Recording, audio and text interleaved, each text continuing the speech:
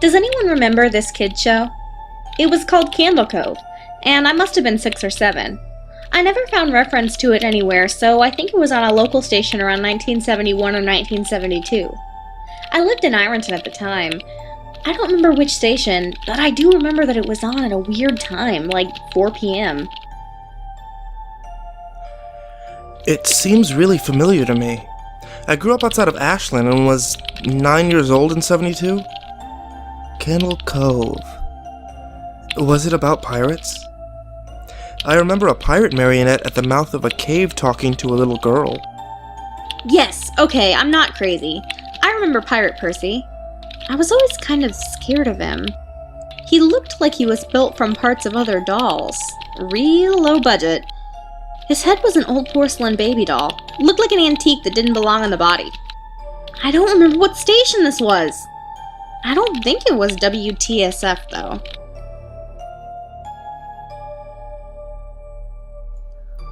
Sorry to resurrect this old thread, but I know exactly what show you mean, Sky Shale. I think Candle Cove ran for a couple of months in 71, not 72. I was 12 and I watched it a few times with my brother. It was channel 58, whatever station that was. My mum would let me switch to it after the news. Let me see what I remember. It took place in Candle Cove, and it was about a little girl who imagined herself to be friends with pirates. The pirate ship was called the Laughingstock, and Pirate Percy wasn't a very good pirate because he got scared too easily, and there was calliope music constantly playing. I don't remember the girl's name, Janice, or Jade or something. I think it was Janice. Thanks, Jaren! Memories flooded back when you mentioned the Laughingstock in Channel 58. I remember the bow of the ship was a wooden smiling face with the lower jaw submerged. It looked like it was swallowing the sea, and it had that awful Ed Wynn voice and laugh. I especially remember how jarring it was when they switched from the wooden plastic model to the foam puppet version of the head that talked. I remember now too. Do you remember this part, Sky Shale? You have to go inside. Ugh. Mike, I got a chill reading that. Yes, I remember. That's what the ship always told Percy when there was a spooky place he had to go in. Like a cave or a dark room where the treasure was.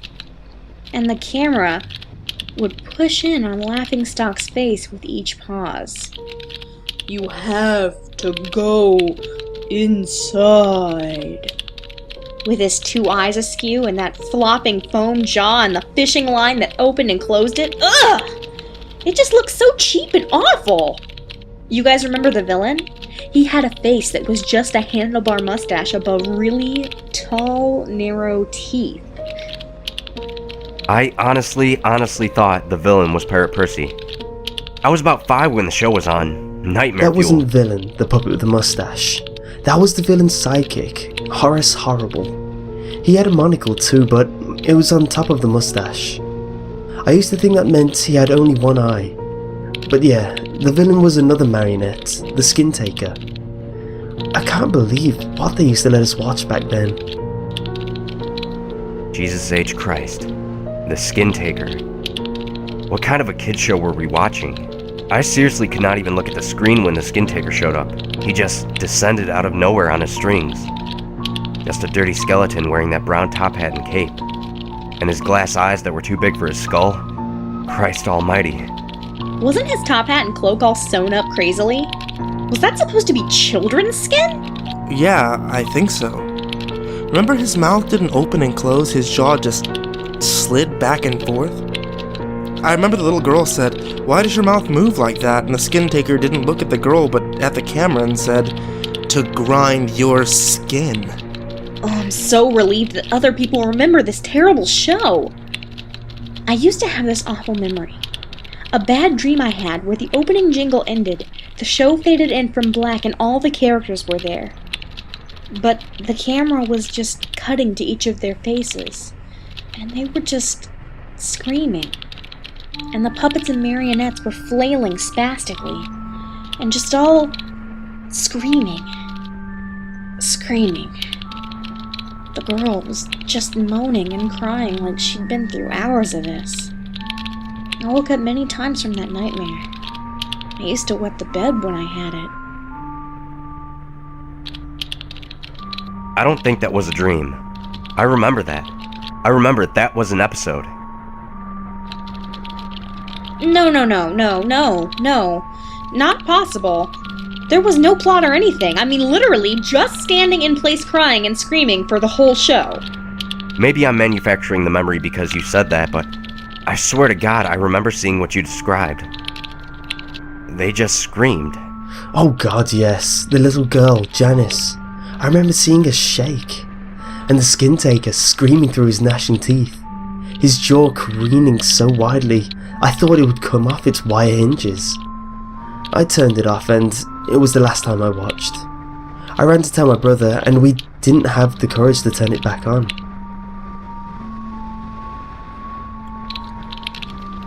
I visited my mom today at the nursing home. I asked her about when I was little in the early 70s, when I was 8 or 9, and if she remembered a kid show, Candle Cove. She said she was surprised that I could remember that, and I asked why, and she said because I used to think that it was so strange that you said, "I'm going to watch Candle Cove now, Mom." And then you would tune the TV to static and just watch dead air for 30 minutes. You had a big imagination with your little pirate show.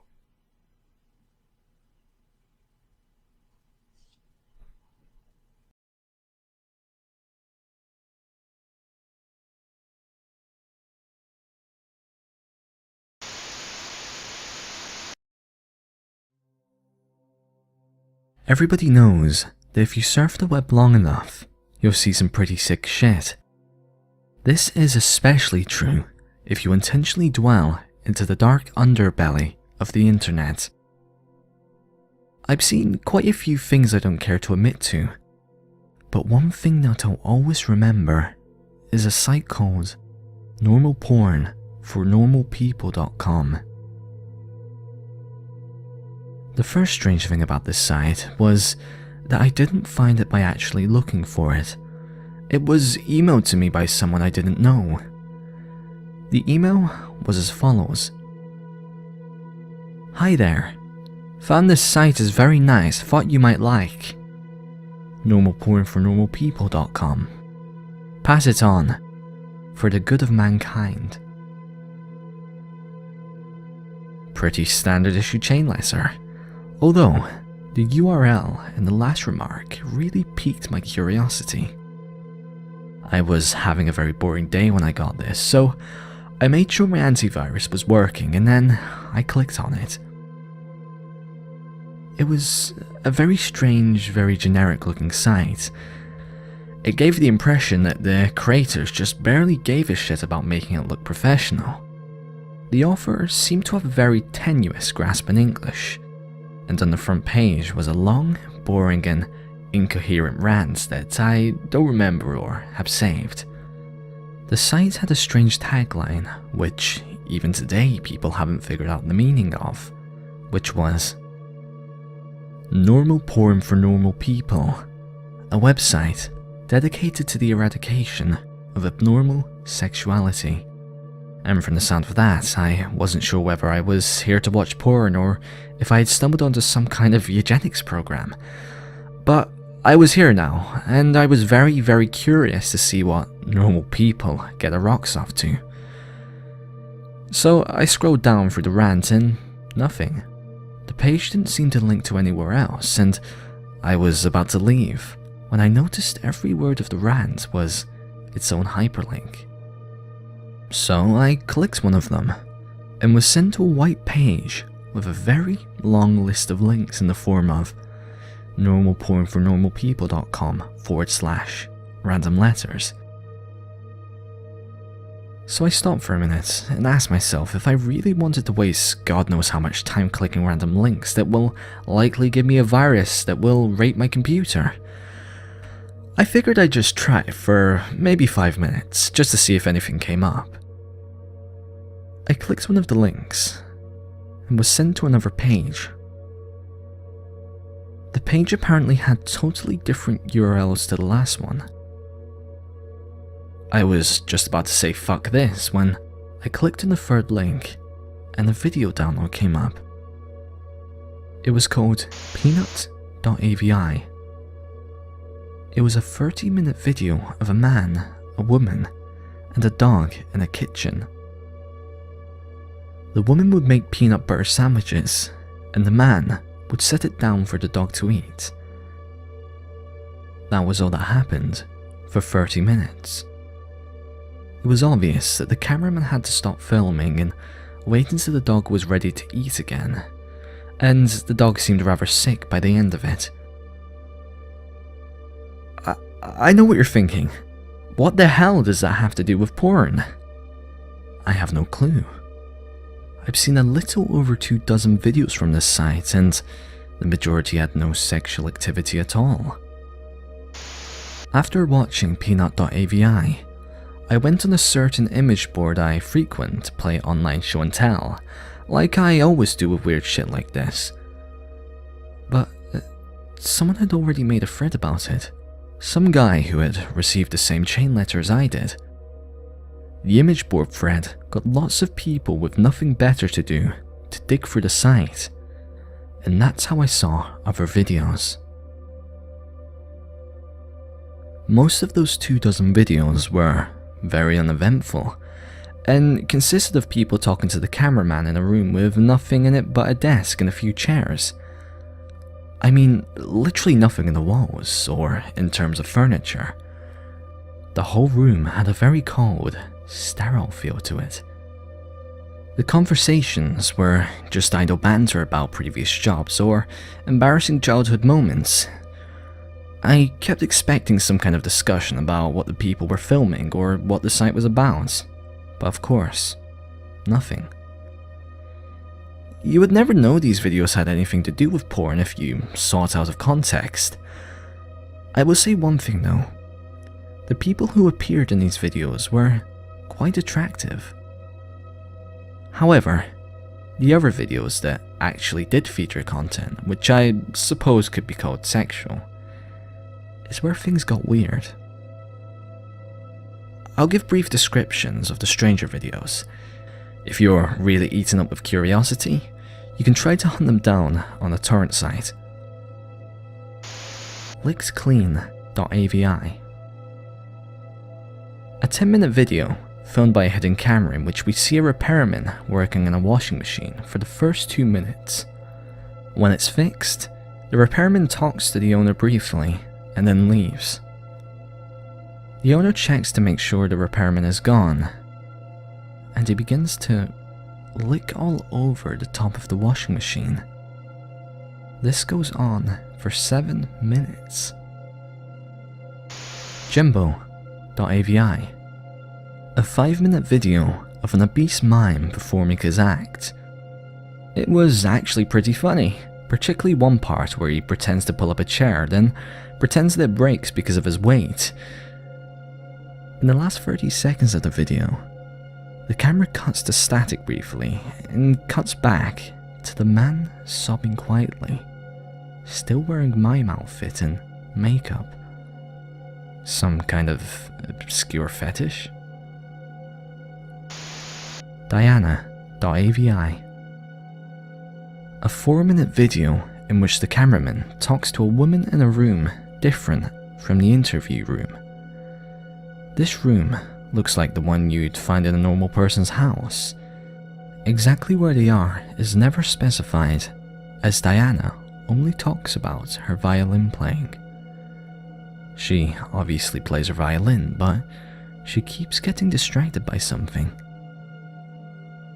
I didn't notice this until someone on the image board thread pointed it out, but if you look in the mirror in the background, you can see a fat man in a chicken mask. masturbating. Jessica.avi. Another 4-minute cameraman video. This time, he's outside a house talking to another young woman. They talk about canoe rides. The camera zooms out to reveal the city streets behind them occasionally. The strange thing is, no one so far has been able to identify where the street is. Guesses have ranged from everywhere from Europe to Australia to the Philippines, but there's yet to be a match for the street shown in the video. Tonguetied.avi. A 10-minute video. The first 5 minutes consist of an elderly woman making out with a mannequin. The video cuts out like it did in Jimbo.avi halfway through, and the scene is now a group of mannequins huddled together in a circle around the camera. The lights have been dimmed, and the elderly woman is nowhere to be seen. From this point on, there is no sound. Stumps.avi. A 5-minute long video where a man with no legs is attempting to breakdance on a DDR mat in what looks like the kitchen from Peanut.avi, but much dirtier. There's a radio playing music unseen in the background, but it stops at the 4-minute mark when the man collapses on the mat in exhaustion. He breathes heavily and pleads with someone off-screen to let him rest. This off-screen person becomes terrifyingly enraged and yells at him to keep dancing, which he does. You can hear this off-screen person begin to scream as the video ends abruptly. Privacy.avi. The woman from Diana.avi is masturbating on a mattress in the interview room, while the man from Stumps.avi walks around on his hands while wearing some kind of goblin mask. The door in this room was always closed in the other videos, but it's now open. In this video, the only light is in the room, and the hallway is dark. Near the end of the video, you can see an animal quickly run through the hallway. And finally, the last video we uncovered. Useless.avi. In this 18-minute video, a blonde woman from one of the previous interview videos is tied down to a mattress in the interview room. She attempts to scream, but her mouth is taped over. After 7 minutes, a man in a black suit and mask opens the door, but he does not enter. He holds the door open for the animal that was running in the hall in the previous video. It's revealed to be an adult chimpanzee. Its hair shaved and its entire body painted red. It seemed to be starved and abused, with several wounds along its shoulders and back. When the chimp enters the room, the masked man closes the door behind it. The chimpanzee sniffs the air for a moment. It may have been blind, and notices the woman tied to the mattress. It goes into a frenzy and begins to maul her. The assault goes on for a grueling 7 minutes until the woman finally dies. The chimp eats the flesh from a corpse for 4 minutes as the video ends. The thread exploded with activity after this video was uncovered, and people discussed it long into the night. When I came back to the image board the next day, I found that the thread was deleted. I tried to start another one, and they banned me. I tried emailing the guy who sent me the chain letter with the site's URL. I sent him 5 messages and I never got a response. I have tried to discuss the website on various places and got banned frequently. The site itself was also deleted about 3 days after useless.avi was uncovered, likely because someone contacted the authorities about it. The only proof that normalpornfornormalpeople.com ever existed was a few screen caps people took, and videos from the site that people saved and uploaded on torrents, the most popular of which being useless.avi, which found its way onto a few gore sites. Wherever you upload them to, all of the videos from the site eventually get deleted. In 1983, a team of deeply pious scientists conducted a radical experiment in an undisclosed facility. The scientists had theorized that a man without access to any senses or ways to perceive stimuli would be able to perceive the presence of God.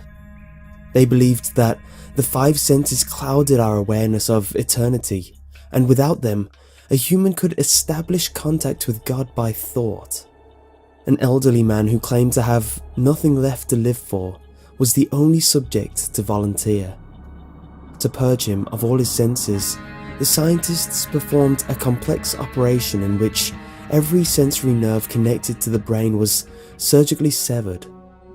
Although the test subject retained full muscular function, he could not see, hear, taste, smell, or feel. With no possible way to communicate with or even sense the outside world, he was alone with his thoughts. Scientists monitored him as he spoke out loud about his state of mind and jumbled, slurred sentences that he couldn't even hear. After 4 days, the man claimed to be hearing hushed, unintelligible voices in his head. Assuming it was an onset of psychosis, the scientists paid little attention to the man's concerns. 2 days later, the man cried that he could hear his dead wife speaking with him, and even more, he could communicate back. The scientists were intrigued, but were not convinced until the subject started naming dead relatives of the scientists. He repeated personal information to the scientists that only their dead spouses and partners would have known. At this point, a sizable portion of the scientists left the study.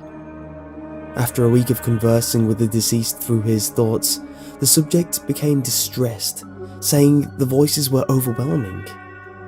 In every waking moment, his consciousness was bombarded by hundreds of voices that refused to leave him alone. He frequently threw himself against the wall, trying to elicit a pain response. He begged the scientists for sedatives so he could escape the voices by sleeping. This tactic worked for 3 days until he started having severe night terrors. The subject repeatedly said that he could see and hear the deceased in his dreams.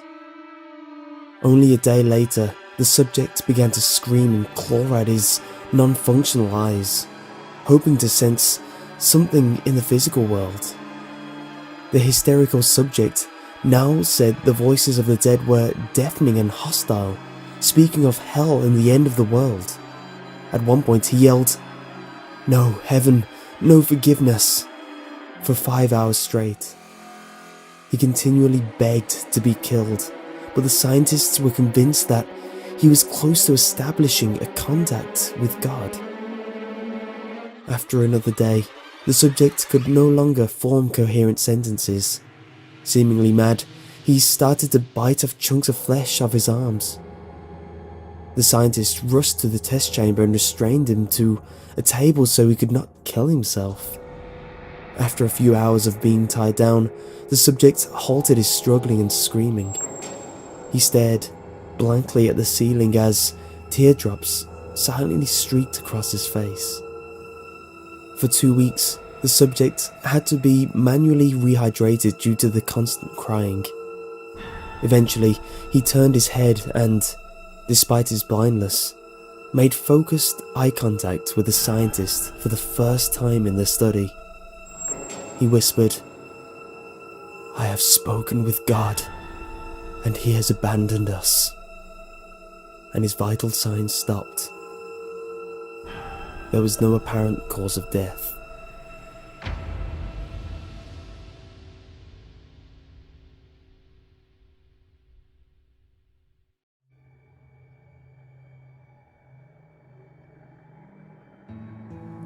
The picture you're staring at was taken sometime in the 70s.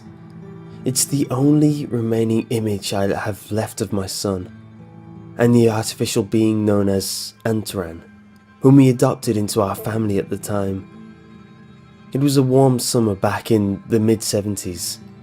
I was driving home from my logging company after a long shift, when I had to make a stop at the local garbage tip to drop off some of the old desks my mother had given us.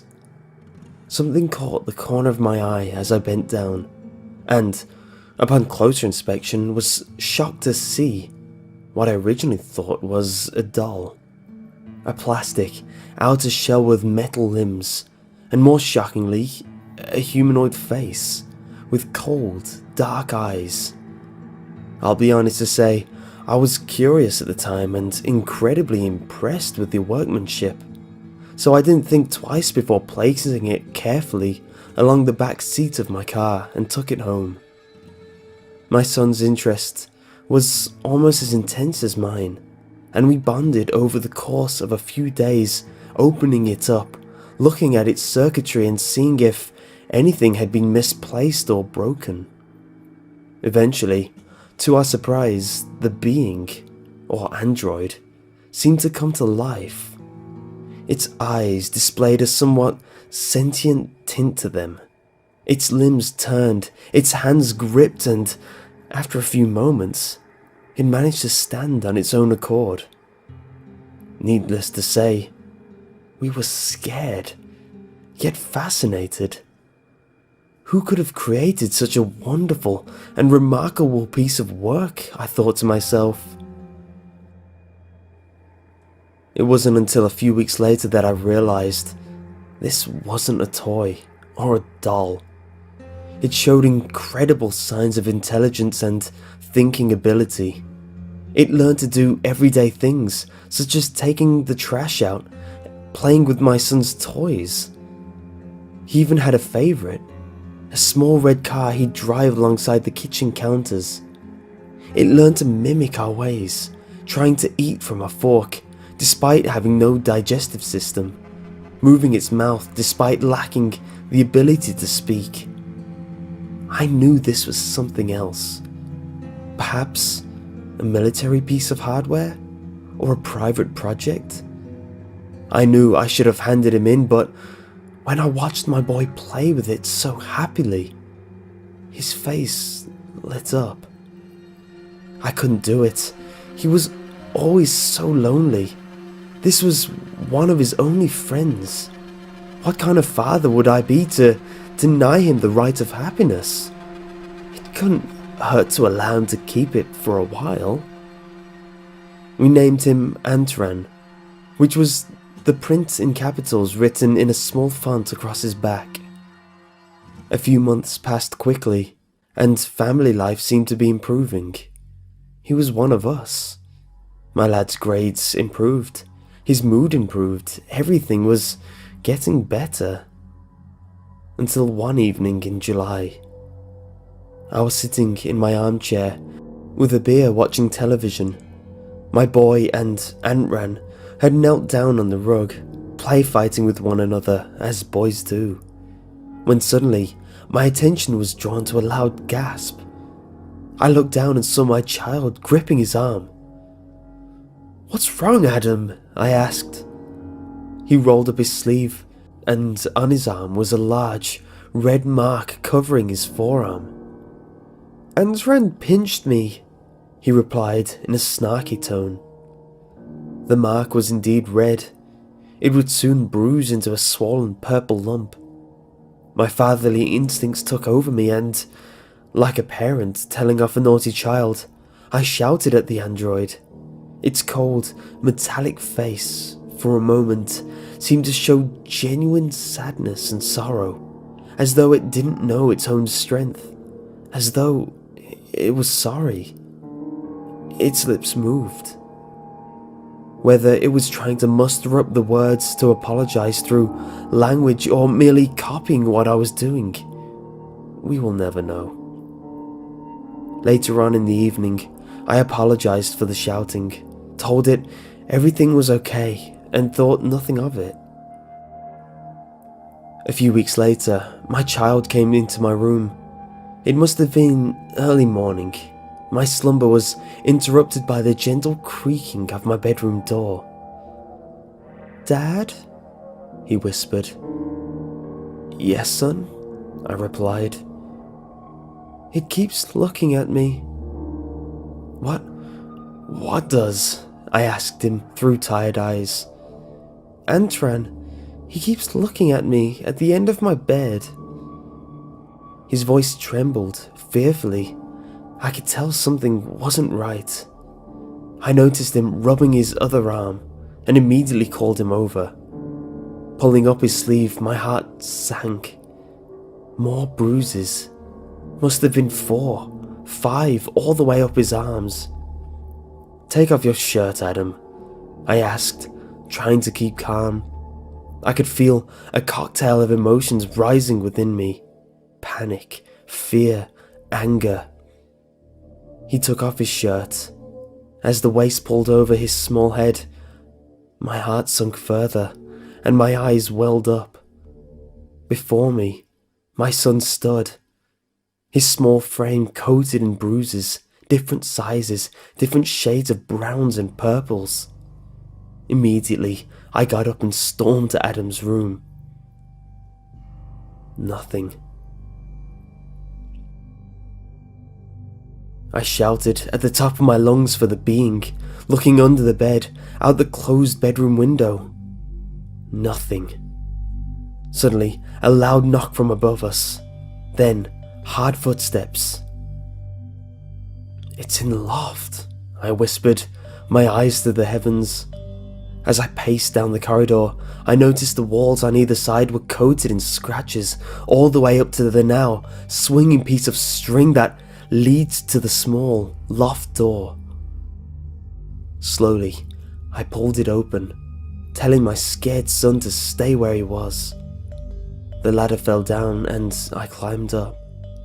Taking a hold of the torch we left on the side of the opening, I turned it on, only to find the small window we have in there to be smashed.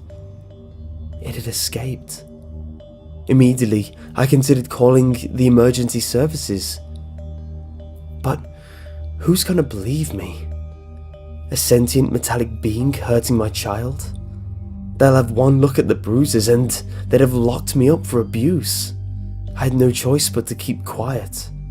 Weeks, then months passed. Every time we went outside, we noticed ever-increasing signs of ANTRAN's presence. The familiar scratch marks alongside the bricking of my home. Plants had been disturbed, patches of mud leading up to the window. I feared for my son, taking him to school and from school, never letting him out of my sight. What had caused this sudden hostility towards us? Had we done it wrong? Was it my shouting? I found myself speaking out loud in the events, apologizing to the walls, to an empty room in the hopes ANTRAN would hear, hoping he would stop the taunting, the endless stalking of my home.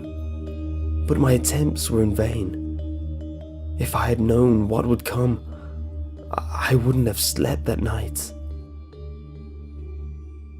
My sleep was once again disturbed, though this time by a blood-curdling scream. My eyes darted open, and immediately, almost natural instinct, I rushed to my son's room. It was too late. The room had been turned upside down. Everything was on the floor, the bedsheets ripped, and his window smashed. I burst into tears, screaming at the top of my lungs for my son back. I called the police, telling them my son had been kidnapped. They asked if I'd seen the culprit. I lied and said I hadn't, hoping the images of my son would be enough. Like they'd believe that this doll was sentient, harmful. For the next few days, I cried myself to sleep, sobbing like a child. Life wasn't worth living anymore. I wish I'd never found that thing. I betrayed my son's trust in me as a father to protect him, and now I pay the price. It was a September dawn, sat in my armchair drinking, when I heard the pantry door creak open. Adam? Adam? I called, rushing to the kitchen. Again, nothing. Except there, on the counter, was ANTRAN's favourite red toy car.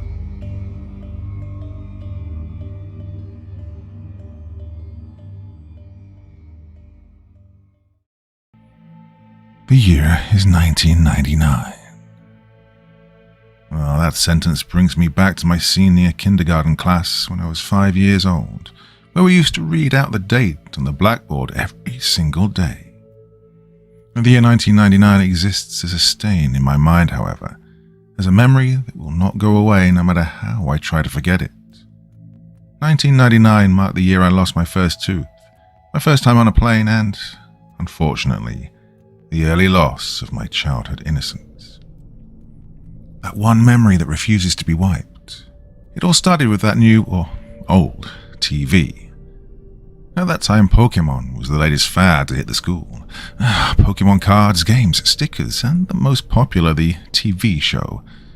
And so, of course, every time I came home from school, I'd stay glued to the TV until Pokemon came on at 5. The only problem was that my dad watched the news at 5:30. Pokemon episodes were back-to-back, which meant I had to miss an episode every day, something I whined on and on about. My dad got tired of hearing me complain every day. That must be why he went and bought another TV. My dad put the TV he bought in my room. Unfortunately, it was just an old, small boob tube, with rabbit ears even. It also only had 20 channels available, not including the channel Pokemon was on. I recall I didn't care though. I was just thrilled I had my own TV in my room. After surfing through the channels, I came to the conclusion that only Channel 2, TVO Kids, was worth watching, and so I watched that for a while. It wasn't for another few months until I discovered Channel 21. Yeah, one day in April, I was flipping through the channels, trying to see if Pokemon was on. I pressed Channel 21 into the remote, hoping there were more channels. To my delight, there was. My dad was surprised too, but he let me watch it because it seemed to have kids' programs on.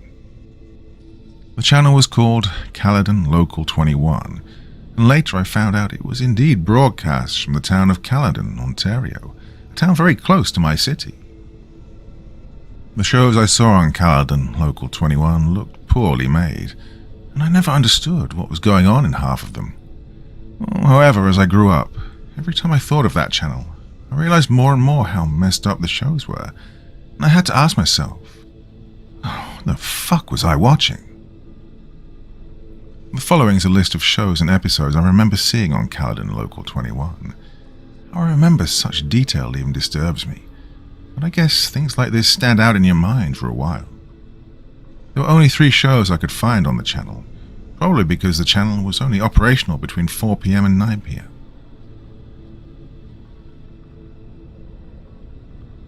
April 1999.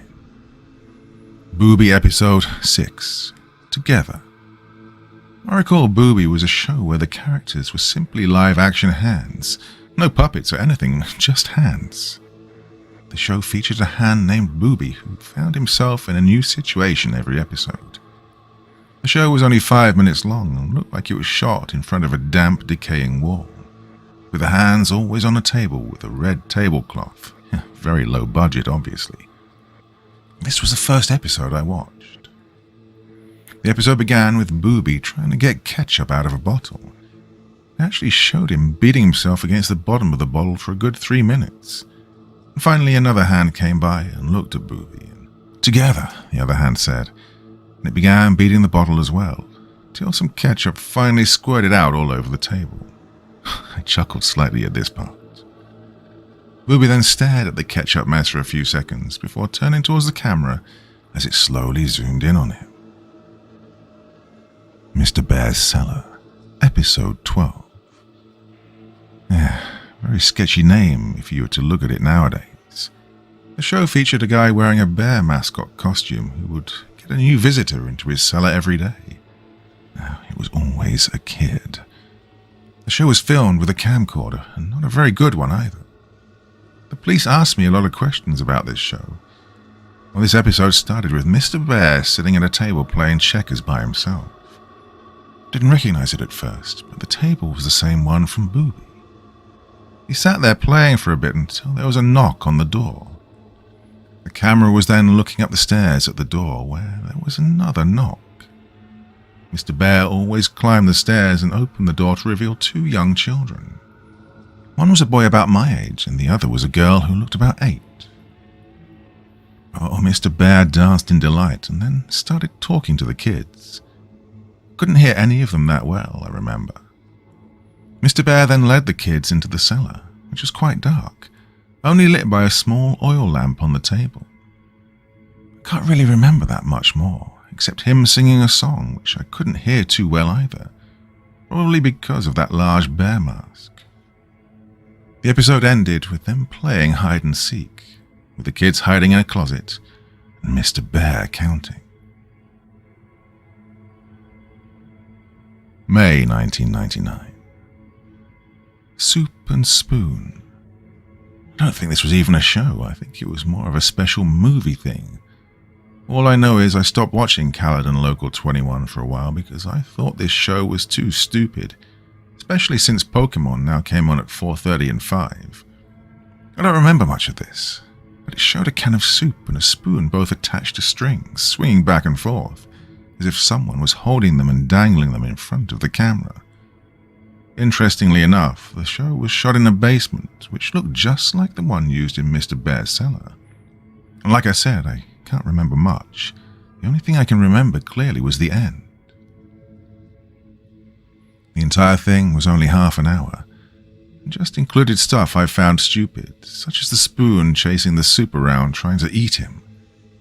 The ending showed a table, and the one from Booby once again, and about 7 kids sitting around it, each with a bowl of soup in front of them. They were sitting and looking at the camera, but with confused, almost frightened faces. The cameraman then held the can of soup in front of the kids and said, "Spoons ready?" And then it just stopped. July 1999. It was summer and I hadn't watched Channel 21 for a while.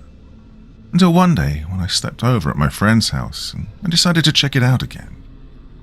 My friend had gotten a TV in his room for his 6th birthday, so we stayed up very late. For us, 9:30 was very late, and watched TV. That's when I remembered Channel 21 and brought it up to my friend. We decided to see if it was on, and to our surprise it was. Well, they must have changed the broadcasting time. Mr. Bear's Cellar, Episode 23. Now, this episode was entertaining for my friend and I, mainly because it had swearing. However, now when I think of this episode, I realize something was definitely wrong when it was filmed. The episode started with the camera on its side, while it was facing Mr. Bear, who was walking upstairs to the cellar door. The camera then blacked out for a second, before fading in, back upright, and facing Mr. Bear. There was also another kid talking to him, but this kid looked about 11 or 12. He was talking to Mr. Bear for a while, but I couldn't hear well, again with that crappy camcorder, until the kid started raising his voice. The kid was saying how it was late and his sister had to go home. We could also hear more voices in the background. I remember Mr. Bear clearly saying, "Get the fuck out, you're not invited," with a deep voice muffled by the bear mask. I remember my friend and I looking at each other and laughing at the mention of the forbidden F word. But the episode got weirder. The kid began climbing the stairs before turning around and saying he was going to call the police. Mr. Bear began breaking out into a run towards the kid, who started screaming and running as well. The camera then cut out. That was the end of the episode. The channel turned to static then, shortly after. Booby, episode 42, Playing with Scissors. One rainy afternoon I was bored, so I decided to watch Channel 21. When I started watching, some show about a guy sitting in an armchair was just finishing. I forget what it was about, though. When I first saw this episode, I thought it was for teenagers because it had blood in it, and it was very gross. When the police told me everything, I now know who the blood belonged to. The episode showed Booby and another hand with a ribbon around the pinky finger, Booby's girlfriend. Booby was holding scissors and hopping around back and forth while his girlfriend slowly swung around aimlessly. Another hand shot onto the scene, and this hand was smaller, though, and was jerking around violently, as if someone under the table was forcing the hand. And I later found out this was the case. "Scissors are very dangerous, kids, so hold them safely," Booby said to the camera. I noticed I could also hear muffled screams, but I wasn't sure where it was coming from because of the bad sound quality. Booby's girlfriend grabbed the smaller hand, which was thrashing about, and Booby went at it with the scissors. He started with the thumb. He opened the scissors wide and clasped them onto the thumb. Blood began oozing out, and the muffled screams were now very loud. My 5-year-old self was very grossed out, and that's when I decided maybe Booby was a show meant for teenagers or grown-ups. And then the scissors got to the bone. A horrible crunching noise was heard, and that's when I finally turned the TV off. I never discussed it with my dad because I feared he would limit my TV time. August 1999. I didn't want to watch Channel 21 after that Booby episode. In August, I grew more curious to see Mr. Bear's cellar for some reason, though. The last episode I saw of Mr. Bear was weird and had swearing, which also made me think the show was meant for teenagers. Nonetheless, I flipped on to Channel 21 when my dad was busy. Mr. Bear's Cellar, episode 28. Apparently this episode had been playing the entire month of August. It was studied a lot by the police.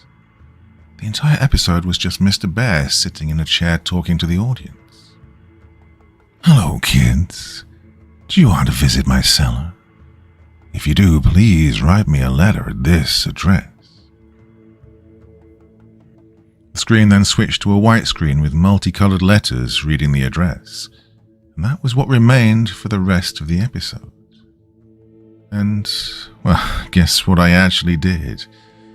I sent Mr. Bear, or that sick bastard who portrayed him, a letter. I did it out of curiosity mostly. My dad was okay with it because he thought it was a legit kid show. But then again, he never saw any of what was on Channel 21. So I wrote a letter using my best writing possible. I think I just said how I wanted to meet Mr. Bear, and if Booby also lived in the cellar. So my dad sent the letter to the address Mr. Bear said on the show. He stayed on all day anyway for some reason. It took about a week to get a response, which I was surprised I did. I still have the letter I received on August 15th, 1999. The letter read, "Dear Elliot, thank you ever so much for your letter. I would love to have you in my cellar. We play games, watch movies, and go fire camping in the middle of the woods. And yes, Booby does live in my cellar. He's a good friend of mine. Come to my house at..." Please cut out this address. "Caledon, Ontario, Canada. I look very forward to having fun with you. Love, Mr. Bear." I cannot believe my dad never found this sketchy, because he actually took me to the house. And that's when the police became involved. Those endless questions, those pictures of terrified kids, the woods. That brings me to why I'm writing this blog. That psycho and his friends did some fucked up shit back then. And now it seems he's trying to get into contact with me again. The entire police thing is coming back. And that's brought 19-9 back to me. Over a decade later, it's happening again.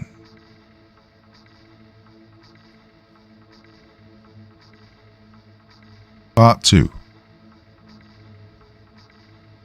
Update.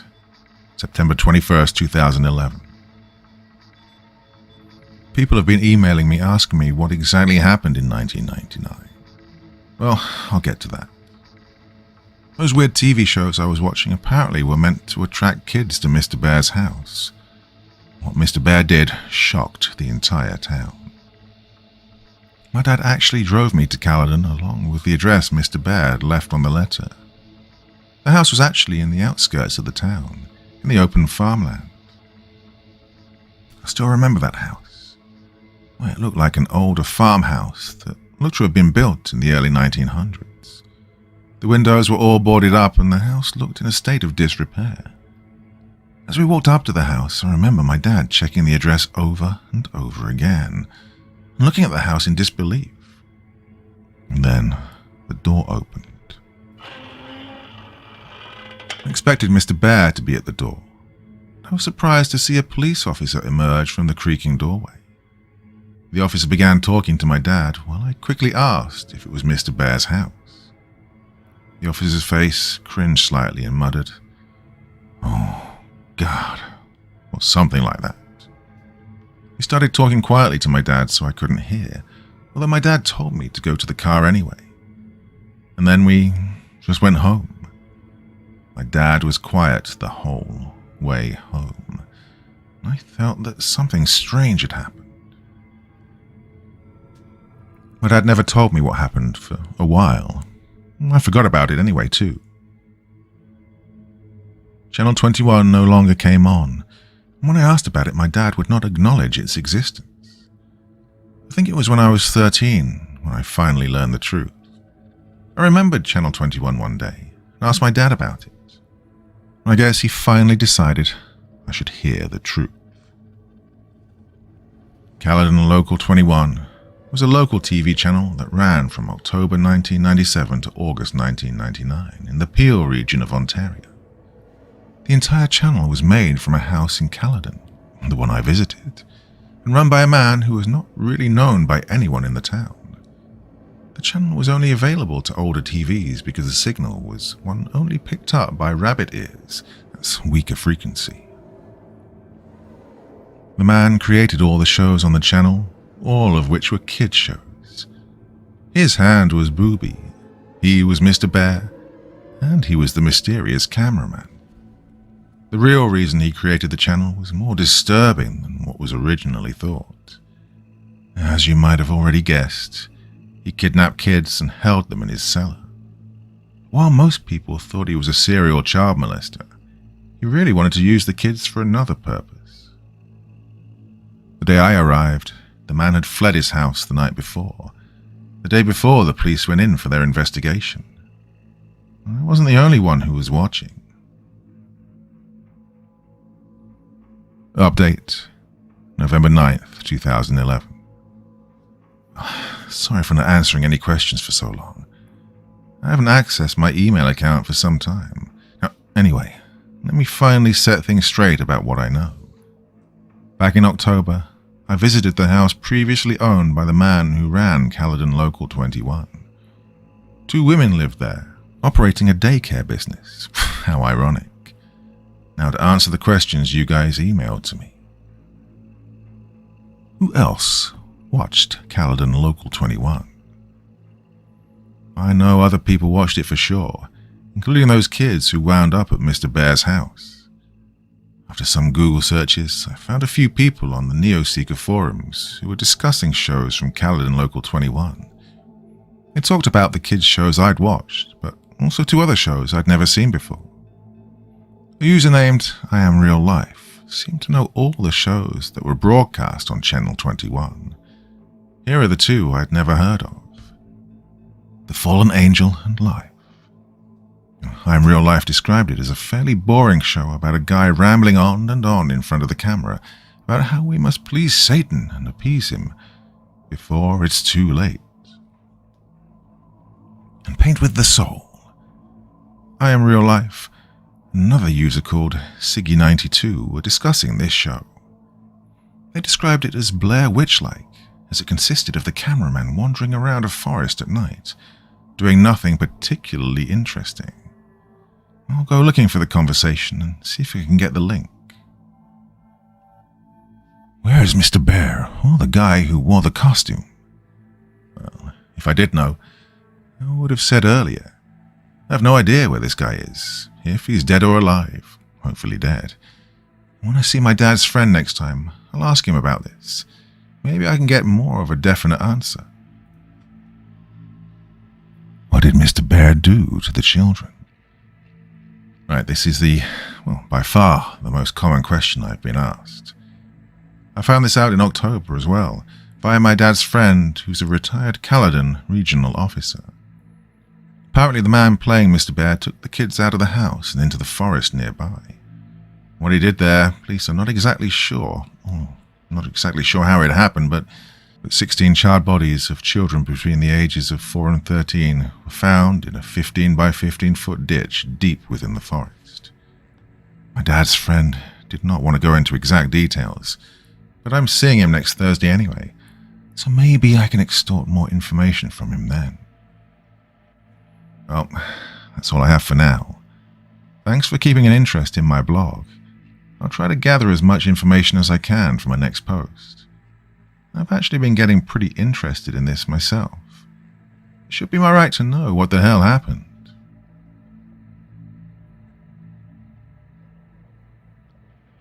Update. 2nd of January 2012. Yeah, I'm sorry I haven't posted anything for a while. I kind of lost interest in this blog since I hit a standstill while looking for more information about the identity of the owner of Caledon Local 21. However, a few weeks ago, I struck gold. I found some answers surprisingly from the father of a kid I used to babysit. He lives just across from my street. I used to look after his kids when they were younger. He currently doesn't have a job either. He used to live near the woods outside of Caledon and witness the owner's activities in the woods. His name is Anthony Pollo. When he lived in the small bungalow outside the woods, he would often venture in to smoke a joint of marijuana or two before returning to his work as a wood craftsman. Pollo described that sometimes he would hear voices of children coming from deeper within the woods, as well as glowing light off in the distance. Pollo told me these events started in late 1997. Note, this is around the time Caledon Local 21 began airing. And he apparently became annoyed by this happening every once in a while, and actually went to investigate. Pollo then described what the whole scene looked like when he got there. There was a group of kids, he said about 13 to 17, and ages around 5 to 12 gathered around a large fire pit with a burning fire. With them was a single adult. Pollo talked to the man, noting his unusual unkempt appearance of a crack addict as well as his constant twitching, and asked what he was doing out in the forest with children. The man said they were on a camping trip, something they did frequently. Pollo, not suspecting anything, Caledon has one of the lowest crime rates in Canada, he simply left it at that and told them to be quieter. Pollo then paused for a while before telling me that they never became quieter. In fact, sometimes he heard loud chanting from the children in an unknown language. He didn't bother meeting with the man again, as he was moving anyway. I told Pollo that the man was probably the owner of Caledon Local 21, but he doubted it, as he heard that the man was moving to Pickering by several other residents near the area. Well, here is what I do know. The man would take kids into the woods regularly for camping. The fire pit Pollo described may be the hole the bodies of the children were found in. The children Pollo saw are probably the ones found dead. The man moved to a city called Pickering, a smaller city east of Toronto. I'll discuss this with my dad's friend, the ex-cop, and see if this matches as anything the police knew about the man. I also want to see if he has any other knowledge of what was aired on Caledon Local 21. Update. March 20th, 2012. Good news, guys. I talked to my dad's friend and he disclosed a lot of information for me. First, I asked if the police had any information on the man who ran Caledon Local 21. He replied that they only had the same leads for years, never found a suspect. However, the Peel Regional Police do have some of the tapes found in the house Caledon Local 21 was broadcast from. He took me over so I could watch a few. I guess I haven't said much about him yet. My dad's friend's name is Mitchell Wilson.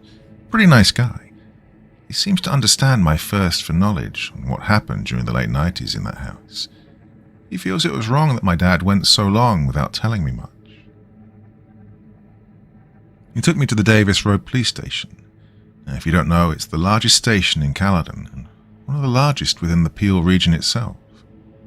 Each of the main stations around Peel have some of the tapes. The Davis Road Station has 3. I got to watch all of them. But unfortunately, I wasn't allowed to take any home for obvious reasons. Booby, Episode 2. Friends are like flowers. This was one of the first Booby episodes made. The camera quality looked crappier than usual, possibly an even older camcorder. But the scene was set in the same place as the Booby episodes usually took place. I recognized it instantly. The episode began with Booby swaying back and forth contently for a few seconds before another hand entered. The other hand was much smaller, looking as if it belonged to a young child. The smaller hand eagerly began bouncing around before sliding up to Booby, bringing its fingertips together to kiss Booby. After a few seconds, Booby grabbed the smaller hand and squeezed it tightly. This continued for at least 10 seconds before the camera slowly panned left until the hands were out of sight. The camera continued panning until it showed a wilted daisy lying by itself.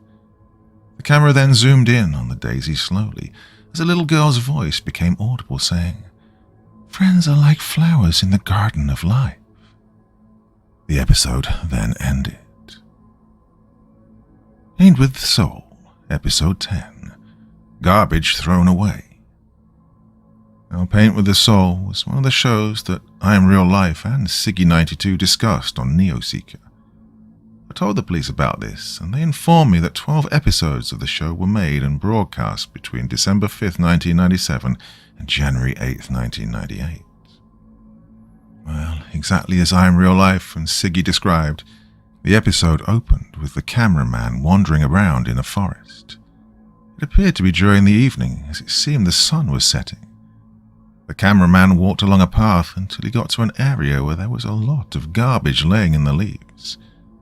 The camera looked around at the various wrappers, bottles, bags, and boxes, making sure each item got a few seconds of screen time. The camera then focused into a single area before the man spoke. I recall he spoke in a very timid, quiet voice. I swear I'd heard it somewhere else before, like on another Caledon Local 21 show. I could barely hear what he was saying, but he mainly talked about how humans are garbage, or something that had to do with saving ourselves by cleaning up the garbage, us. It actually sounded really stupid. Still, a feeling of dread came over me. I mean, that forest was possibly where those bodies were found, right? Mr. Bear's Cellar, Episode 25. When the police administrator brought this tape in, I actually said, "Oh shit," and chuckled a bit out loud. Of course, I got stares from the staff, but Wilson explained to them about my little experience with Mr. Bear and how I still kept the letter he'd sent me. Like the previous episodes, this one included a guy wearing a bear mascot costume. The episode began with Mr. Bear waddling over to the red-clothed table with a bottle of orange juice in his hands, or paws. On the table were 16 shot glasses, as well as a small bottle that contained an unknown liquid. Mr. Bear poured an equal amount of orange juice into each glass before opening the smaller bottle and depositing one drop into the glasses. Mr. Bear then went off camera. There were some minor sounds such as shuffling, and then Mr. Bear emerged from behind the camera's location. Following him were 16 children. Some looked as young as 4, others looked like they were practically teenagers. As the children entered, the administrator commented that this was the only episode that showed all 16 victims. The kids all looked rather content, except for this one who had visible bruises on his face. And unlike the other kids, he had a more fearful expression. He also looked about 11 or 12, which caused me to recognize him. He was the kid who'd asked about his sister and subsequently met an unknown fate at the end of episode 23. That one episode I'd watched during July 1999. When I told the administrator this, he confirmed it was the same kid. He was also featured in episode 24, an episode that only aired once at 3 o'clock in July 1999. Now the police have still not found this tape. Mr. Bear then broke into song, singing about citrus fruits and how good vitamin C was for you. I could barely hear the lyrics as they were muffled by the bear mask. The kids all drank their juice, the one from episode 23 doing it rather reluctantly, and the episode ended. After viewing the 3 tapes in possession of the Davis Road police station, I'm satisfied, but only temporarily. I still want to know the full story. The police just keep giving me the same crap about the creator of Caledon Local 21 being a fetishist, paedophile, as well as an apparent cultist. I'll sign off for now. Get into university first, get information later. Hopefully I'll get back to this blog as soon as possible.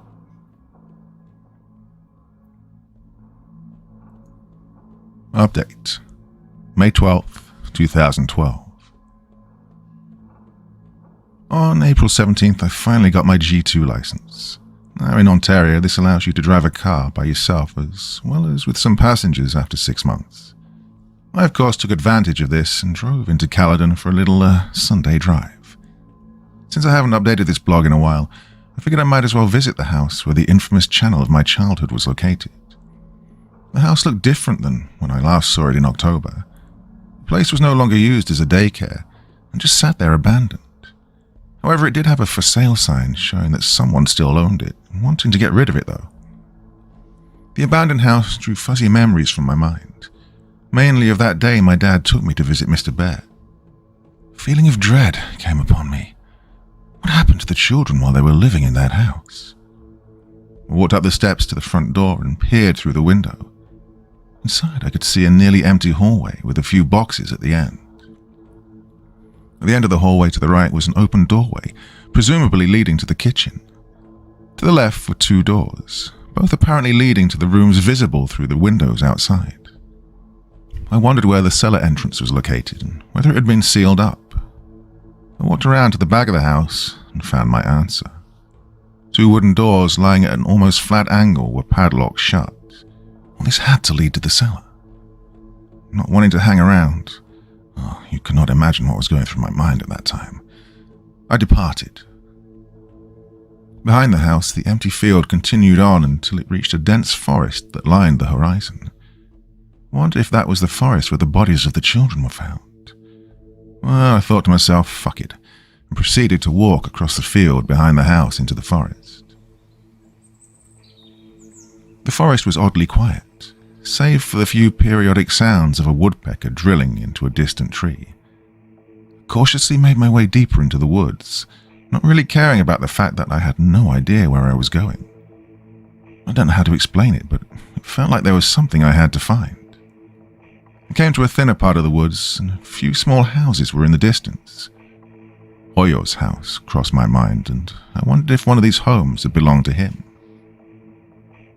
I neared a small clearing in which I could see 3 adequately sized logs gathered around a black, charred area, showing a small fire had been lit there recently. "Hey, get the fuck out of our fort!" Those words nearly gave me a heart attack.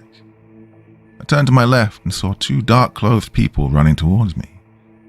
My initial thought was to run.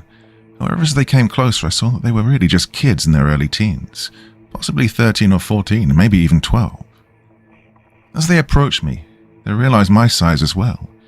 I am 6'1", well, they could have been no bigger than 5'8", one might have been 5'7". We said, "Get the fuck out." The larger one, who was wearing a Slipknot shirt, said half-heartedly. I stood my ground and shrugged. The shorter one, who was wearing a Metallica shirt, swung out a butterfly knife and held it in my direction. "No, you wouldn't want to," I said in a deep, serious tone, trying to sound as badass as possible. I pulled out my cell phone. The two kids withdrew, the one in the Metallica shirt putting away the knife. "Look, dude, we don't like people in our fort, so can you just go?" the one in the Slipknot shirt said, obviously intimidated. I had no business in the forest anyway, so I uttered out a simple, "Fine," and turned before I realized I had a great opportunity. "Hey, did either of you hear of a guy who murdered a bunch of kids in these woods about 13 years ago?" I asked the kids. The two looked at each other in confusion, before the one wearing the Metallica shirt answered, "Yeah, everyone knows that guy," he said to me as if I was stupid. The kid in the Slipknot shirt continued, "Well, yeah, he still lives around here, in the storm drain. My big brother's friend said he saw him in a bear costume once, wandering around the forest at night." My instincts told me this was probably a lie, and the owner of Caledon Local 21 is probably long gone, only existing as folklore in this smaller, isolated community. However, as a human, the thought of the mysterious unknown sparks interest within. "And where is this storm drain?" I asked, just out of curiosity. I don't actually believe the kid's story. The kid in the Metallica shirt stared at me for a few moments, his eyes seemingly full of annoyance, and yet curiosity for me. "You're not from around here, are you? Why'd you even come here?"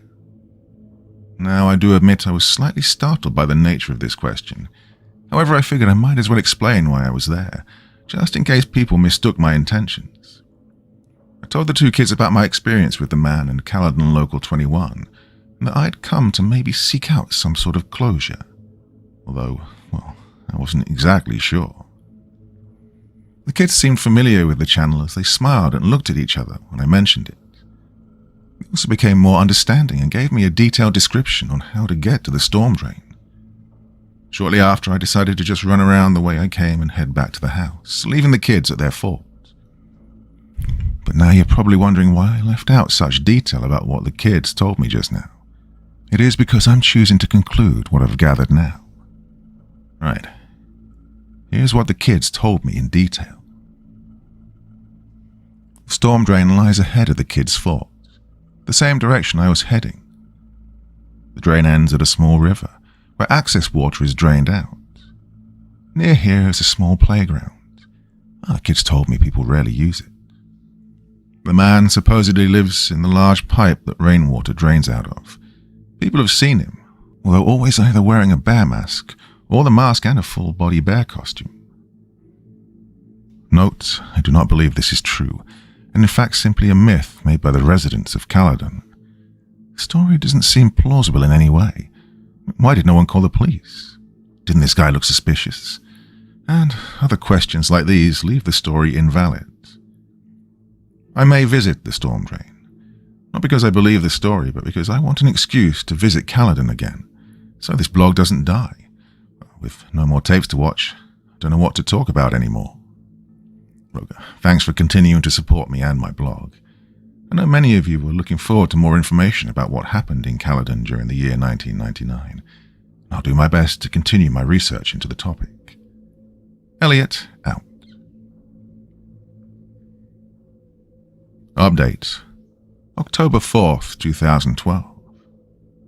Wow, nearly 5 months since I last updated. I'm guessing everyone pretty much thinks I was dead right. Thankfully, I'm not. But in all seriousness, I really have been busy these past few months, and a blog about something that could have killed me as a kid is a little low on my current priorities list. As of now, I'm living in Waterloo, Ontario, attending the University of Waterloo for computer engineering. Yeah, I'm a keener. Now, as you can imagine, engineering is no walk in the park, so obviously I nearly forgot about this blog. But as you can see now, I'm back. I remembered to visit the storm drain the kids from the Caledon Forest taught me about. It was out in a clearing between the wooded areas, nearby a marsh.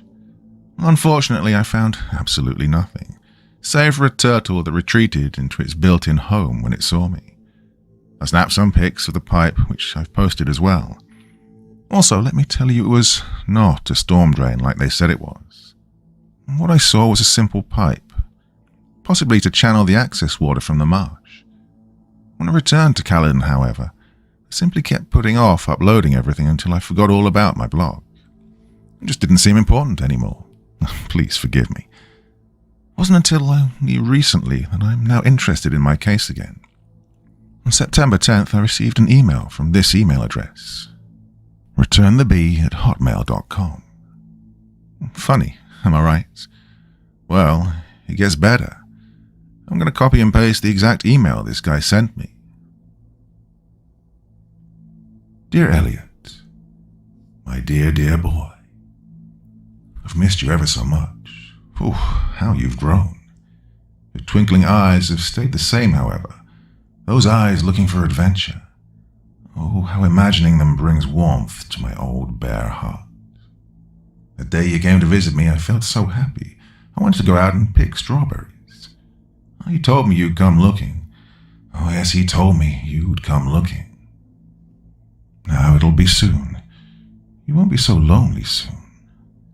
I'm ever so sorry I couldn't say hello when you came to visit. Not once, but 2 times.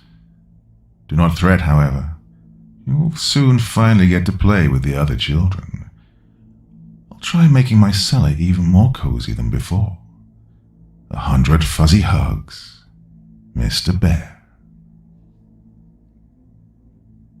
Now obviously this letter is a fake, but still I'd like to thank whoever sent it.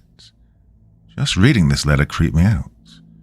But because of it, I'm now full of this new interest to continue my blog.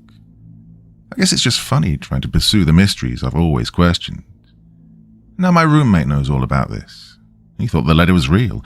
He actually seemed more scared than I was for a second. But then I shrugged it off, and so he did too. I mean, what are the chances of this being real? How would Mr. Bear know when I went to Caledon on those occasions? More so my email, or that I'm still interested in his cellar. Well, I'm going to send a reply to Return the Bee.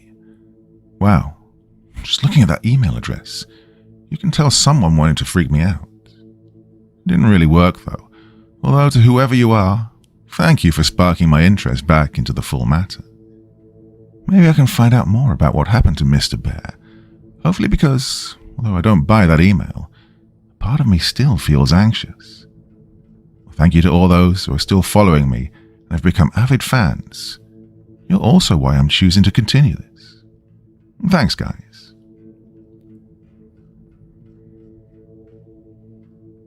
Update. November 9th, 2013. Wow, can't believe this blog hasn't been deleted yet. I haven't posted anything for so long. I have my reasons, and I'd rather not discuss them just yet. It's been a rather traumatic year for me. Some of you are right. I shouldn't have gone back trying to relive the mysteries of my childhood. But I couldn't resist. It's been over a year since my last post, and lots happened. Let's recap where I'm at right now with regards to the whole Mr. Bear incident. returnthebee@hotmail.com is no longer in use. I tried replying to the email, but I got no reply. I tried again back in March, still no response. I've actually moved up to Ottawa, capital of Canada for those who don't know, for university, so I haven't been back to Caledon or back home in the Peel region for a while. I had my reasons for leaving, as you could guess why. Well, I've had to make a new email account because people keep prank mailing me pretending to be Mr. Bear. Yeah, thanks a lot, guys. Not. So, why have I ventured back to this blog? Mitchell Wilson, remember my dad's ex-cop friend, gave me a phone call on October 23rd about a tape that was found in a branch of the Brampton Public Library. Brampton's my hometown, in case you haven't picked up on that. He claims he isn't allowed to discuss the contents of the tape with me, as it's still in evidence, but he asked me to come and check it out when I return home. That tape got the gears grinding again because we all know what the last tape was I saw. Can only imagine what can be on it. I'm guessing it must have something to do with Caledon Local 21. Well, I guess I just wanted to say I'm continuing this blog and thank you for everyone who still follows it. I don't know when my next entry will be, but when I see that tape, I'll write what I find. Don't know what to expect, but the idea of seeing another tape has got me interested in this whole mystery all over again. Elliot.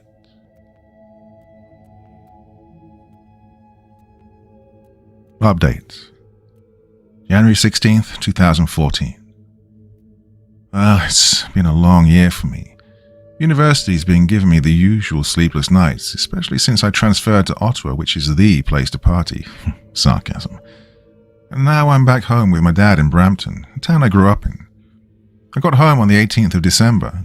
I've been visiting with friends and family, or at least that's what I'd rather have done. Well, now, that festive holiday cheer I usually have at this time of the month is absent.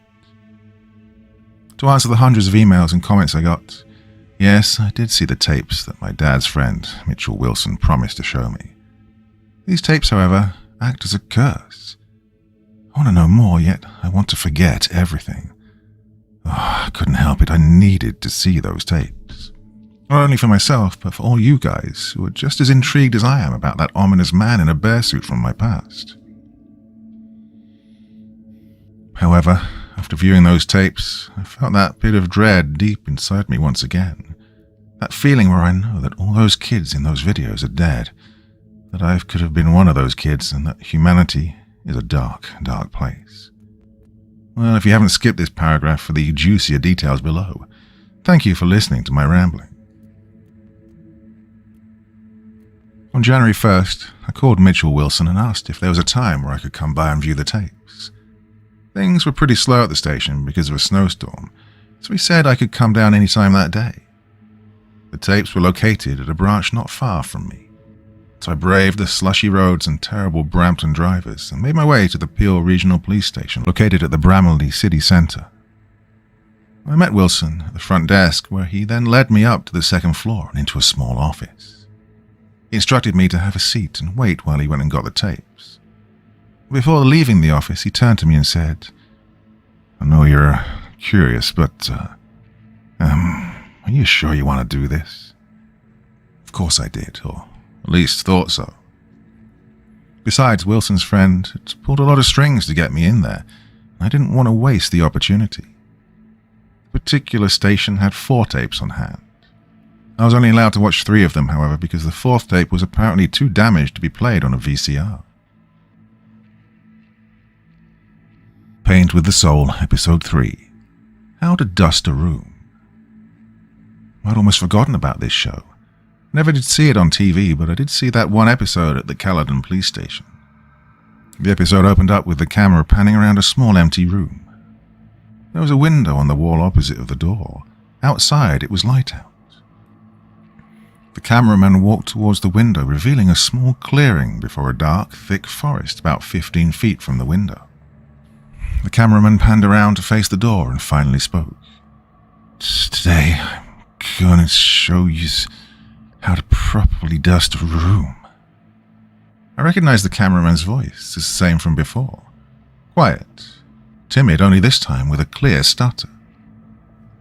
Now here's where things got weird. The cameraman aimed the camera at his feet, revealing a metal broomstick, and grabbed it with his free hand. His hand was that of a white male, so it was easy to see the fresh, bright red blood that covered it. The man then explained that in order to get the room nice and dusted, you had to make sacrifices. And with that, the man began to smash the white plastered ceiling with the broomstick. Soon there was a significant hole in the ceiling, revealing the wooden slats that made up the roof. The floor was now pretty messed up, with chunks of ceiling littering the floor as well as a coating of plaster. The man aimed the camera at the floor and began to smash the larger ceiling pieces with his feet. The man then backed up to the door and had the camera show the mess he'd created. Now the room is... The episode ended before he could finish. Wilson warned me that the next 2 tapes were more disturbing. I insisted to keep watching, although a voice at the back of my mind told me I shouldn't. Booby, Episode 30, Children of the Light. It was Booby, one of the shows I had actually watched as a kid. I'd never seen this episode before, and now I wish that was still true. The episode opened up the same way as every other episode I'd seen. A single adult hand, Booby, was rocking back and forth. After a few seconds, Booby turned towards the camera and said, "Songs are sung the best when sung by children." The hand then disappeared out of view below the table. After a few more seconds, suddenly the picture cut to outside, aiming at a bonfire in a small pit. It was night and it appeared to be in a small clearing in a forest, though it was hard to tell because of the camera quality. The camera then zoomed into the fire, which was burning fairly steadily. Suddenly a human hand was forced into the fire by a pair of adult human hands. The hand was small, presumably belonging to a child, and was being held firmly in place by two larger hands. Sound was absent for the first few seconds until a song began playing. The song I recognized from my childhood. I'd sing it in church or at school. Well, I went to a Catholic elementary school. If you don't know, here's a link to a YouTube video. Children of the Light. That song began playing as the hand was being held in the orange flames. It continued as the hand struggled to escape the larger hand's grip. It continued as the flesh of the hand began to turn beet red and peel away. It continued as dark smoke began rising from the hand. It must have only taken a few minutes for the hand to become blackened, save for the few instances of white bone visible under the charred flesh. Fuck. That image is burned into my mind. The hand was now limp. It no longer moved. The episode then ended.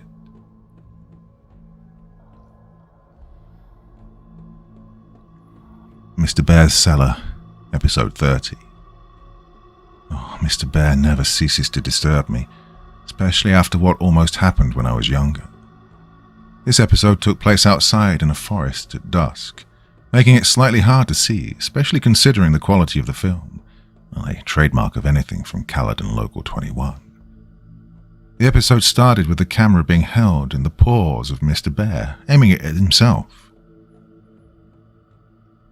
Oh, that bear mask. It looked more sinister in the shadows of the trees. The unmistakable muffled voice spoke up. "Hello, children. Today I'll be doing a wonderful thing for my friends. I'll be delivering them to a faraway land where they'll surely be happy." Mr. Bear turned the camera around to show an ATV with an attached trailer. But what stood out the most was that the trailer contained 7 motionless children lying side by side. "This here is the first load, but more will be on their way soon." Mr. Bear turned around and pointed the camera at a large burlap tarp spread on the ground. He picked the tarp up, revealing a large hole that must have been at least 12 feet deep and maybe about 15 feet wide. The rest of the episode consisted of Mr. Bear taking each kid and dropping them into the hole. I asked Wilson if they were dead, to which he shook his head and replied, "Not yet." Soon all the kids were in the pit. Some were in awkward positions due to being tossed in, but they remained unconscious. "The vitamin C will surely help these children on the great journey that awaits them," Mr. Bear mentioned as he panned the camera towards multiple bottles of gasoline beside a bush. The camera zoomed into the bottles as Mr. Bear hummed before the episode ended. Wilson revealed to me that these were 7 of the 16 victims found burnt to a crisp. The gasoline is what the man playing Mr. Bear used to light them on fire. A pit full of burning children. Who the fuck would do that? That feeling of dread found me once again when I realized that I could have been one of those kids. Wilson then explained to me that he'd previously lied, and the 4th tape owned by the Bramley Police Branch did indeed work and contained the filming of the actual burning. However, he felt that I wouldn't be able to handle the disturbing and graphic nature of the episode. And you know what? Maybe I can't. I don't even want to see it. I'm satisfied for now, but I just need some time to get myself together. Well, the thing is, the man who ran Caledon Local 21 is still out there. Well, more to come soon. Elliot. INRI. Once upon a time, there lived a boy named Elliot. Elliot was a clever boy who loved playing with his friends. One day he watched a lovely television show about a bear and his children friends. The children loved helping each other as good children should, but they also loved the bear. The bear loved the children since the children were so good at helping him and the fallen angel. The children and the bear wanted to play forever with the help of their friend Booby. But the fallen angel needed even more help, so the children had to give the ultimate sacrifice. Because that's what friends do, Elliot. They help each other. Help us, Elliot. Burn with us, Elliot. I want you, Elliot. He wants you too. Come back to my cellar. Pretty please, with sugar and icing on top. Mr. B. INRI.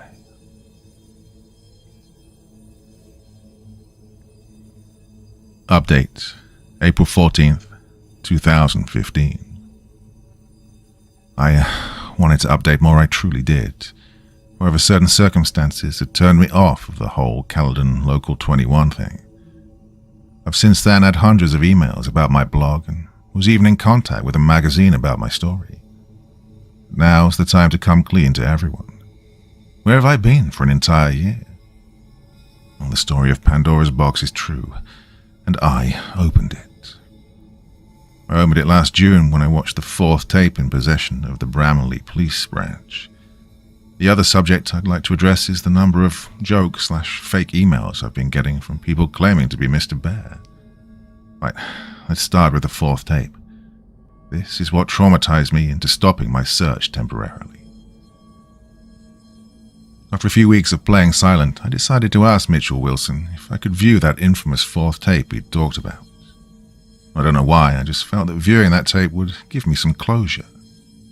Wilson was obviously reluctant to show me, but I was persistent. He gave me an offer. If I was still interested by the time I turned 20, he'd show me the tape. Not being able to do much else, I just played the waiting game. By the time I turned 20 in June, I was still definitely interested in viewing the tape. I gave Wilson a call in which he admitted that he'd hoped I'd forget about asking him again, but I wasn't taking no for an answer. I really don't need to see it, he kept telling me, but I did need to see it. I had to at this point. Sure enough, he invited me to the Bramley branch one afternoon, Monday. Well, having watched every Saw film and a video of Animal Slaughterhouse in my ethics class, I was sure I'd be able to handle whatever the tape could throw at me. Oh, how optimistic I was. Mr. Bear's Cellar, Episode 31. When Wilson went to collect the tape from evidence, the officer in charge of the evidence room shook his head at me, his face saying, "What are you doing?" Wilson explained that this tape includes the last known episode of Mr. Bear's Cellar. I rightfully assumed that I'd be seeing the fate of the children. I began to feel a sense of dread. This episode opened inside a forest, the usual one from the previous episodes. This fact took me a while to realize because it was night. The trees and leaves just looked like shapes dancing around in the darkness. A faint glow of light was present on the right side of the screen. There wasn't any apparent audio. It appeared to be a windy night, yet the trees weren't making any noise. Slowly the camera began to pan towards the glow, revealing smoke rising from a hole with the tips of flames peeking over the top. Wilson paused at this point. "Oh, are you sure you want to see this?" he asked me. I insisted on it, even though a voice in my head was telling me not to. The video continued. The camera moved towards the hole, showing a pit of fire. This was the hole that I'd seen in the previous episode, only this time it was filled with shapes. I could see the shapes moving around, fluttering, flailing, some motionless. I knew perfectly well what they were. The camera began to adjust to the light and... burning flesh.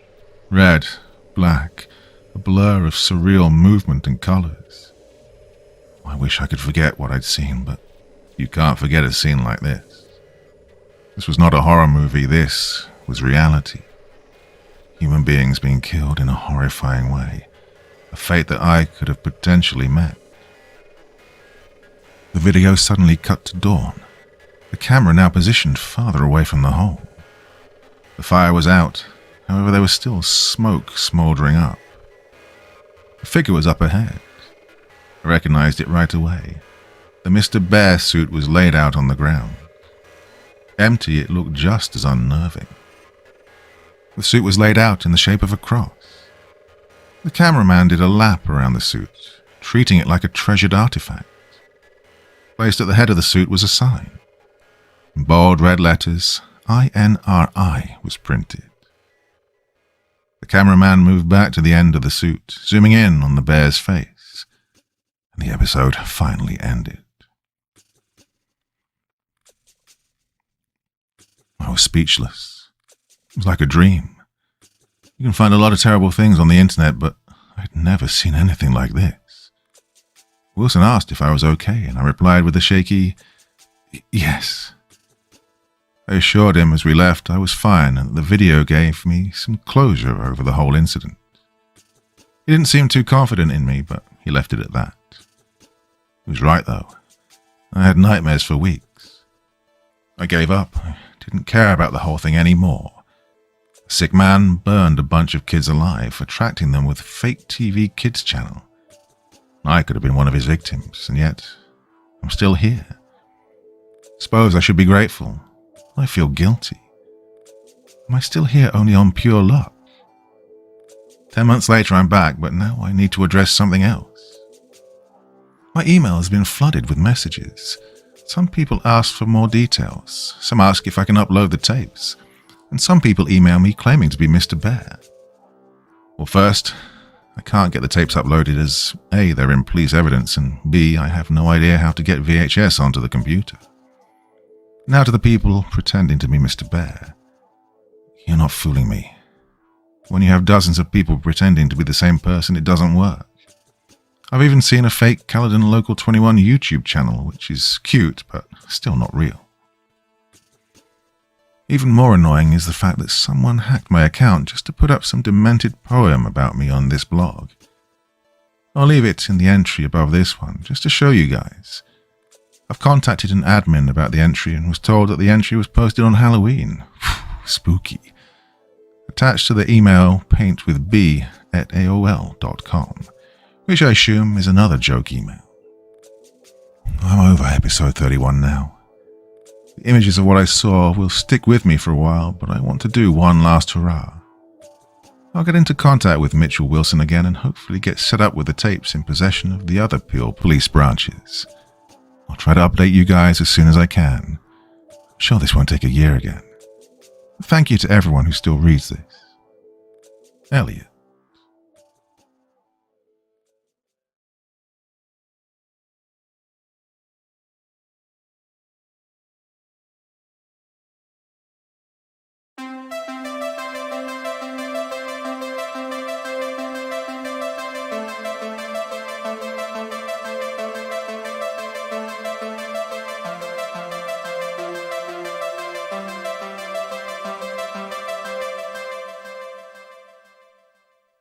The 1980s is one of the most influential decades in video game history.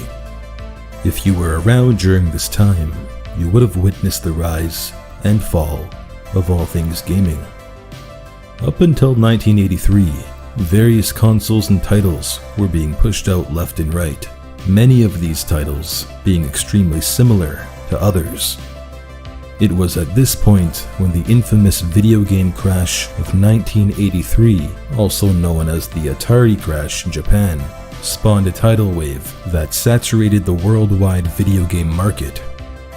Fortunately, this crash only lasted a few years, and it gave the opportunity for the soon-to-be influential video game corporation, Nintendo, to step in.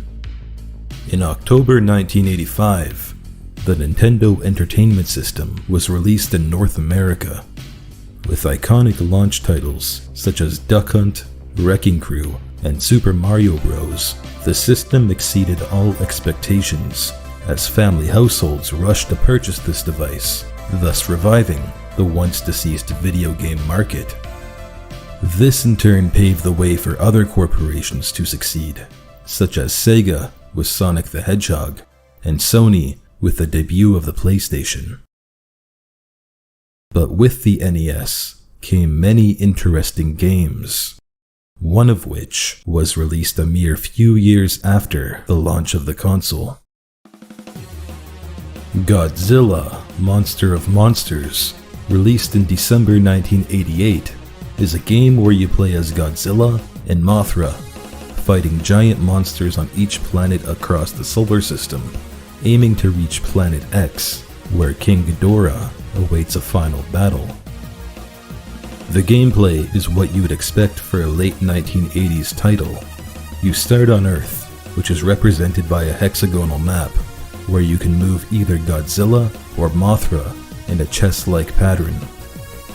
Each of these hexagons contains a playable side-scrolling level where enemies attack and shoot at you. The goal is to advance both Godzilla and Mothra to the next planet by finishing the base headquarters level on the opposite end of each map.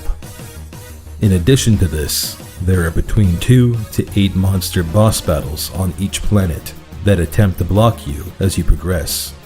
These giant monsters, also known as kaiju, move on the map like you do, and if you happen to move beside one or have one move right next to you, a battle will begin. During these battles, you have roughly 40 seconds to defeat the kaiju, and if done successfully, they will disappear from the map and you may continue on. The entire game consists of 8 worlds, these being Earth, Mars, Jupiter, Saturn, Uranus, Pluto, Neptune, and Planet X. On these planets, you will encounter a total of 8 monsters, 7 of which are often found repeated across multiple worlds. These 7 are Ghidorah, Moguera, Varan, Baragon, Hedorah, Gigan, and Mechagodzilla. The last one, King Ghidorah, is a super strong kaiju that may only be found during the endgame on Planet X. But you're probably wondering how such a simple NES game like this could have anything remotely terrifying attached to it. Well, there's something dark that came from this title a mere 2 decades after its release that spawned a revolution of video game horror stories alike. The NES Godzilla Creepypasta is regarded as one of the most disturbing, legendary, and lengthy video game creepypastas of all time. Originally submitted to the horror site Bogleach by user CosbyDaff in 2011, it has become most notable for containing various amounts of screenshots that add to the realism of the story. The creepypasta is told from the perspective of a man named Zachary, who recounts the night he received a Godzilla, Monster of Monsters, from his childhood friend Billy. The reason Zachary received this game is because of his obsession with it as a child.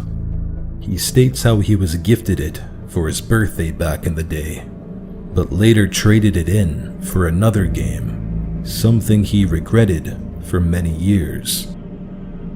After booting up the cartridge and being flooded with nostalgia, everything began as normal. The title sequence, first world, and levels were all like he remembered, Up until that first fight with Godzilla, that is. You see, partially through battle, the game glitched out, and Zack had a hard time getting any attacks in. Like I said earlier, battles only last for a maximum of 40 seconds at a time, before you have to restart and try again. But Zack explains, this fight lasted for 5 minutes, before the entire screen began glitching, and became unplayable.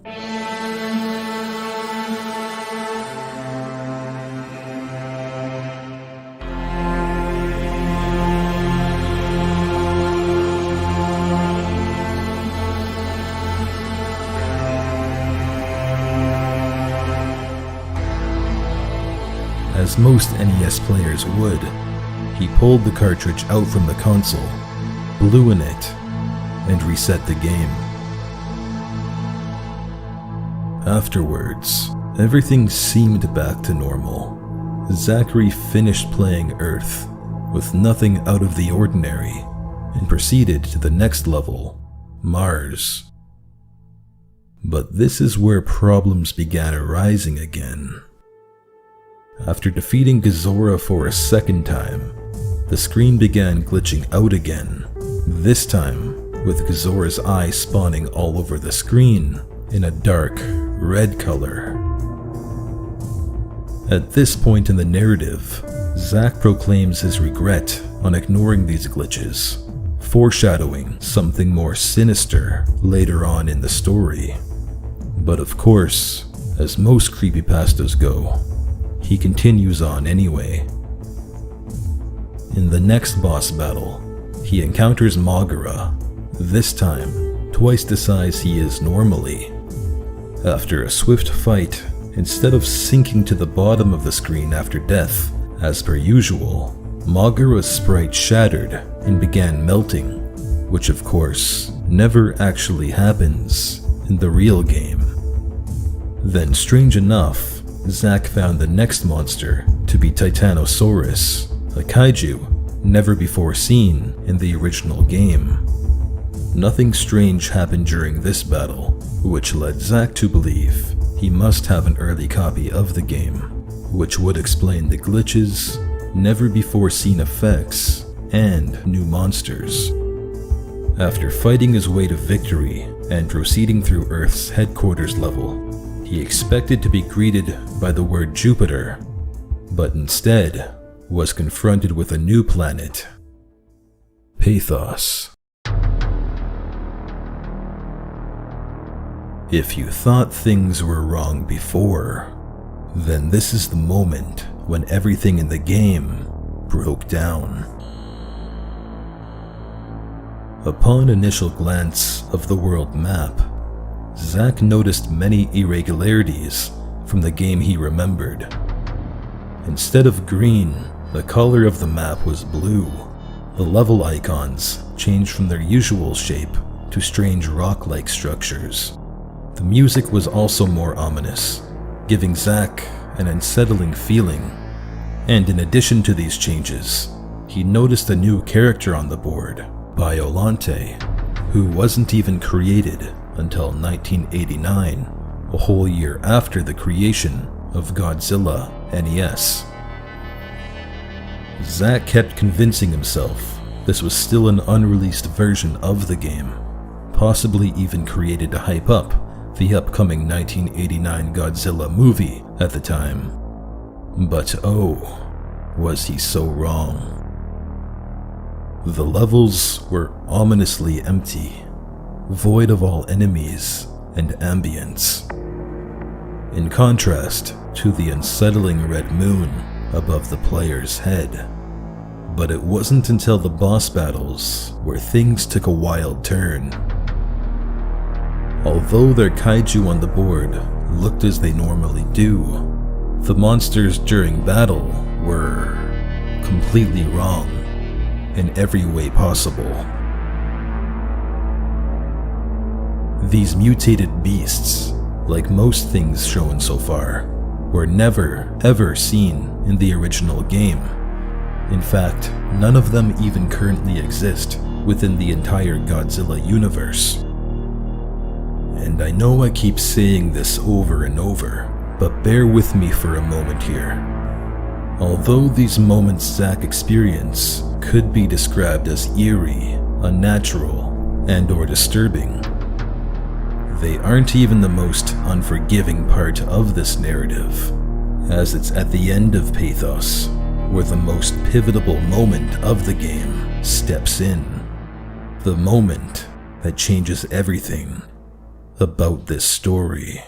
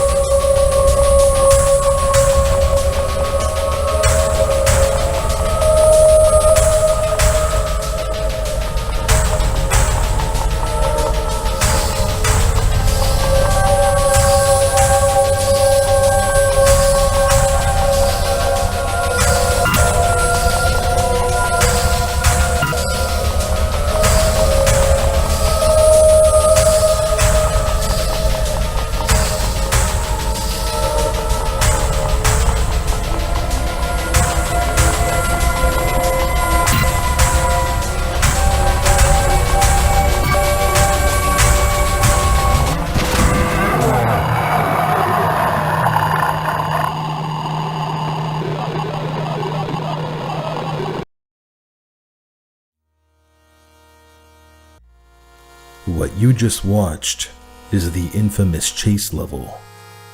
It's at this point in the story where Zack's mood pulls a full 180 and shifts into panic, shock, and confusion. It's also the moment where we meet Red, the demonic-looking spider creature aimed to instill a specific type of fear into the protagonist and the reader. However, Zachary's thoughts quickly fade when he realizes this entire game is most likely just a cartridge hack, something his friend Billy might have even made. But even if it wasn't a Billy, Zach knew there couldn't be anything supernatural about a video game, even with a character as terrifying as Red, who I will come back to later on in the story, by the way. But in order to save time on the rest of the synopsis, I'm going to delve into 3 significant plot points from this moment on, those being the Red chases, the upcoming quiz levels, and Zack's painful history.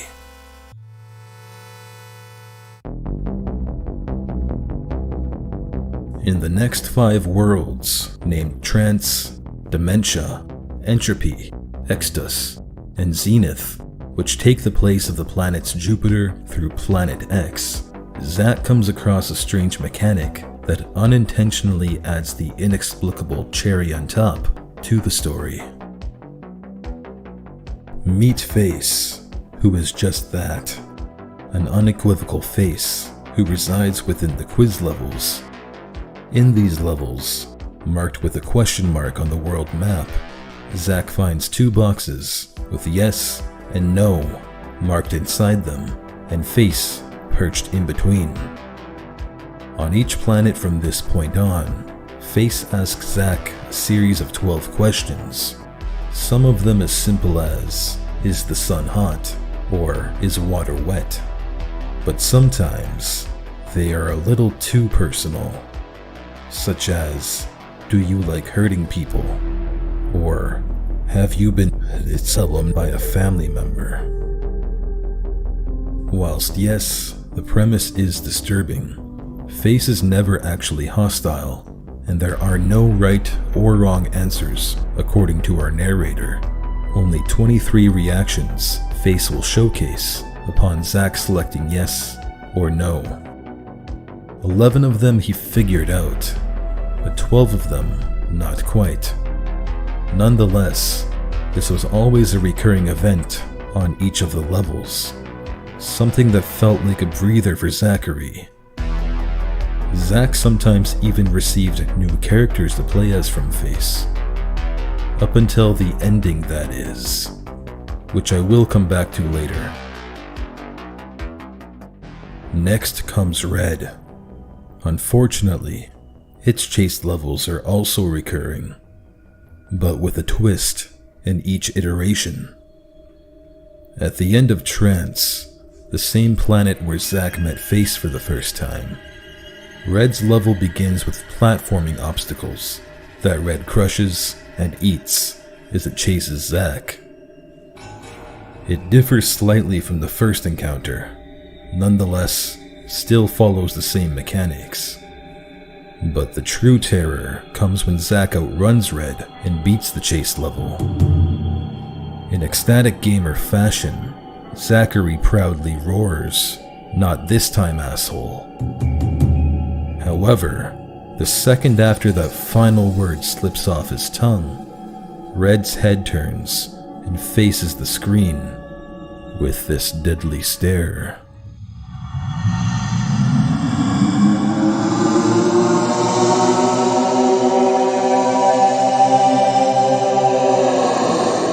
After this unexpected timing, Zack's blood runs cold, and panic takes control of his body.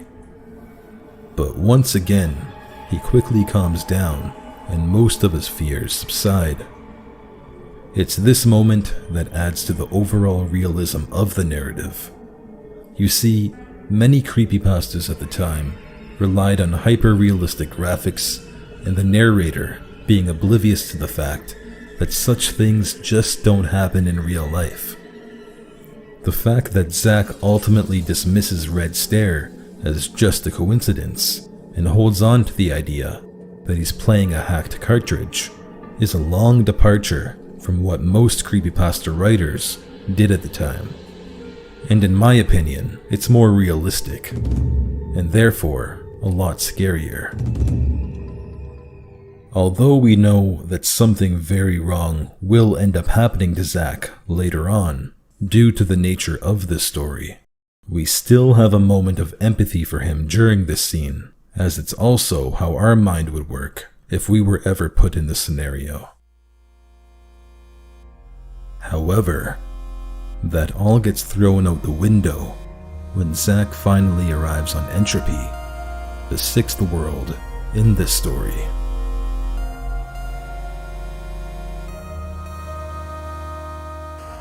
After navigating through a series of harrowing levels, Zack finds himself in a more tranquil, yet unnerving one.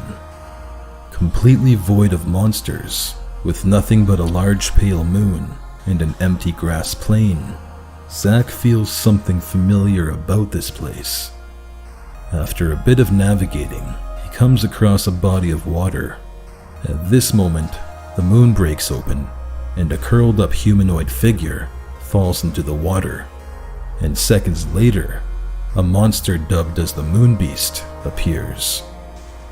But this is when the game truly shows its metaphysical side, and shatters that boundary between reality and fantasy, as this appears on Zack's TV.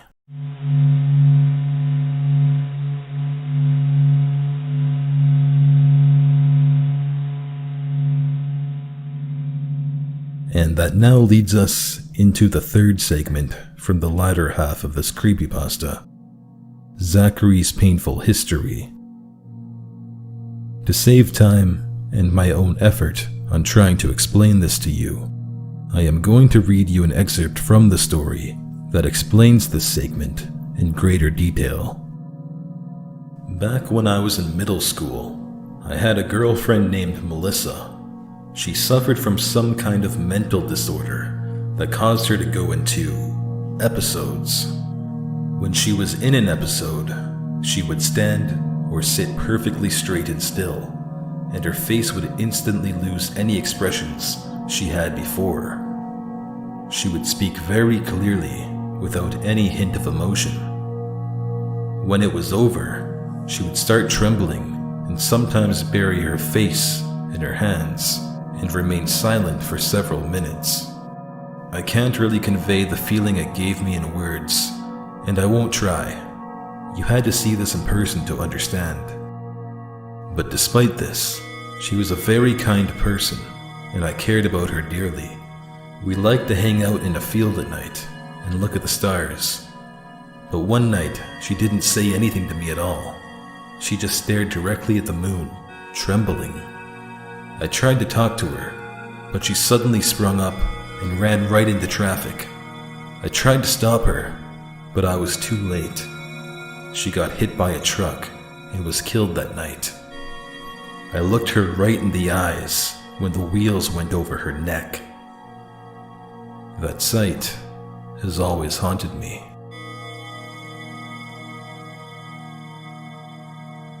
It's after this scene where the story reveals its secret symbolism that has been hiding in plain sight all over the narrative. First, we can view such symbolism hiding within the names of the planets, specifically pathos, trance, and dementia. These are qualities relating to Melissa's tragedy stemmed from the illness that forced her into periods of suspended animation, and her eventual death that Zachary has a difficult time reflecting back on. We can also find this symbolism in the beginning of the story when Zach experiences the first of his few glitches. Remember that battle with Gazora where the screen glitches into a sequence of red eyes that spawn all over the screen?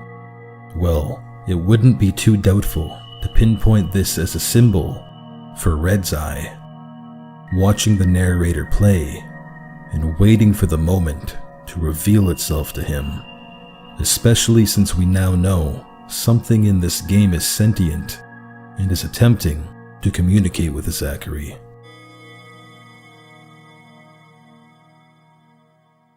But it's all these pieces of symbolism, combined with Melissa's tragic fate, face, and Red, that come together at the end to form the ultimate climax of this creepypasta. Bear in mind, this ending does have mixed reviews. It's either a you love it or hate it type scenario, so I highly suggest you read it for yourself and make up your own mind. But the story ends like this. Zach notices a level with a cross symbol on it and discovers it's actually a graveyard. He enters the graveyard and finds a hovering figure he dubs as the Angel. Red then appears and devours said angel, and Zach flees and loads the final world, Zenith. Here, he first enters the quiz level, as per usual, only to find that Face has been killed.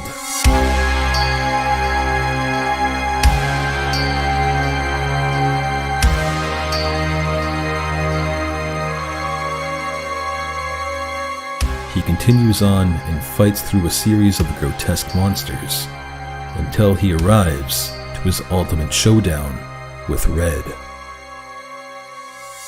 During this battle, any attack Red hit him with in the game, Zach felt in real life, including the immeasurable pain felt by Red's fire blasts. Zach also had no control over his body anymore. He couldn't even turn off the game at this point, only use his fingers on the controller to attempt a victory or die a painful death.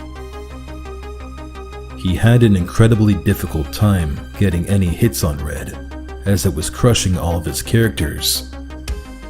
Without any other hope, Zach sends in his last character, Godzilla.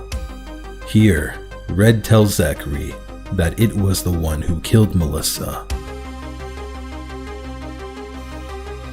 Red was the virus in her brain, responsible for her episodes and eventual death. A now distraught and angry Zach not only fights for his life, but for the life of his dear friend Melissa. However, before Zach could even attempt to destroy this beast, Red opens its grotesque maw as wide as possible and consumes Godzilla whole.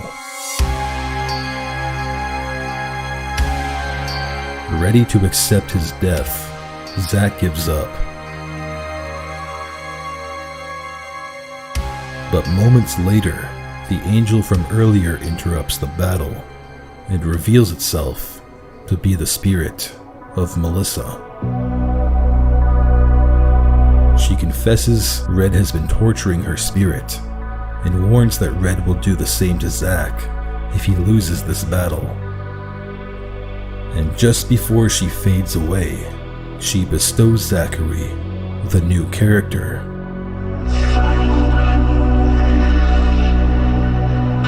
From here, Zack returns to the battle with Red and effortlessly defeats the entity with his brand new gift.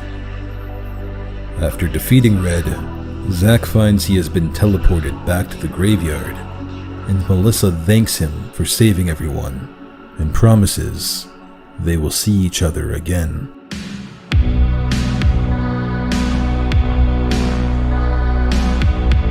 During the epilogue, which takes place 3 weeks later, Zack finds himself still shaken up from the experience. During those weeks, he confronted his friend Billy about the game, who understandably has no idea what he's even talking about. Billy then proceeds to talk to the person he got the game from, but the same thing happened, and so on. No one ever experienced what Zack experienced. It was a personalized game, just for him. He thought a lot about destroying it, even wanting to toss it into the lake, but he couldn't. Half of him wanted to keep it intact because of the experience and because of Melissa. During the last few sentences of the story, Zack admits he put it up for sale on eBay, not because of the money or anything, but because he doesn't want to be the one responsible for the cartridge. And in that last sentence, the game is live on eBay, and Zack patiently waits for someone to take it off his hands.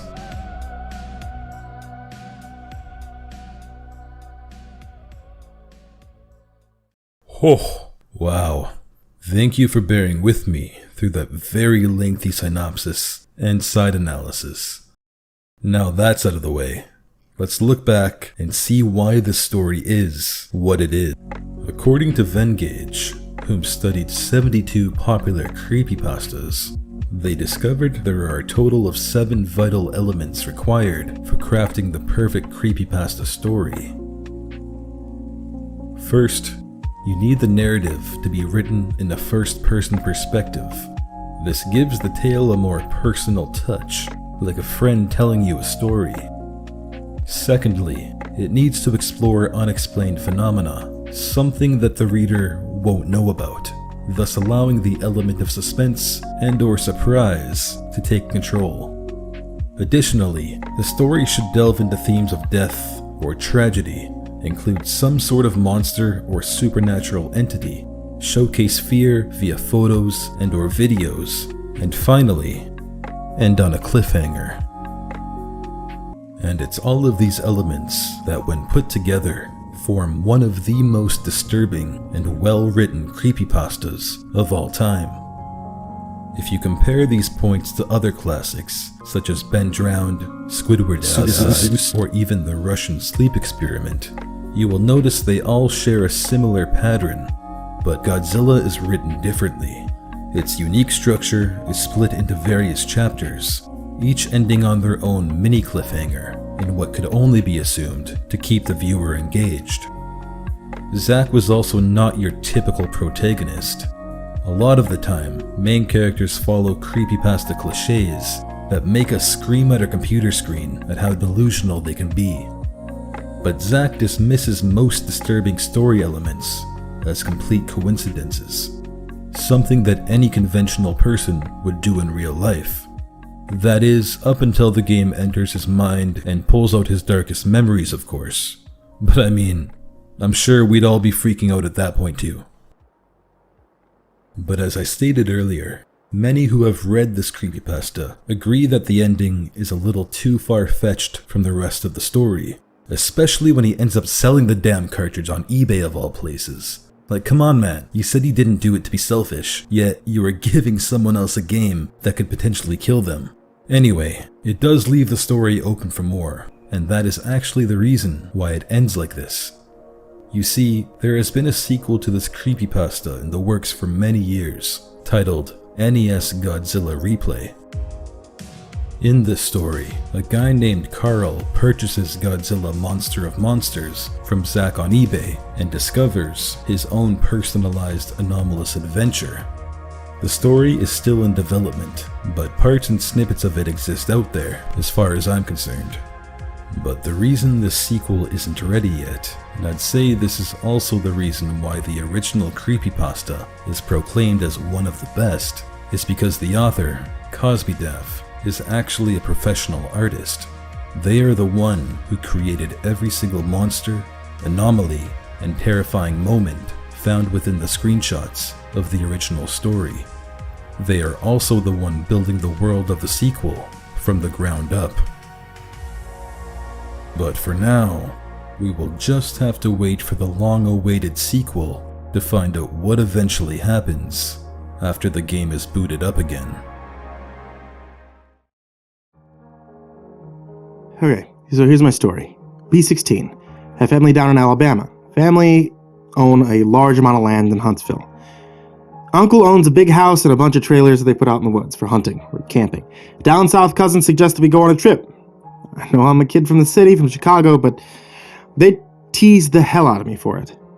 Collect food, kill a pig, some chickens, bring necessities to camp out for a few days. You go to the camp, it's obvious something is weird. There is this weird electric smell, like right before a storm, ozone.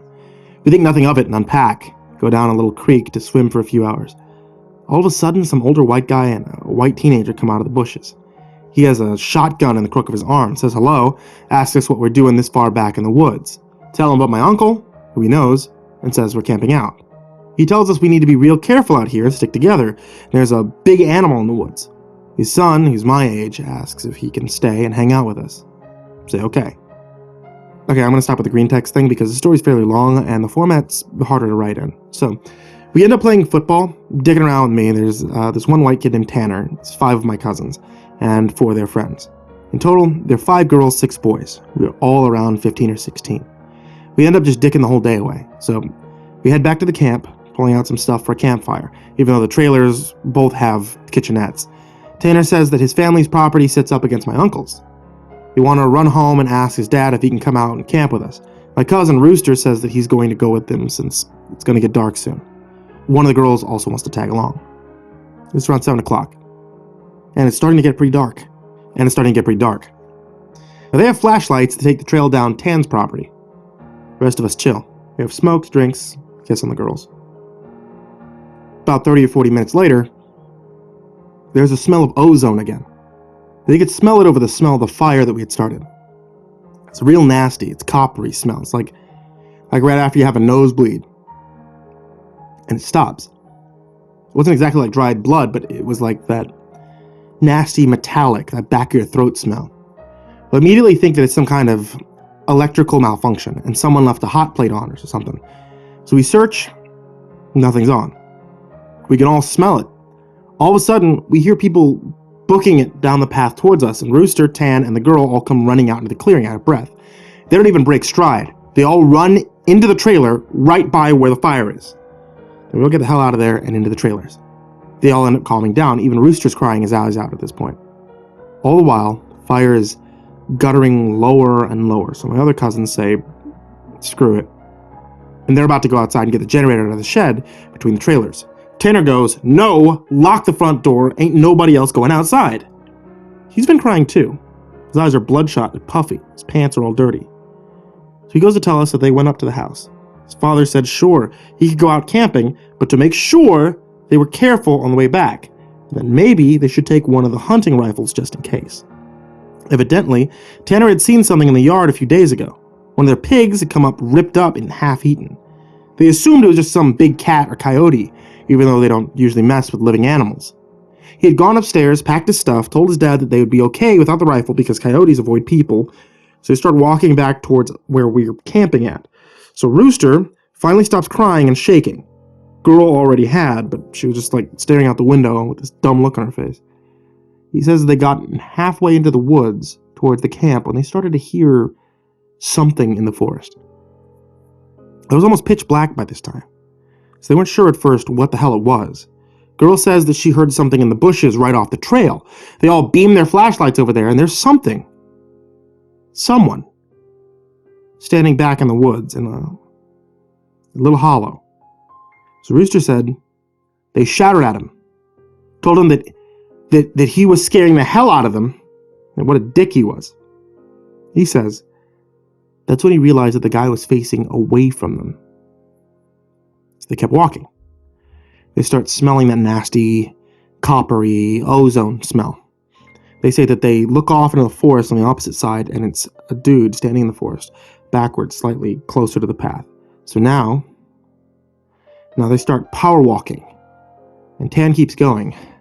He said, I should have taken the rifle, right? So as they're telling the story, the smell is still super strong, even inside the cabin. Well, they say that after they started walking faster, a kind of low gibbering had started coming from both sides of the wood. And as they started booking it back toward the trailer, the girl said she had flashed her flashlight out into the woods to the side of them, and she'd seen something jerking itself through the woods. The gibbering just gets louder and louder, and when they could see the light from our campfire, something had come out of the woods about 40 yards behind them and onto the track, and they had just flat out ran as hard as they could to the trailer. So we're out in the woods. And we're assuming at this point it's some rednecks or something trying to mess with us. And all of a sudden, my other cousin, Junior, starts going on about how he went to school with a native kid that was telling him about the Goatman or something, right? And we probably told him to shut the hell up because we didn't need to hear any spooky talk right now. But he just keeps going on and on about how it's the Goatman and how we're in his woods and blah, blah, blah. And now at the time, I had never heard of this Goatman or any of that. But then a couple of years ago, a year before I graduated from college, I met him for a roommate, and I ended up asking him about it. And to sum it up, it's basically like a man with a head of a goat, and he can shapeshift, and he gets among groups of people to terrorize them. It's also supposed to be like, kind of like the Wendigo, and it's bad mojo to even talk about it. Even worse if you see it. So keep in mind, I don't know this back then when I was 16. So my cousin's going, Goatman's gonna get in. He's gonna get us. The girls are all terrified. My cousins and I, we're all just trying to figure out if it's just some hillbillies or if it's some animal. So all of a sudden, the smell just goes away. Like to this day, I haven't even experienced anything like it. Like usually smells fade away or they lessen. It was just literally, it was there 1 second, then not the next. So it was after an hour, making around 9 or 10.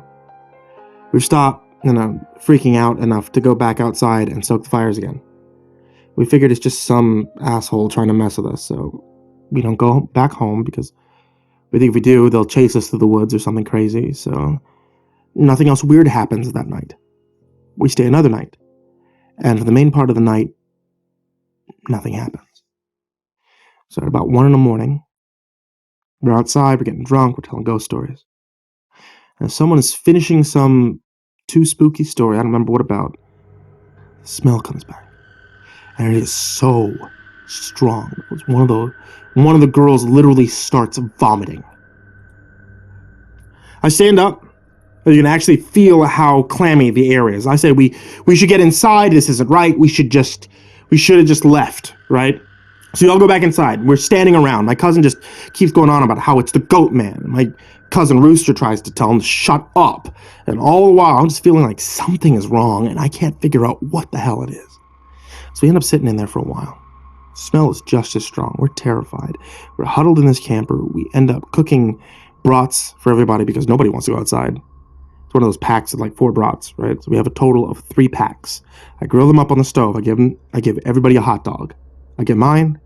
After a while, one of my cousins gets up, goes over to the pot to get another one. Starts grumbling about how I got 2 brats, everybody else got 1. I look at him like he's stupid. I tell him that everybody got 1 because there were only 12 brats. If he wanted more, he should have opened up a new pack and cooked some more. And that's when one of the girls that had been out with Rooster and Tan just starts screaming, like, oh, Jesus, oh, Lord, get it out. She's crying and she's shivering. And then it dawns on the cousin standing, what the hell is wrong? Me and him both glance around the room, and then I feel my heart sink. I run the hell out of the cabin. The girl runs out with us. The trailer door is banging against the side of the trailer as everyone books it out of the cabin. When my cousin's friends ask us what the hell was wrong, I start counting us. 1, 2, 3, 4, 5, 6, 7, 8, 9, 10, and there is only 11 of us now. I'm not crazy, my cousin verified. There have been 12 people in the cabin, but being that everybody didn't really know each other that well, nobody had really noticed the whole time that there was an extra person. And then I realized earlier that I kind of noticed something was off. You know how when you're just dicking around and you're having a good time and you don't sweat the small stuff and you don't actually keep track of certain stuff? Well, I'm dead sure that someone else had been in that trailer with us and that they had been there with us for at least a day, eating with us. What makes it worse is I could figure out which one, because I didn't know anyone ever actually interacted with the other person, the Goatman. The girl kept praying to Jesus, and we're all sitting outside, and eventually we get these big sticks. We go back in the cabin. There's no one there. We count again. 1, 2, 3, 4, 5, 6, 7, 8, 9, 10, and there are 11 people. We go back into the trailer. We lock the door. We explain what the hell happened. The girl says she realized it too. And that's when he was about to say something. The person sitting next to her had grabbed her leg hard. He leaned over toward her and said something she couldn't understand. So we pretty much just scared to hell and back. We just huddle together. I fall asleep. When I wake up, the sun is just coming up and half of the people are asleep and the other half are packing their stuff up. We all want to walk back home. But like 4 people want to stay until the sun is all the way up, and some people think that we're just messing around, still want to stay at the trailers. I want to get the hell out of the woods.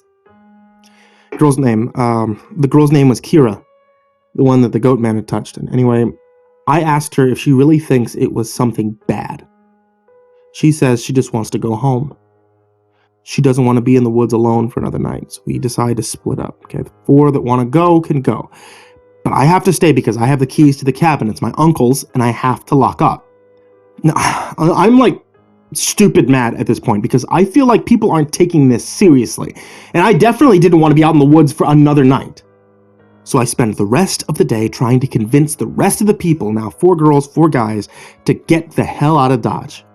Tanner leaves with them to go get a rifle, says that he'll be back. So there's just 7 of us left by 4 p.m. Around 5, he hasn't made it back yet. We're getting extremely antsy. The only reason I stopped begging them to go back was because he went to get a gun. It's about 5:30. When the one cousin that did stay says that the girl Kira's outside, we all look outside, and sure enough, she's standing by the fire pit with her back to the cabin. I'm thinking to myself, if she was so scared, why the hell would she come back? Then I get this nasty feeling in my gut. Keep in mind, the whole time, the coppery smell is gone. Now I realize I can smell just a twinge of it. And I say this to the rest of them and everybody. These are the people that wanted to stay in the woods after we had the goddamn Goatman in our midst. They're laughing at me and asking if I set this whole thing up to scare them. I'm looking at them. I am not messing with you at all right now. I asked them, why the hell would I play like that? So one of the girls goes outside to get Kira. She gets about halfway to her and stops cold. Kira is heaving. I don't know how to describe it. Sort of like if someone with their back turned was like laughing without actually making any sound. It was this fact that made me realize that there was not a sound in the whole woods. It was dead silent. So this was like in late September, so it was fairly hot at the time, but it was super chilly some days too, and you could usually hear these big geese honking or some kind of bird or squirrel chit-chatting. So I step out the door and I tell her to come back into the trailer right now. She backs up into the trailer. We lock the door. Pull down all the shades except one and put a guy there in a chair to watch her. She stands there for another 20 minutes. Guy turns to say that she's still there, and then there's this huge bang on the door. We all jump up. We scramble around the living room in the trailer. The banging is super, super loud. So now my cousin is holding one of the girls, and the other two are kind of giggling with nervous laughter. And me, the only two guys, we're losing our minds. Then we hear Tanner, and he's screaming, "Let me in! Stop playing!" So go over to the door, we open it, and he stumbles in with a rifle. And there's nobody else outside. Evidently, he walked up to the campsite. Nothing weird happened in the forest. But he had seen a girl. Mind you, he said it was not Kira standing there. When he had gotten to the edge of the clearing, she had turned toward him with the slack-jawed look. Stared him down, slowly tracking him as he walked around the outside of the clearing towards the camp. So it wasn't until he had almost been halfway to the trailer that he realized that she was getting closer to him. She had started off by the fire, and without him even seeing her move, she had been turning and inching closer. He said that he just ran the rest of the way back to the cabin thinking that it would open, and when he got to the door, it was locked. And he turned, and it was about half the distance to the door, and he looked around the room, and then he got super pale. He pulled me to the side. He whispers in my ear, "You know, there's only 7 of us in here, right?" And I get that feeling when your stomach just drops out of you. It had been back inside the trailer while we were sorting out who was going where, and then when we all went outside to talk earlier in the day, it just slipped back in. We looked out the window. There was nobody out there. So we recount everybody, and basically I go over and I ask everyone how many people we had earlier. Everyone says 8. I said, "Well, how many are with us now?" They all do the count. They realize there's only now 7 people in the cabin. So Tanner brought back a couple boxes of ammo and his rifle. He told his dad that there was some kind of animal in the forest because he didn't think his dad would believe him if he said it was the Goatman. So he says that his cousin is supposed to be coming down in a few hours, and that in the morning we can all go back to his place and his cousin will just drive us home. So now I'm really terrified. But I at least feel better because we can be American. We just shoot the hell out of whatever it is if it comes back, right? And my cousin gets into this huge argument with one of the girls because she thinks that I'm trying to be funny and I'm trying to prank them. And she's getting really scared. I'm not funny. And he keeps telling her, I'm not that kind of person. She says, well, how do we know that girl wasn't just Tanner in a wig? Or if it's really the Goatman, how do we know that this is the real Tanner and not the Goatman that didn't just kill Tanner in the woods and take his gun? So we get this huge argument about this. Where me and Tan were like, we could seriously be in danger because at the very least, someone has been sneaking themselves into our trailer without us knowing and mingling with us. And at worst, something bad is in the forest and it's messing with us. So one of the girls is crying and she's saying she wants to go home right now. And we're telling her that we shouldn't because none of us are walking through the woods in the middle of the night. At this point, the sun is starting to go down. It's getting a little cloudy out. We eat something, turn on the radio for a while, but we can't really get a station out here with anything decent. We turn it off at about the time that Tanner's cousin shows up. He's like 19, I think, and so at this point the sun is just barely over the horizon, and he has one of those heavy-duty lantern flashlights and another rifle. He walks up to the trailer, he whispers to Tan, asking if he's sure that he's his cousin. He says yes.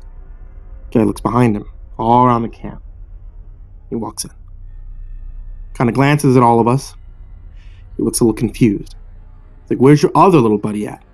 Figured that she would have met up with you at the cabin. Is she a little slow or something? He also asked whether we had been cooking blood in the cabin because it smelled like blood in hot pans all the way up the trail. We're all just like, nope. But we asked him what he's talking about with the girl he saw. He had come down the same trail that Tan had been using, and he had come up on one of you guys' buddies standing in the middle of the trail, looking at him, slack-jawed. He had asked her a bunch of questions. All she did was look at him. Then she smiled at him. He said he just kept walking. And she couldn't seem to keep up with him, and he just kept lagging a little behind. He said that he asked her if she was hurt or something and if she needed any help, but she had continued to stare. Eventually, he'd been walking and turned around a bend in the trail, but when he turned around and went back to see if she was okay, the trail was empty. He assumed she had taken some shortcut through the woods to our trailer. We told him the whole story of what had been going on. I half expected him to say that we were full of it, but he just listened. He sat down on the couches in the living room. Tanner's cousin gets back to the girl. He says, when she had kept trying to lag behind, it had kind of weirded him out. He tried to keep her in front of him, but no matter how slow he walked, she was always lagging a little behind. And then he smelled that nasty smell, and it got stronger as he got to the camp, and eventually got real strong. She had said something real low that he didn't catch, and when he had turned around, she had been right there, right up on him. He stepped back from her. It was at that point when he asked if she was okay. And if she wasn't, he could carry her back the rest of the way, and she was just kept staring. He said he reached out for her as to, like, to grab her on the shoulder, but he must have misjudged the distance because she was off to the side of where he put his hand, like she had moved while he was looking dead at her. So at this point, we know it's real, right? Almost Hannah's playing a joke, which we could tell he's not because he's almost like peeing his pants right here. So they load up the rifles, we eat some more, we just kind of sit around till about 11. To this day, every time I think about this, I really pray to God that it's some huge prank that my cousins played on me. It just never revealed, so, I would just be terrified for the rest of my life. At around 11, the stink of copper turns into an actual, like, nasty, gross, blood-like smell, like cooking blood and singed hair. Tan and his cousin Reese would get up instantly and they grab the rifles. It's like half knocking, half clawing at the door. I'm not kidding you. There's this voice, and it sounds like when you see those YouTube cat and dog videos, when the owners teach them how to talk, it sounds like it sounds like this weird, halting, weirdly toned voice. Let me in. Stop playing. I swear to God. It tied my stomach in the knots. One of the girls just starts crying, calling on Jesus. It was so obviously not a person talking. It didn't have the right cadence. It's something that I never realized until that moment, but all people have a certain cadence when they talk, no matter what language. All people have a certain kind of rhythm to talking. And this didn't have any kind of cadence or rhythm. One of those YouTube cats, it sounded like it was outside the door. So now I'm on like full on terror mode. We keep yelling outside. Who is it? Stop messing around, man. It just keeps saying in or let me in for almost 15 minutes. So the smell goes away after a while. And for the next hour or so, you can hear someone basically creeping around the woods. And every couple of minutes, it'll come back to the door and say something. Finally, when the smell fades, it's around like 2 a.m. right now. And Reese says, man, forget this. He opens up the door. He walks outside with his rifle. He fires a shot in the air. And he says something effective like, in the name of Jesus Christ, go away. And he fires 2 more times. And then from the woods right up against the river across the trailer, it sounds like something is slowly gibbering and hooting. And then it starts screaming. And it sounds like a woman and a cat in a bag screaming together. Like seriously, I've never heard anything like that. And you could hear the brush over that way start to shake. And Reese fires over to the tree line and then starts backing into the house. We lock the door. We could hear this thing just keening and screaming. And Reese says something had come out of the bushes, like super low to the ground and crawling toward the cabin. And he had shot at it. He definitely shot at it. Pretty much that was how the rest of the night went. It was literally screaming constantly for the next 2 hours, and we could hear it moving into the tree line, but it never came back to the cabin until everyone had fallen asleep. Tan had been sitting in a chair watching the door with his rifle, and nobody else heard or saw this. He told me 2 days later, after the whole situation was over. He said that he'd been nodding off after the screaming and the noises had finally stopped. Right, and he had been almost asleep when he saw someone come out of the bathroom and then lay down in the middle of the floor and go to sleep. He just assumed it was one of us. He just nodded off. Then he said he kind of realized something was wrong, and while pretending to be sleeping, he counted us. There were 9 people in the cabin. They basically didn't want to try to shoot at the thing, while it's in the cabin. Have it kill us all then and there. Have Reese wake up, start shooting. It would kill ourselves. So we just stayed awake all night, pretending to be asleep. He said sometimes Sometimes it would kind of stand up and do this weird jittery thing or a heave like it was laughing. Then it would just lay back down. And the story closes pretty weak because from my perspective, nothing happened.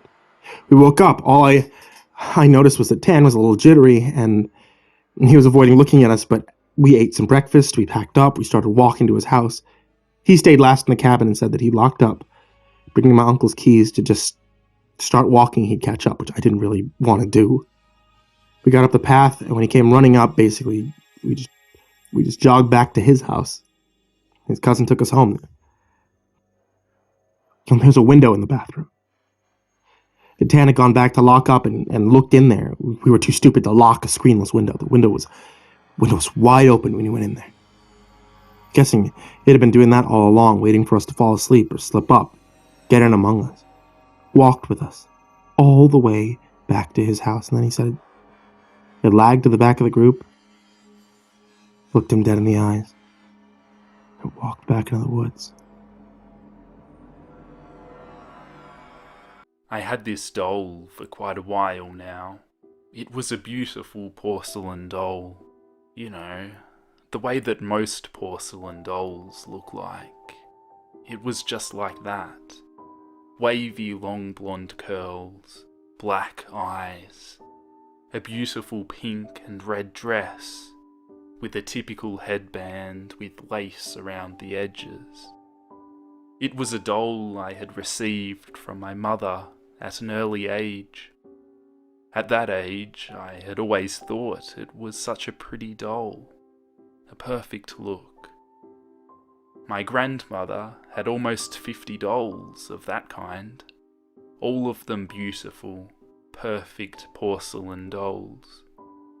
But this one in particular, the blonde with the red dress, I will always remember, because this is the one that would be the death of me. I had lived alone for quite a while now. I had just gotten into college, seeing my whole life lay in front of me, and all I had to do was just go and pick what I wanted. Easy as that. I was aiming for psychology, a subject I had started to respect and enjoy over the last 3 years. Seeing as my mother was a nurse and my dad a therapist, it was an obvious choice for me. But moving so far away from all my friends and family wasn't as easy as I thought. Sure, my roommate was a nice person, but maybe not as chatty as I had hoped. I wasn't a person to just sit quietly in my room and never speak until I had to. I enjoyed getting out, seeing friends, but I didn't have any time or friends around. No one would talk to me unless I wanted help from my teacher in school, or my roommate had forgotten to buy milk. It was lonely, to say the least. Homework was the only thing to keep me distracted from feeling lonely. I didn't have time to try to even make friends. Friends was a silly thing after all. I didn't have time to go and party, maybe find somebody. It was worthless either way, and my dad would skin me alive if I didn't keep my focus on the schoolwork. The only thing I had brought from home to remind me of my family was that doll. The girlish toy was displayed on my desk in front of my bed, smiling towards me when I needed someone to talk to, or just watch over me as I slept. It was me and that doll the whole time. That damn ugly doll. As time went on, I started to pull myself more and more away from any human contact as possible. The schoolwork was getting over my head. The regret of going here had begun filling my mind. But I couldn't quit now and go home, not after my parents had paid everything for my college and car to get here. I just had to stay and make the best out of it. I really tried hard, but with each day, the hatred of other people took hold of me, and I would need hours alone, just sitting in my room to cool off. It was getting harder to get out each day. My roommate despised me. I could tell, but I couldn't blame her. I was acting like a jerk. I refused to do my share of the daily chores, wiping the floors, taking out the trash, but I couldn't do it. I was being pulled into a dark hole, and with the loneliness came the paranoia. At first I accepted being lonely, but it had reached that point where I started to realize my dumb behavior, trying to reach out to people to tell them that I wasn't feeling alright. There was only stress, and nobody had time to talk to a stupid college student. It was only the nerves. I hoped it was. I locked myself in my room, and I couldn't go out anymore. I had to send to my teachers and cancel my classes day after day. But it didn't matter. They didn't send anything in search of me. So I just kept spinning in my room, day after day, week after week. It was an evil circle I couldn't get out of. Then it happened. My room had been my cage. I wouldn't eat. I couldn't. It even reached that point where my roommate would come and knock on my door to see if everything was okay. But I didn't open it up. I just yelled back in reply that she should go away, and she did. She didn't care enough to make a second attempt. She never knocked on my door again. It was just me and my doll, watching over me and every breath I took. Then there was that night. This night, actually. It was a night I was so used to spending alone. I didn't even bother trying to turn on the lights as I stepped from my bed and pulled on my sweater and a pair of untied Converse shoes before I made my way out of my room, which I hadn't left in so many days. I needed fresh air, and my window was jammed and unable to be opened. It was in the middle of the night, maybe even morning. It was still dark outside, so I assumed it was still night, even though I hadn't checked the time yet. I couldn't care less. Anyway, it was a pain in the ass to come out of my room to not wake my stupid roommate up. All I needed was to get out for a minute or two and get some air, maybe go out and buy some cigarettes. I had promised myself to stop smoking, but lately, that was the only thing I had been doing. Smoking. I only snuck out late at night to go and get some new cigs. It was a bad thing, I knew, but it was the only thing to keep me going and kept me awake and sane. But that particular night, there was something strange. Someone had unlocked the gate out to the street. It hadn't happened before, and I thought the landlord held a hard hand to keep it locked at all times. Didn't bother, just pushed the little red box out of my pocket and started smoking. The good thing about the night was that there was no one around. No one to annoy me with their stupid voices. It was quiet. Maybe just a car driving by, but then no more than that. It was peaceful. A few minutes after gaining some cold on my warm skin and some smoke inside my lungs, I decided to go back in and maybe try to watch some television. Nothing good aired at night, but it was always worth a try. I stepped back into the building and shrugged off the last bit of unwanted cold, making myself ready to sneak back into my room. But as soon as I came to the staircase, there was something in the way. Or someone. Someone was standing on the stairs. I had to admit, it did scare me to some point, but a second later I was back to my not giving a shit attitude and tried to walk up the stairs without confronting the person standing in the way. At first I thought it was my roommate, but the shadow of the person was too manly, too big to be the petite roommate I knew. I tried to pass the odd stranger and just slightly bumped my elbow into his, but he didn't move or speak. He just stood there. It was creeping me out.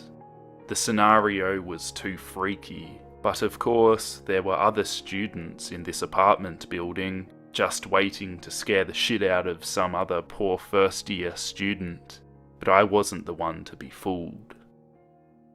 I didn't stop until I heard a sound.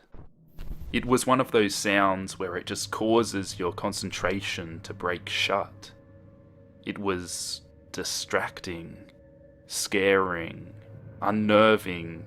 I couldn't continue, so I just froze in position and tried to turn around to face him.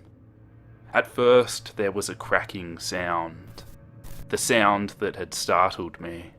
Then there was sobbing, a young man's voice of sobbing, but it wasn't human.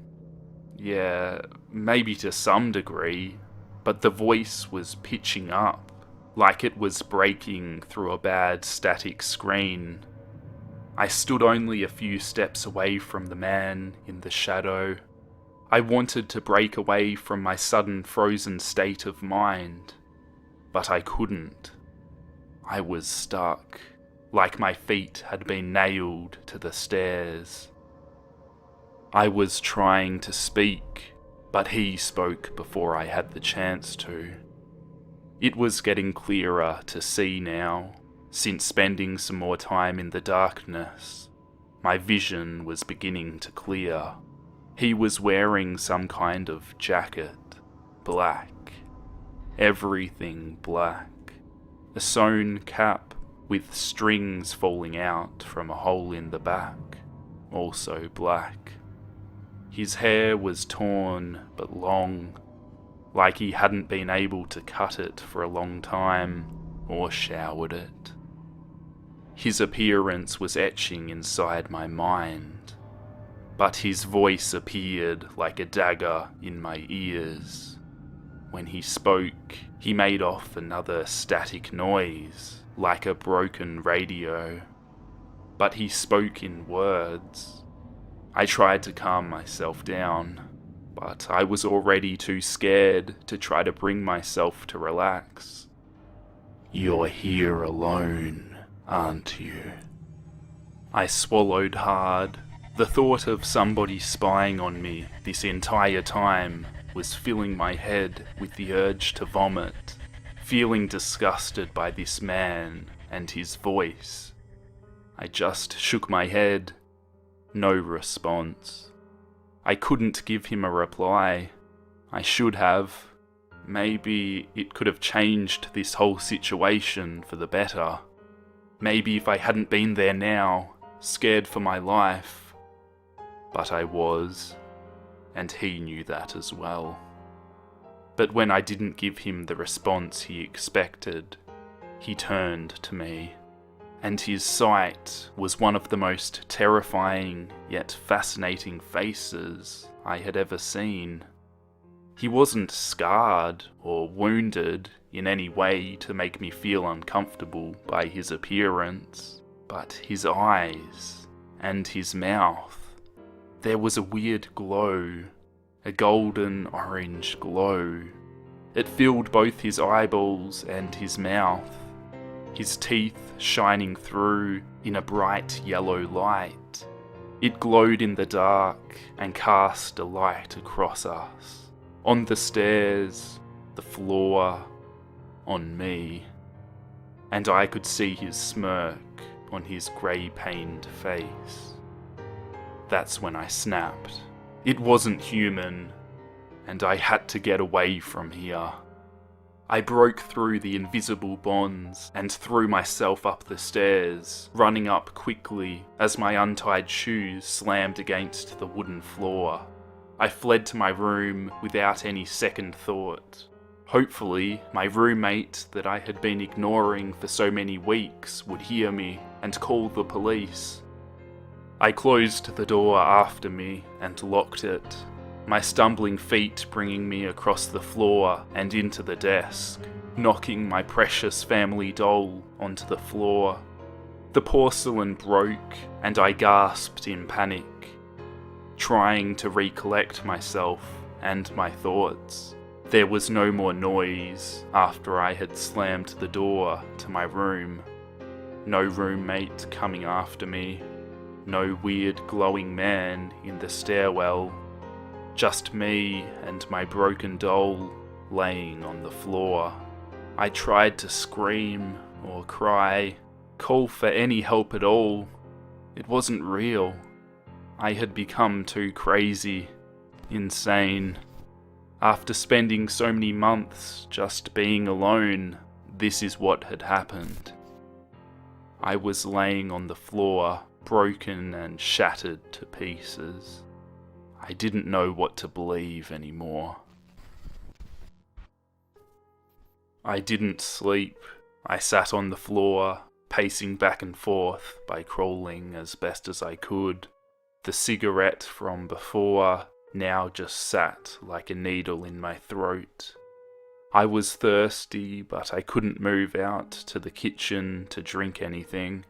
Maybe he was there, still waiting for me to come out. But I wasn't moving out of my spot. I never did. After an hour of complete silence in the room, I began to calm down and I stood up to try to recollect myself. There was still that feeling of being watched, and I knew that feeling all too well. The feeling of being paranoid and lonely all came down to this. A breakdown. Once I remembered the doll being broken, I immediately started to try to patch it together.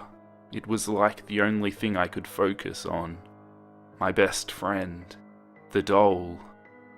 I managed to find a needle and thread in my room and some glue to get the doll back to its former glory, but it wasn't easy. No matter how hard I tried, the doll would just fall apart again. It became an endless attempt of nothing. I tried again and again, but it would just fall into pieces. My only friend. I became so tired from the sudden panicking and the fixing of the doll, I just passed out on my bed, curled up together in a ball with the blanket over my head, somehow imagining that no monster under the bed could reach me now. All I wanted was to sleep. I didn't know he would come back. This time was different, however. This time, I welcomed it. I was tired of running all the time, and I would rather die in my sleep than face another day of being lonely again. And now with my only friend broken, what was I supposed to do? It was tiring, the way he approached me this time. It was like I was sleeping, but I could still control my body, like a lucid dream. I wouldn't dare to step into another day. Tonight, it would end. just like I had been afraid it would, but I didn't care anymore, didn't bother. I just wanted to have a long sleep and never wake up again, never face the loneliness again. He came back to me, with his hands guiding me up from my bed. He wrapped his mind around mine as I tried to see, but the only thing I could see was his grey hands holding mine tight. But suddenly there was a sensation I wasn't sure I could feel, of floating. Like a puppet, he cut 2 openings into my wrist, but it wasn't across, more like from the centre of my arm and down. He reached for something, muscles, something to peel out and hang on to. The bad thing was, I allowed him to do it. My struggle had become too much to bear with, and with the long pieces of muscle hanging out from the cuts on my wrists, he started to pull at them. He pulled at them like he wanted to control my body and arms. How it all came together in reaction to my nerve system and skeleton. He knew how it worked. Yet there was no pain that filled my heart or body.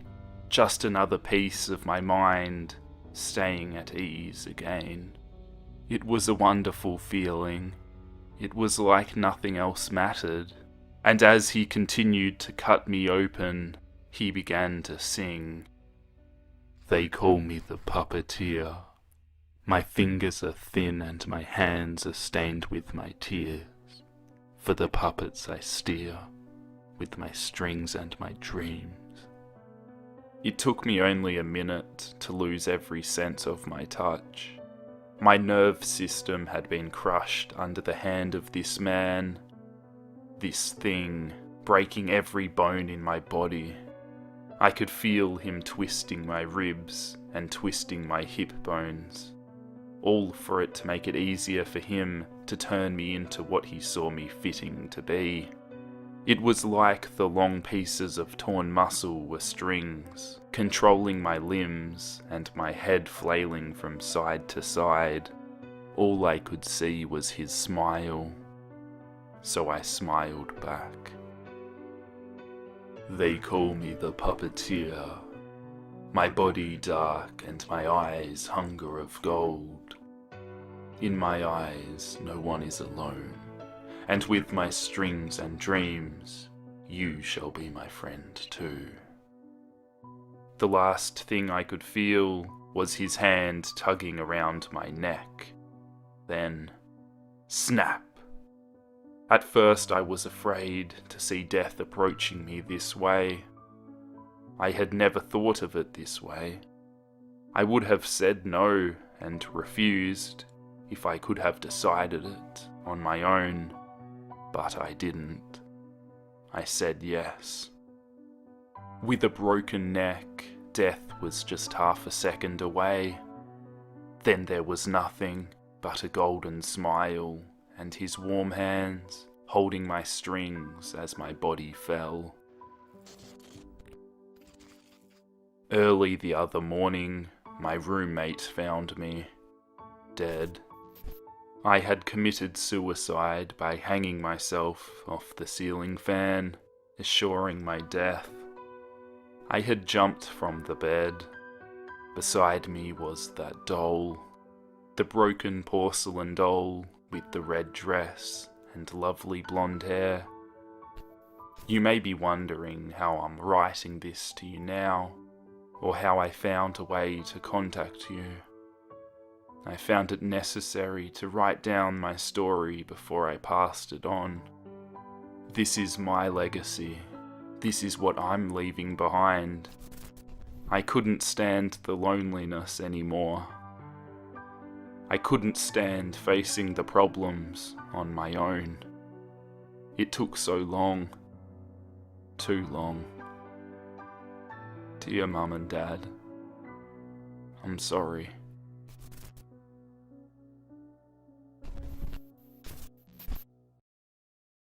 The world we live in is full of things that we don't understand. Being the curious humans that we are, we naturally try to seek these things out.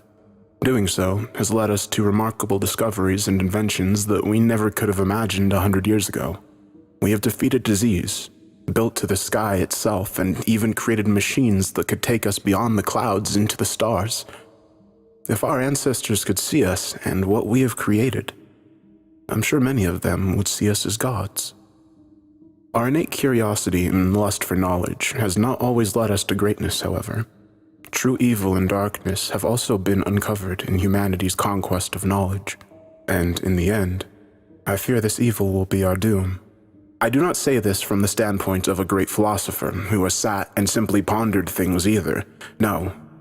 I say this because I have seen it, experienced it. I was part of it. The event I am about to relay to you is true in its entirety. This I swear. I feel certain that this will fall on deaf ears, and many of you will see this as just another spooky story meant to give you cheap thrills, but I promise you that this is neither my intent nor my purpose. The purpose of this story is to simply warn you of what lurks beyond the veil of what we can see and understand, to show you what awaits us in the darkness, even if I myself don't understand it. What I'm about to tell you has happened, and I feel certain it will happen again. In 1971, a not-so-well-known scientist began preparations for an extremely secretive project known simply as the Hariger experiment. I would like to keep the identity of the scientist a secret for personal reasons, so throughout this recounting I will refer to him as Zimmerman. Zimmerman's background is unclear at best beyond 1971. All that is known about him before that time is that he had grown up somewhere in Maryland with a strange fascination of the occult and supernatural. This later made him an outcast amongst his fellow scientists due to how scoffed upon the metaphysical was, and still is, at the time. Zimmerman's opinions concerning the otherworldly were not the sole cause for him being an outcast, though. It was his methods that made him widely unacceptable amongst his peers. Zimmerman was well known during this time for being ruthless and cold beyond measure. He never cared about the means. All that mattered to him was results.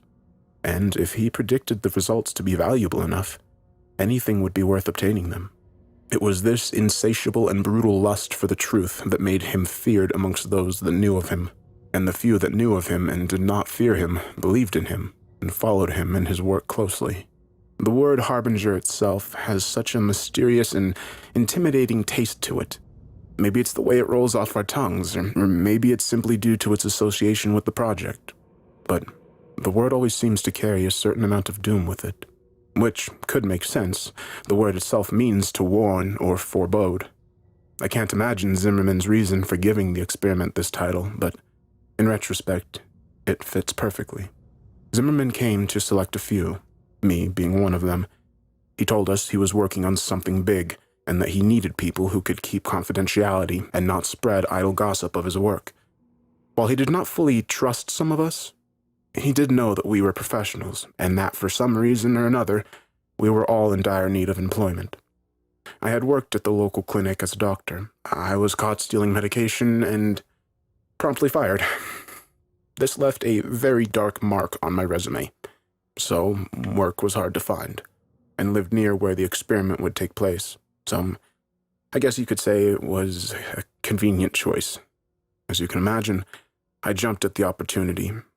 It was hard not to when I saw the payout. 15 were hired in total. Some were colleagues of his that had been working with him for a while, some were maintenance workers, and a few were hired as private security. I was the only medical professional to be hired. It is still a wonder to me how even he attained the funds necessary for the experiment. I would not be wholly surprised if his financing was not entirely legal. But, legal or not, I needed the money, and he was paying. Looking back, it's a decision I have come to regret. After Zimmerman obtained his money, he used it to buy a relatively large plot of land deep in the frozen wilderness of Alaska, and upon that piece of land, Zimmerman built a concrete structure. Not dissimilar to a bunker, in fact. The sole difference being that its goal was to keep any potential damage contained within the structure rather than keeping it out, as he put it. Most of the structure dug underneath the earth, which had the effect of making the underground complex seem so much smaller than it really was from the outside. As would be expected, there was only one way of entering and leaving the underground structure, and it was via a ladder that led from a small, unassuming concrete building on the surface, which I will refer to from now on as the entrance building for convenience, to the network below. After everyone had gone to bed at night, the hatch that contained the ladder would be sealed off with a very large and thick metal lid.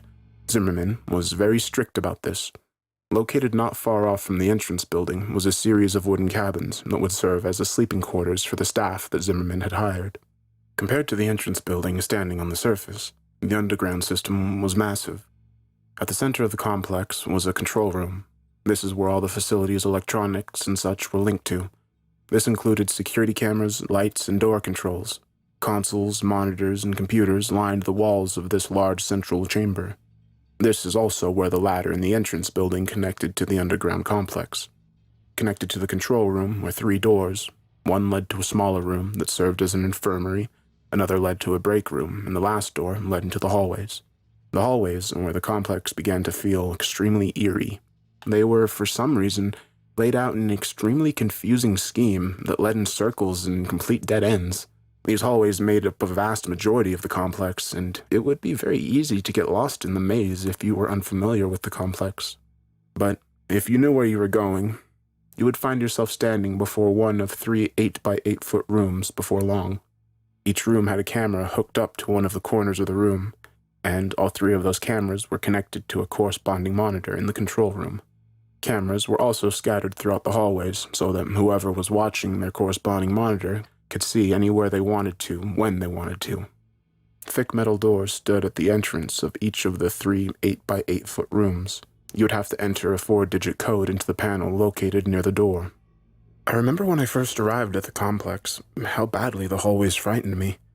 I've always been claustrophobic, you see, and those hallways were so very narrow. The noise, or more accurately, the lack of noise, was also a tremendous source of fear in those bleak, narrow hallways.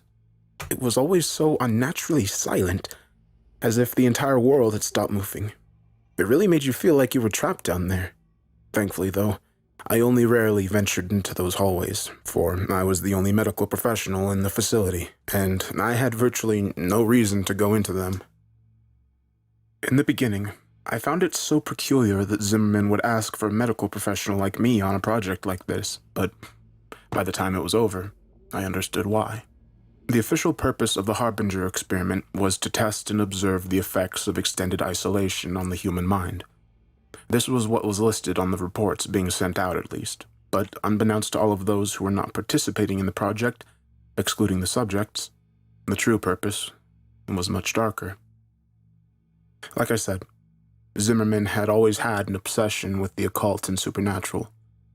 He sought to prove himself to those who did not believe in him. He wanted proof that the supernatural was a real phenomenon, and he wanted to be the first one to attain said proof. The true purpose of the Hariger experiment was to find proof of the metaphysical, a world we could not see. The thought of doing this was naturally a tad bit daunting and even scary, but it was Zimmerman's method of doing so that was truly terrifying. Zimmerman believed that he would be able to open a portal between worlds momentarily, allowing 3 random entities to cross over to our world, and each one of these beings would be trapped within one of the 3 rooms. Zimmerman had the theory that any entity would try to latch on to the nearest living thing that had the capacity for it. He wanted to use this technique to try to trap a spirit in a physical form by allowing it to enter a living being that had been injected with a compound mixture of Zimmerman's creation. In theory, this compound would keep the entity from simply leaving whatever it was attached to.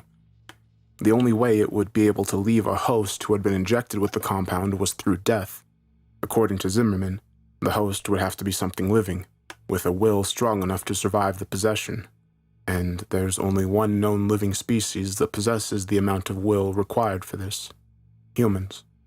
Zimmerman had also done something to ensure that the entities would only enter the 3 rooms, and that there would be only one entity in each room, though I cannot say I know exactly what he did. In fact, I know next to nothing when it comes to how Zimmerman managed to do what he did. He liked to keep his methodology a secret to his most trusted colleagues, most likely due to his paranoia that someone would steal his ideas and take credit for the success of said ideas.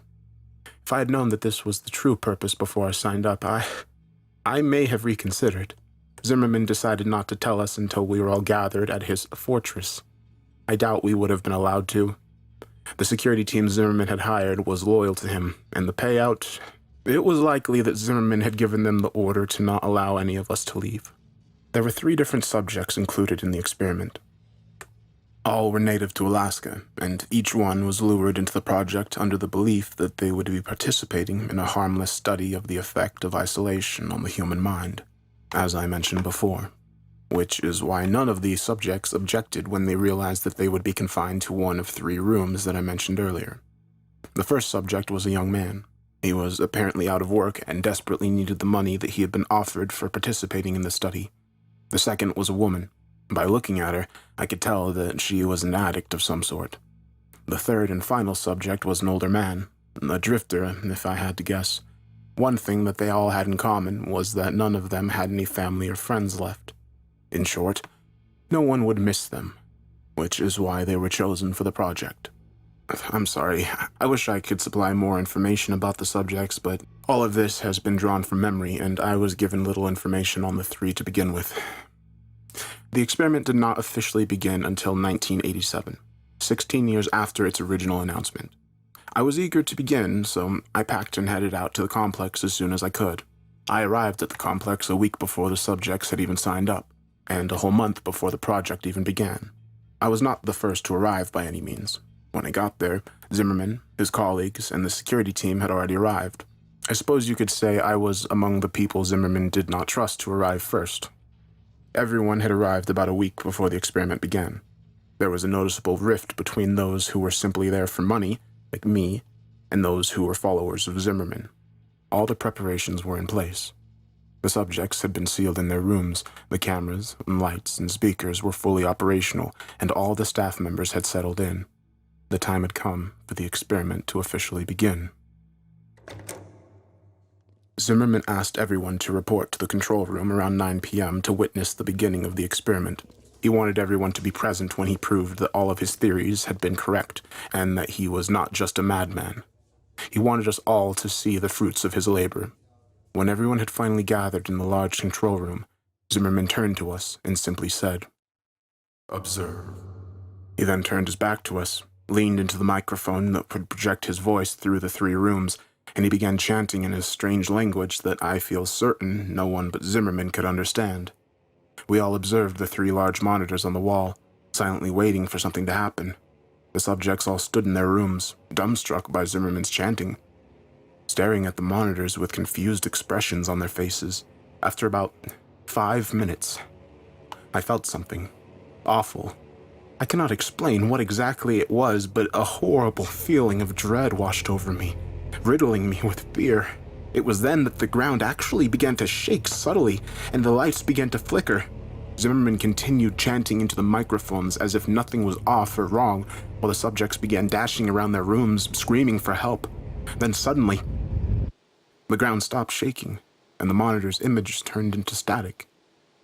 The air began to become very heavy as we all stared at the monitors, waiting for them to regain their image and show us what was happening or had happened in those rooms. For a while, all was silent. But then, the screams of a woman going through unbearable pain and terror began to echo through the compound. The similar screams of men began to coincide with the woman's terrified screams, and together they mixed into an awful symphony of pain and fear that beat mercilessly into our ears. Those of us who were here for the money began to give each other scared looks, while those loyal to Zimmerman seemed completely unfazed. We wanted to leave and never come back to this awful place, but we all knew deep down that Zimmerman would never allow that to happen. We were here for the long haul. There was no escape. It was 10:13 when the screams finally stopped. The monitors had yet to reveal to us what had occurred in those 3 rooms. Zimmerman stood and dismissed us all for the night, adding that we were all forbidden to come back into the compound until 10 a.m. tomorrow morning. It's not like any of us wanted to. We all solemnly made our way out of the compound and toward the cabins and settled in for the night. I feel it's safe to say that not all of us slept well that night. The following morning, all of the staff had arrived at the entrance building. All stood inside, exchanging tired, nervous looks as we waited for Zimmerman to arrive and open the hatch that concealed the ladder. I could see palpable fear in the eyes of some of us, while others did not seem to have been even remotely affected by what had happened last night. Zimmerman showed up 5 minutes after 10, apologizing for his tardiness as he came through the door of the entrance building. He opened the hatch and, without any hesitation, began descending the ladder downwards into the black abyss. He almost seemed enthusiastic. I was the first to follow behind Zimmerman's dark descent into the facility. It seemed that the farther I climbed down, the more the darkness closed in on me, as if it was trying to swallow me whole. And as I climbed deeper, I couldn't help but feel that this place was different, somehow. While before there was only the unsettling concrete hallways and rooms, now there was something else. Something made the eeriness feel so real and personified. I felt like a horrible and gruesome scene awaited us down there. But I continued climbing downward, despite my fear and my hesitation.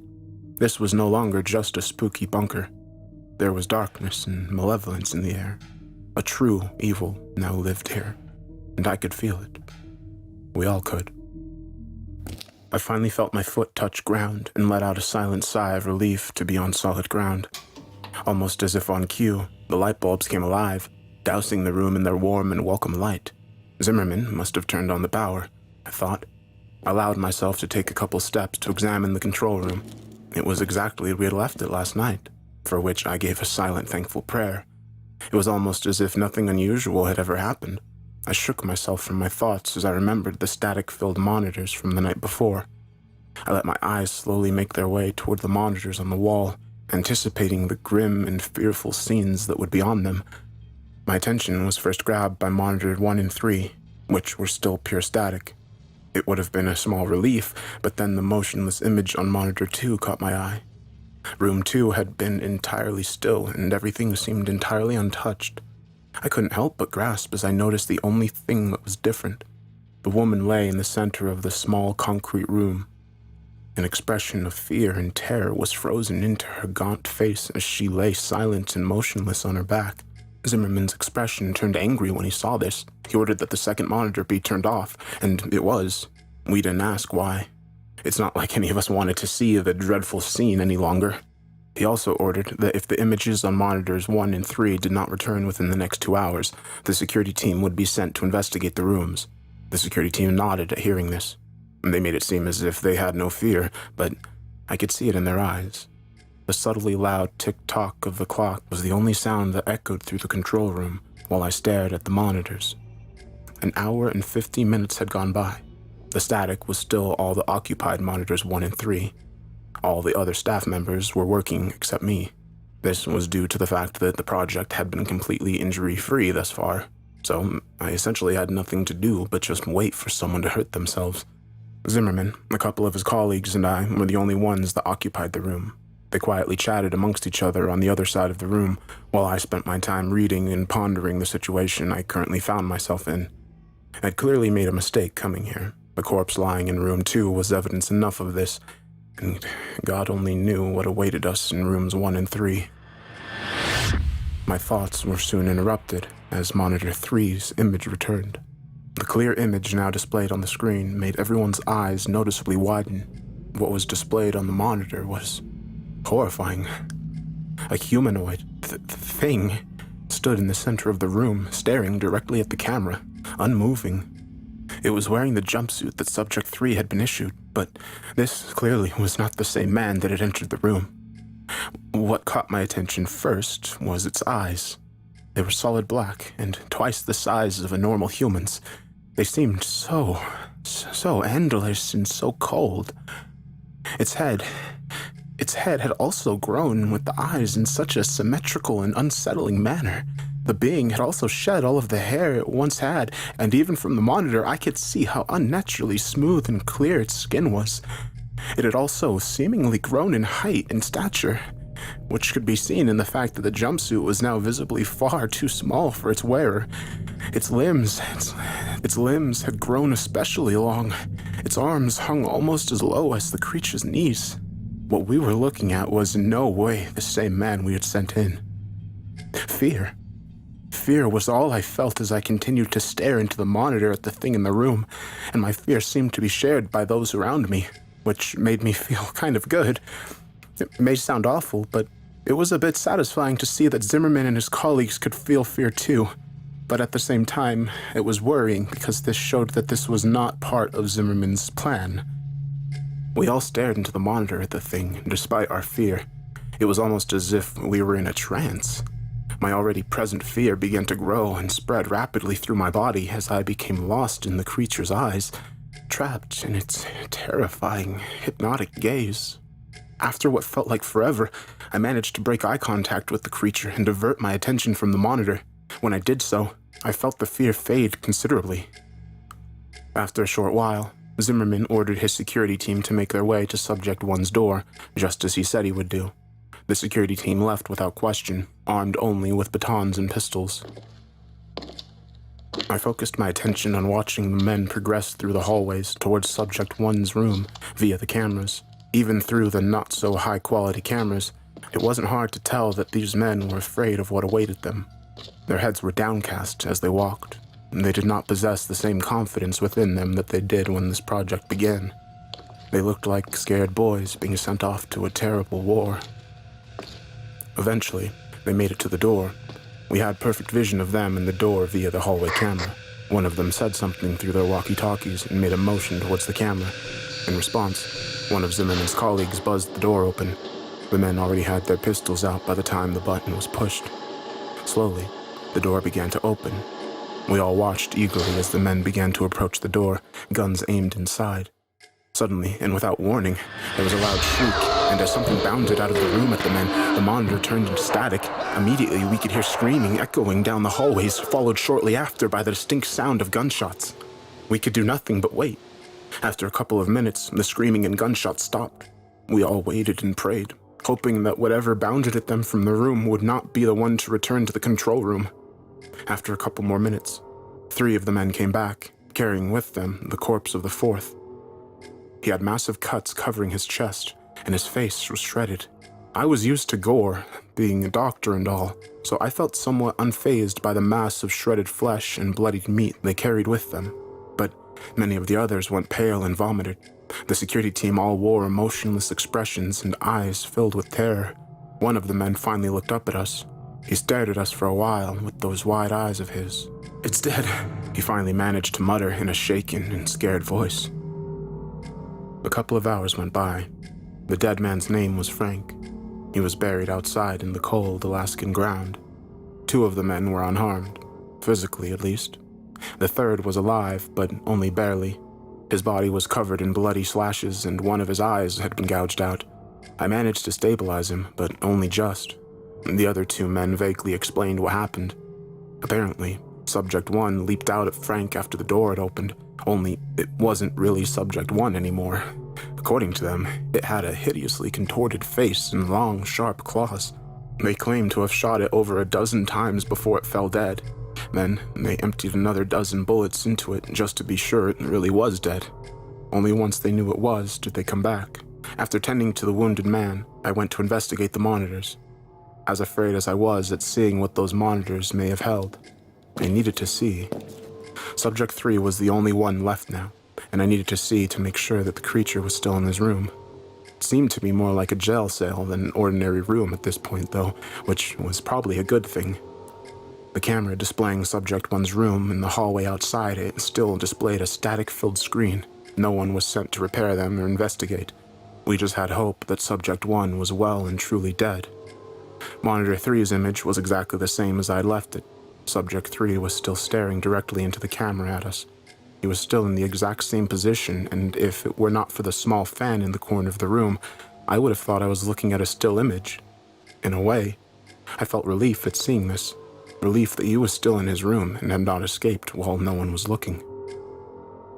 After everything quieted down, I noticed something especially unusual.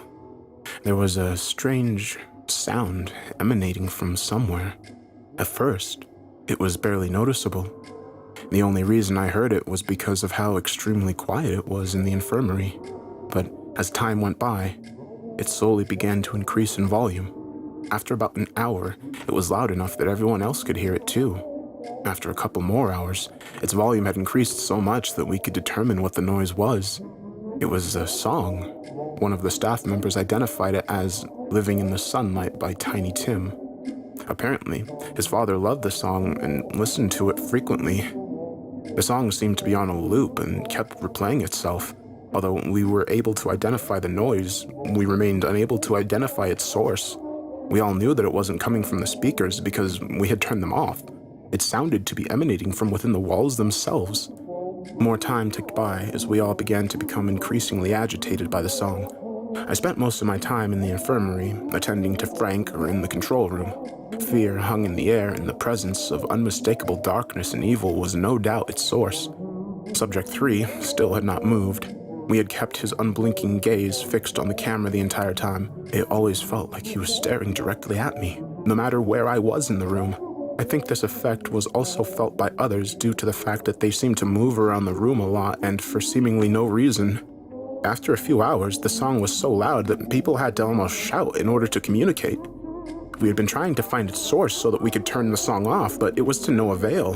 The source was completely unidentifiable. This added a level of extreme irritation to our already present fear. It was around 8:30 that the ground began to shake once again, just as it had done the previous night. Panic began to spread amongst my fellow employees and me as the shaking grew in intensity.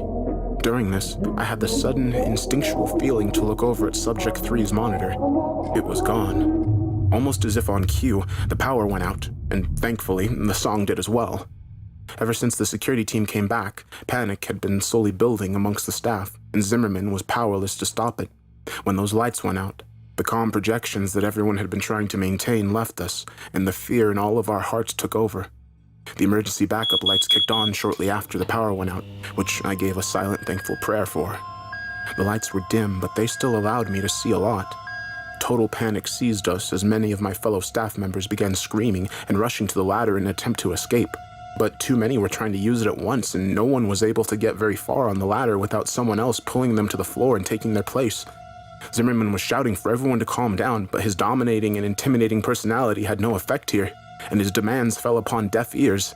It was total chaos, and it wasn't long until people actually started hurting each other in their desperate attempts to get up the ladder and out of this place. I could only stand against the wall and wait for my opportunity to escape up the ladder. All the screams were soon silenced as the familiar hum of that unsettling song began to rise in volume again.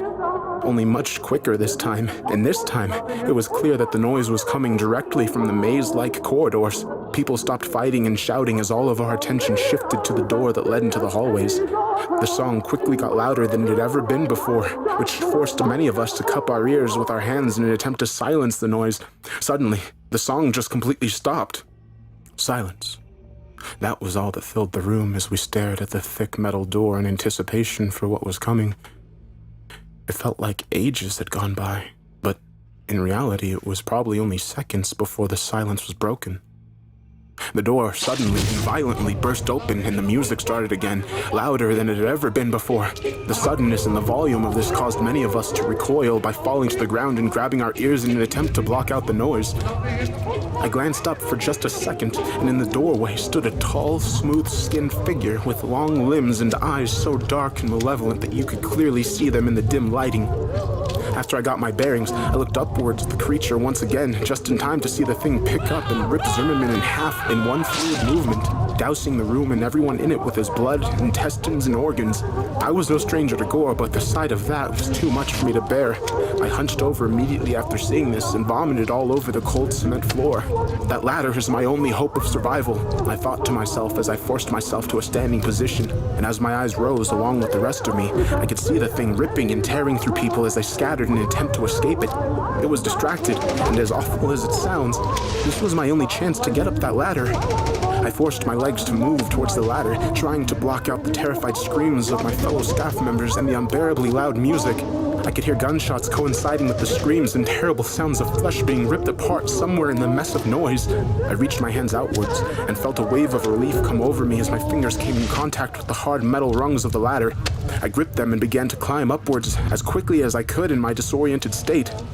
all the while praying that the monster would not see me and pull me off the ladder and back into the slaughter. It felt like at any moment I would feel its smooth hands wrap around my ankle and pull me to my death, but I eventually made it to the top.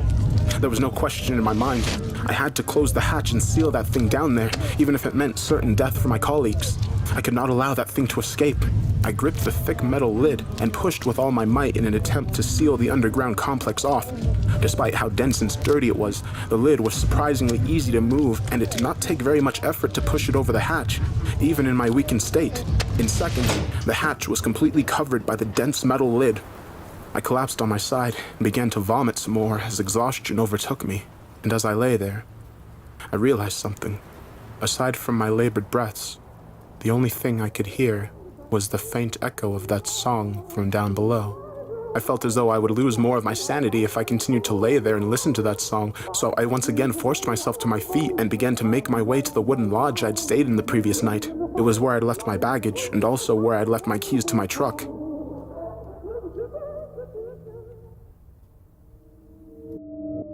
Of the 15 staff members that took part in that forsaken experiment, I am the only one who survived. I've never returned to the awful place where all of this happened, and I don't intend to. The project was very secretive, and Zimmerman was the only one who knew all the details of it. As far as I know, no one is aware of my involvement aside from me. In fact, I'm probably the only one who knows what the Hariger experiment truly was, let alone what actually happened. By now, you're probably wondering why I have told all of you about something none of you should be aware of. Maybe you're expecting me to give you a speech about not messing with things you don't understand or something along those lines. I hope not, for I have no speech to give or lesson to impart. I began hearing a noise earlier today. Almost immediately, I recognized the noise as a very haunting and familiar song. I didn't even try to trace it to its source. I knew it was pointless. As the day has progressed, the song has increased in volume. It's loud enough that I can very clearly make out the lyrics. I am completely unable to escape Tiny Tim's voice. It has followed me everywhere I've gone. Subject 3 is coming for me, and I know my time left in this world is extremely limited now. I guess you could say that I wanted to tell the tale of the Hariger experiment before it was lost forever. I hope that you will take some lesson from what I have recounted to you, but I think we both know you won't. Let's be honest, you don't believe a word of what I've told you, and I don't blame you. I wouldn't believe me if I were you. To you, this is nothing more than something to get your cheap thrills from. You were probably mindlessly surfing the internet when you clicked a link and found yourself here, wherever here may be, hearing this story. And, to be honest, I don't care if you believe me or not. Even if you do, it probably won't stop you from trying to uncover the truth of a darkness that few of us have ever seen. It certainly never stopped Zimmerman. If you want a lesson, look at what happened to him when he went seeking the truth. I pray that none of you will ever discover this truth. I pray that none of you will ever come to see the evil I have seen. I hope you all get to live in ignorance of what lies beyond the veil of what we can understand. It's here now. I can feel its black eyes burning into me just as I could all those years ago. I am as much to blame as Zimmerman for the monstrosity that is now free to roam the world, even if I was not the one to create it. I'm sorry. Please, forgive me.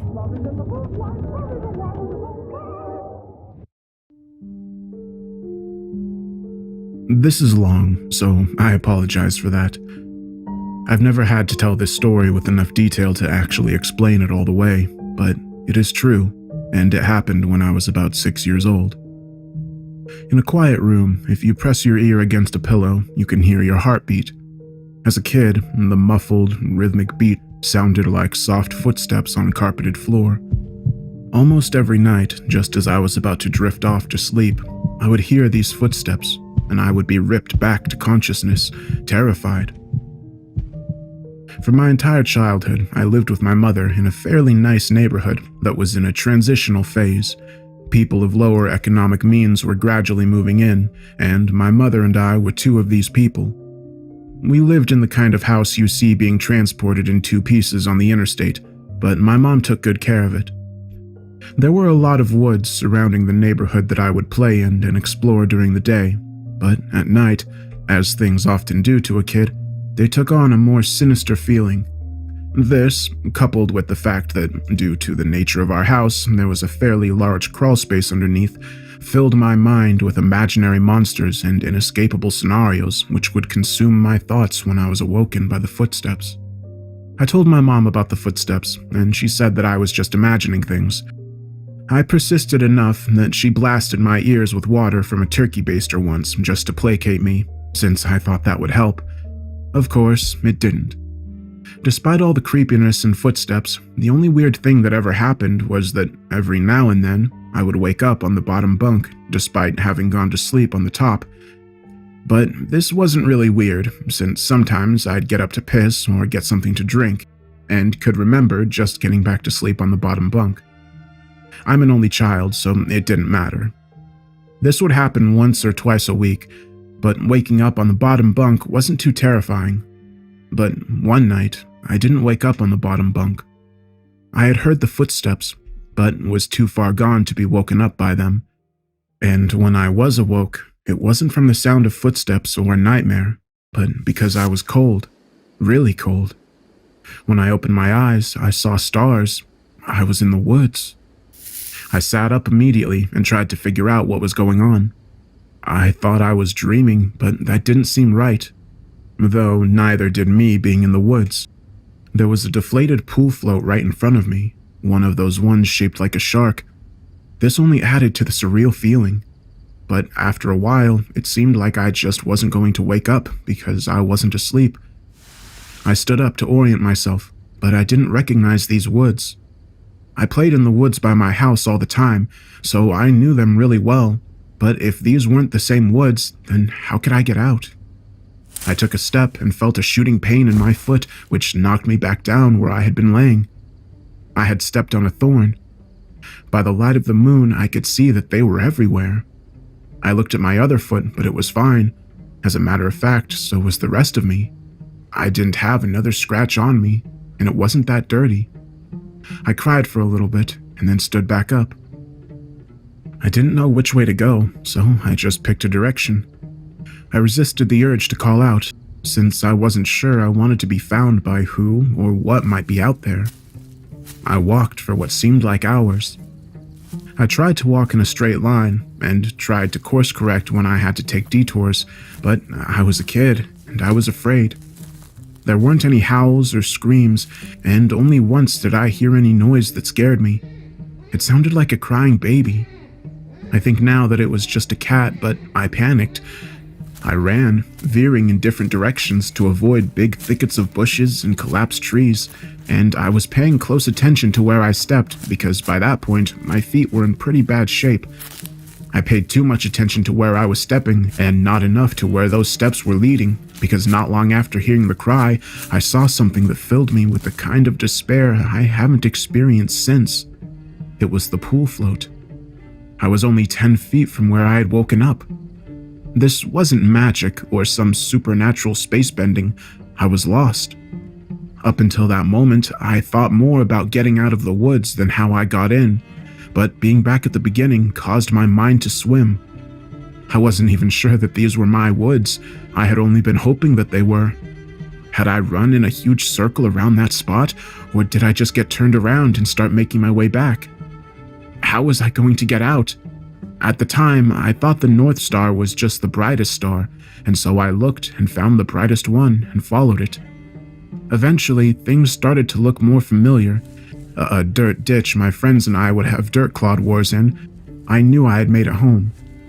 By that point, I was walking really slowly because my feet hurt so much, but I was so happy to be close to home that I broke into a light jog. When I actually saw the roof of my house over a neighboring, lower set house, I let out a light sob and ran faster. I just wanted to be home. I had already decided that I wouldn't say anything because I had no idea what I could possibly say. I would get back in the house somehow, clean up, and get in bed. My heart sank as I rounded the corner and my house came into view. Every light in the house was on. I knew my mom was up and I would have to explain, or try to explain, where I had been, and I couldn't even figure out where to start. My run became a jog, which became a walk.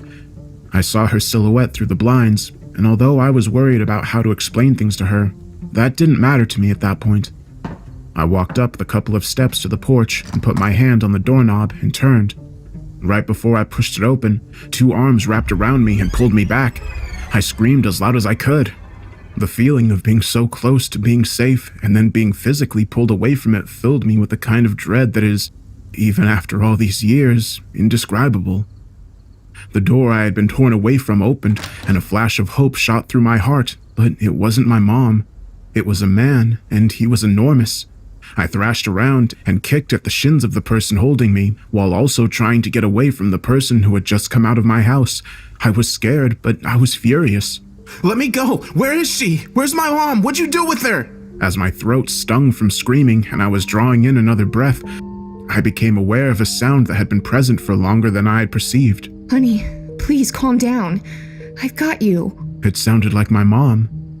The arms loosened and set me down, and as a man approaching me blocked out the porch light with his head, I noticed his clothes.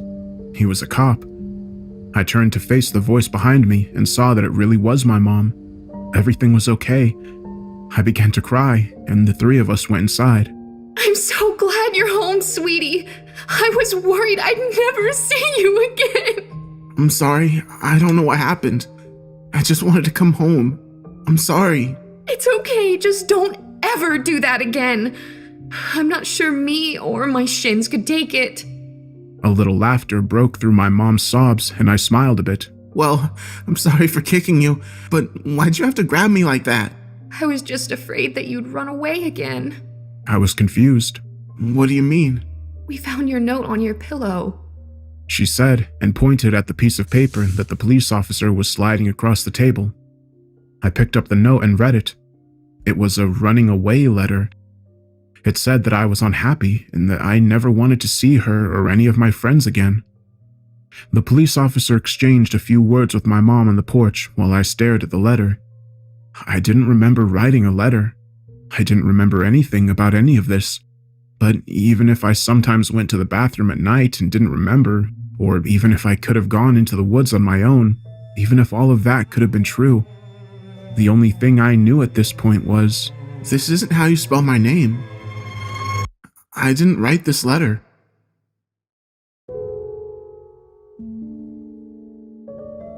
When I was 5 years old, I went to an elementary school that, from what I've come to understand, was really adamant about the importance of learning through activity. It was part of a new program designed to allow children to rise at their own pace, and to facilitate this, the school encouraged teachers to come up with really inventive lesson plans. Each teacher was given the latitude to create his or her own themes, which would run through the duration of the grade, and all the lessons in math, reading, etc. would be designed in the spirit of the theme. These themes were called groups. There was a space group, a sea group, an earth group, and the group I was in, community. In kindergarten in this country, you don't learn much except for how to tie your shoes and how to share, so most of it isn't very memorable. I only remember 2 things very clearly. I was the best at writing my name the right way, and the balloon project, which was really the hallmark of the community group, since it was a pretty clever way to show how a community functioned at a really basic level. You've probably heard of this activity. On one Friday, I remember it being Friday because I was excited about the project, and it being the end of the week. Toward the beginning of the year, we walked into the classroom in the morning and saw that there was a fully inflated balloon tied off with a string taped to each of the desks. Sitting on each of our desks was a marker, a pen, a piece of paper, and an envelope. The project was to write a note on the paper, put it in the envelope, and attach it to the balloon, which we could draw a picture on if we wanted. Most of the kids started fighting over the balloons because they wanted different colors, but I started on my note, which I had thought a lot about. All the notes had to follow a loose structure, but we were allowed to be creative with those boundaries. My note was something like this. Hi, you found my balloon. My name is and I attend elementary school. You can keep the balloon, but I hope you write me back. I like Mighty Max, exploring, building forts, swimming, and friends. What do you like? Write me back soon. Here's $1 for the mail. On the dollar, I wrote 4 stamps right across the front. which my mom said was unnecessary, but I thought it was genius, so I did it. The teacher took a Polaroid of each of our balloons and had us put them in the envelope along with our letter. They also included another letter that I assume explained the nature of the project and a sincere appreciation for anyone's participation in writing back and sending photos of their city or neighborhood. That was the whole idea, to build a sense of community without having to leave school, and to establish safe contact with other people. It seemed like a fun idea. Over the next couple weeks, the letters started to roll in. Most came with pictures of different landmarks, and each time a letter would come in, the teacher would pin the picture on a big wall map we had put up, showing where the letter had come from and how far the balloon had traveled. It was a really smart idea, because we actually looked forward to coming to school to see if we had gotten our letter. For the duration of the year, we had one day a week where we could write back to our pen pal, or another student's pen pal in case our letter hadn't come in yet. Mine was one of the last to arrive. When I came into the classroom, I looked at my desk and once again didn't see any letter waiting for me. But as I sat down, the teacher approached me and handed me an envelope. I must have looked so excited because as I was about to open it, she put her hand on mine to stop me and said, "Please don't be upset." I didn't understand what she meant. Why would I be upset now that my letter had come? Initially, I was mystified that she would even know what was in the envelope, but now I realized that of course the teachers had screened the contents to make sure that there was nothing obscene. But all the same, how could I be disappointed? When I opened the envelope, I understood. There was no letter. The only thing in the envelope was a Polaroid, but I couldn't really make out what it was. It looked like a patch of desert, but it was too blurry to decipher.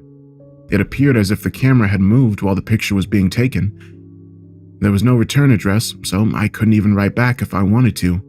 I was crushed. The school year passed on, and the letters had stopped coming for nearly all of the other students. After all, you can only continue to write correspondence with a kindergartner for so long. Everyone, including myself, had lost interest in the letters almost completely. Then I got another envelope. My excitement was rejuvenated, and I reveled in the fact that I was still getting a letter when most of the other pen pals had abandoned their involvement. It made sense that I received another delivery. There had been nothing but a blurry picture in the first one, so this one was probably to make up for that. But again, there was no letter at all, just another picture. This one was more distinguishable, but I still didn't understand it. The photograph was angled up, catching the top corner of a building, and the rest of the image was distorted by a lens flare from the sun. Because the balloons didn't travel very far, and because they all were launched on the exact same day, the board had become a bit cluttered. And so, the policy for students still exchanging letters became that they could take the photographs home. My best friend Josh had the second highest number of pictures taken home by the end of the year. His pen pal was really cooperative and sent him pictures from all around the neighboring city. Josh took home, I think, 4 pictures. I took home nearly 50. The envelopes were all opened by the teacher, but after a while, I stopped even looking at the pictures. However, I saved them in one of my drawers that housed my collection of rocks, baseball cards, comic book cards, Marvel metal cards for those who might remember, and little miniature baseball battling helmets that I'd gotten out of a vending machine at Winn-Dixie after t-ball games. With the school year over, my attention turned to other things. My mom had gotten me a small snow cone machine for Christmas that year, and Josh had really coveted it, so much so that his parents bought him a slightly nicer one for his birthday, which was towards the end of the school year. That summer, we had the idea that we would set up a snow cone stand to make money. We thought we'd make a fortune selling snow cones at $1. Josh lived in a different neighborhood, but we eventually decided that my neighborhood would be better because there were a lot of people who cared about their lawns. The yards in my neighborhood were slightly bigger. We did this for 5 weekends in a row until my mom told us we had to stop, and I've only recently come to understand why she did that. On the 5th weekend, Josh and I were counting our money because we both had a machine. Each had a separate stack of money that we could put together into one stack and then we could split it evenly. We had made a total of $16, and as Josh paid out my 5th dollar, a feeling of profound surprise consumed me. The dollar said, 4 stamps. Josh noticed my shock and asked if he had miscounted. I told him about the dollar, and he said, "Oh, that's so cool, man!" As I thought about it, I came to agree. The idea that the dollar had made it right back to me after changing so many hands floored me. I rushed to tell my mom, but my excitement, coupled with her being distracted by a phone call, made my story incomprehensible, and she responded simply by saying, Oh wow, that's neat. Frustrated, I ran back outside and told Josh I had something to show him. Back in my room, I opened the drawer and took out the stack of envelopes and showed him some of the pictures. I started with the first picture, and we went through about 10 before Josh lost interest and asked if I wanted to go play in the ditch, a dirt ditch down the street from my house, before his mom came to pick him up. So that's what we did. We had a dirt war for a while, but it was interrupted several times by rustling in the woods around us. There were raccoons and stray cats that lived in there, but this was making a little too much noise, and we traded guesses as to what it was in an attempt to scare each other. My guess was that it was a mummy, but in the end, Josh kept insisting that it was a robot because of the sounds that we heard. Before we left, he got a little serious and looked me right in the eyes and said, "You heard it, didn't you? It sounded like a robot. You heard it too, right?" I had heard it, and since it sounded mechanical, I agreed that it was probably a robot. It's only now that I understood what we heard. When we got back, Josh's mom was waiting for him at the kitchen table with my mom. Josh told his mom about the robot. Our moms laughed, and Josh went home. Mom and I ate dinner, and then I went to bed. I didn't stay in bed for long before I crept out, and decided that, due to the day's events, I would revisit the envelope, since now the whole affair seemed much more interesting. I took the first envelope and set it on the floor, and set the blurry desert Polaroid on top. I laid the second envelope right next to it, and placed the oddly angled Polaroid of a building's top corner on top, and did this with each picture until they formed a grid that was about 5 by 10. I was always taught to be careful with the things I was collecting, even if I wasn't sure they were valuable. I noticed that the pictures gradually became more decipherable. There was a tree with a bird on it, a speed limit sign, a power line, a group of people walking into some building, and then I saw something that vexed me so powerfully that I can now, as I record this, distinctly remember feeling dizzy and capable of only one single repeating thought. Why am I in this photograph? In this photograph of the group of people entering the building, I saw myself holding hands with my mother in the very back of the crowd of people. We were at the very edge of the photo, but it was undeniably us. And as my eyes swam over the sea of Polaroids, I became increasingly anxious. It was a really odd feeling. It wasn't fear. It was the feeling you get when you're in trouble. I'm not sure why I was flooded with that feeling, but there I sat, floundering in the distinct sense that I had done something wrong, and this feeling only intensified as I looked on at the rest of the photos after the one that had so powerfully struck me. I was in every photo. None of them were close shots. None of them were only of me, but I was in every single one of them. Off to the side, in the back, bottom of the frame, some of them only had the tiniest part of my face captured at the very edge of the photo, but nevertheless, I was there. I was always there. I didn't know what to do. Your mind works in funny ways as a kid, but there was a large part of me that was afraid of getting in trouble simply for still being up. Since I already had the looming feeling of having done something wrong, I decided that I would wait until tomorrow. The next day, my mom was off work and spent most of the morning cleaning up around the house. I watched cartoons, I imagine, and waited until I thought it was a good time to show her the Polaroids. When she went out to get the mail, I grabbed a couple of pictures and put them on the table in front of me as I was waiting for her to come back in. When she returned, she was already opening the mail and threw some junk mail into the trash can, and I said, "Mom, can you come here for a second? I have these pictures." Just give me a minute, honey. I need to mark these on the calendar. After a minute or two, she came and stood behind me and asked me what I needed. I could hear her shuffling with the mail behind me, but I just looked at the Polaroids and told her about them. As I explained more and pointed to the pictures, her frequent Uh-huh. and Okay. decreased, and she was suddenly completely quiet and only making a little noise with the mail. The next noise I heard from her sounded as if she was trying to catch her breath in a room that had no air in it. At last, her struggling gasps were conquered, and she simply dropped the remaining mail on the table and ran to the kitchen to get the phone. Mom, I'm sorry. I didn't know about these. Please don't be mad at me. With the phone pressed to her ear, she was walking and running back and forth and shouting into it. I nervously fiddled with the mail sitting next to my Polaroids. The top envelope had something sticking out of it that I thoughtlessly and anxiously pulled on until it came out. It was another Polaroid. Confused, I thought that somehow one of my Polaroids had slipped into the stack when she threw the mail down. But when I turned it over and looked at it, I realized that I had not seen this one before. To my dismay, it was me. But this one was a much closer shot. I was surrounded by trees and smiling. But it wasn't just me, I noticed. Josh was there too. This was us from yesterday. I started yelling for Mom, who was still screaming into the phone. I repeatedly yelled for her until she finally responded with, "What?" And I could only think to ask, "Who are you calling?" "I'm talking with the police, honey."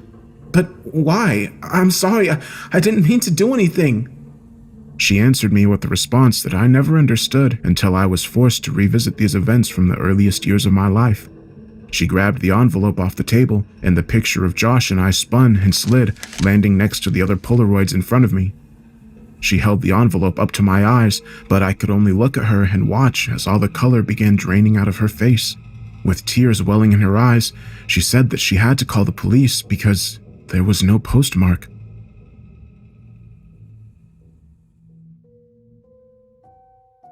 For those of you who have heard my other stories and asked if there was more and received cryptic answers from me, I want to apologize for being dishonest.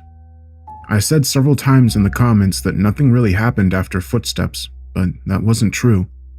The events of the following story weren't locked away in the recesses of my mind. I've always remembered them. It wasn't until I remembered balloons and spoke with my mother about the following events that I realized how intertwined this story was with everything else. But I originally hadn't really planned on sharing this anyway. My desire to withhold this memory was due mostly to the fact that I don't think I showed good judgment in it. I also wanted consent from another person to tell it, so as to not misinterpret what transpired. I didn't expect there to be a lot of interest in my other stories, so I never thought I'd really get pressed for more details, and I would have been happy to keep this to myself for the rest of my life. I haven't been able to reach the other party, but I would feel disingenuous withholding this story from those who wanted more information now that I've spoken with my mother and another connecting line has been drawn. What follows is as accurate a recollection as I can manage. I spent the summer before my first year of elementary school learning how to climb trees. There was one particular pine tree right outside my house that seemed almost designed for me. It had branches that were so low I could easily grab them without a boost. And for the first couple days, after I first learned how to pull myself up, I would just sit on the lowest branch, dangling my feet, and was easily visible from the kitchen window, which was just above the sink. Before too long, my mother and I developed a routine where I would go play on the tree when she washed the dishes, because she could easily see me while she did other things.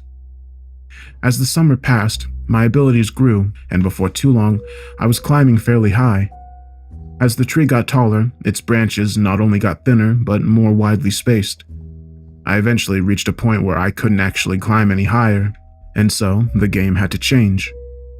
I began to concentrate on speed, and in the end, I could reach my highest branch in 25 seconds.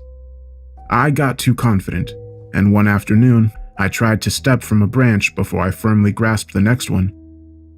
I fell about 20 feet and broke my arm really badly in 2 places. My mom was running toward me yelling, and I remember her sounding like she was underwater. I don't remember what she said, but I do remember being surprised at just how white my bone was. I was going to start kindergarten with a cast and wouldn't even have any friends to sign it. My mom must have felt terrible because the day before I started school, she brought home a kitten. He was just a baby and was striped with tan and white. As soon as she put him down, he crawled into an empty box of soda that was sitting on the floor. I named him Boxes. Boxes was only an outside cat when he escaped. My mom had him declawed so he wouldn't destroy the furniture, so as a result, we did our best to keep him inside.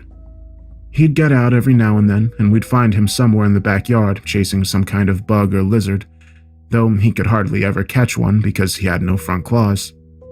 He was pretty evasive, but we'd always catch him and carry him back inside. He'd scramble to look back over my shoulder. I told my mom that it was because he was planning his strategy for next time. Once inside, we'd give him some tuna fish, and he came to learn what the sound of the can opener must signal. He'd come running whenever he heard it. This conditioning came in handy later, because toward the end of our time in that house, boxes would get out much more often and would run under the house and into the crawl space, where neither of us wanted to follow because it was cramped and probably crawling with bugs and rodents. Ingeniously, my mom thought to hook the can opener to an extension cord out back and run it right outside the hole that boxes had gone through. Eventually, he would emerge with his loud meows, looking excited by the sound and then horrified at how we could run such a cruel ruse on him. A can opener with no tuna made no sense to boxes. The last time he escaped to under the house was basically our last day in it. My mom had put the house on the market, and we began packing our things. We didn't have much, and we stretched the packing out a while, though I had already packed up all my clothes at my mom's request.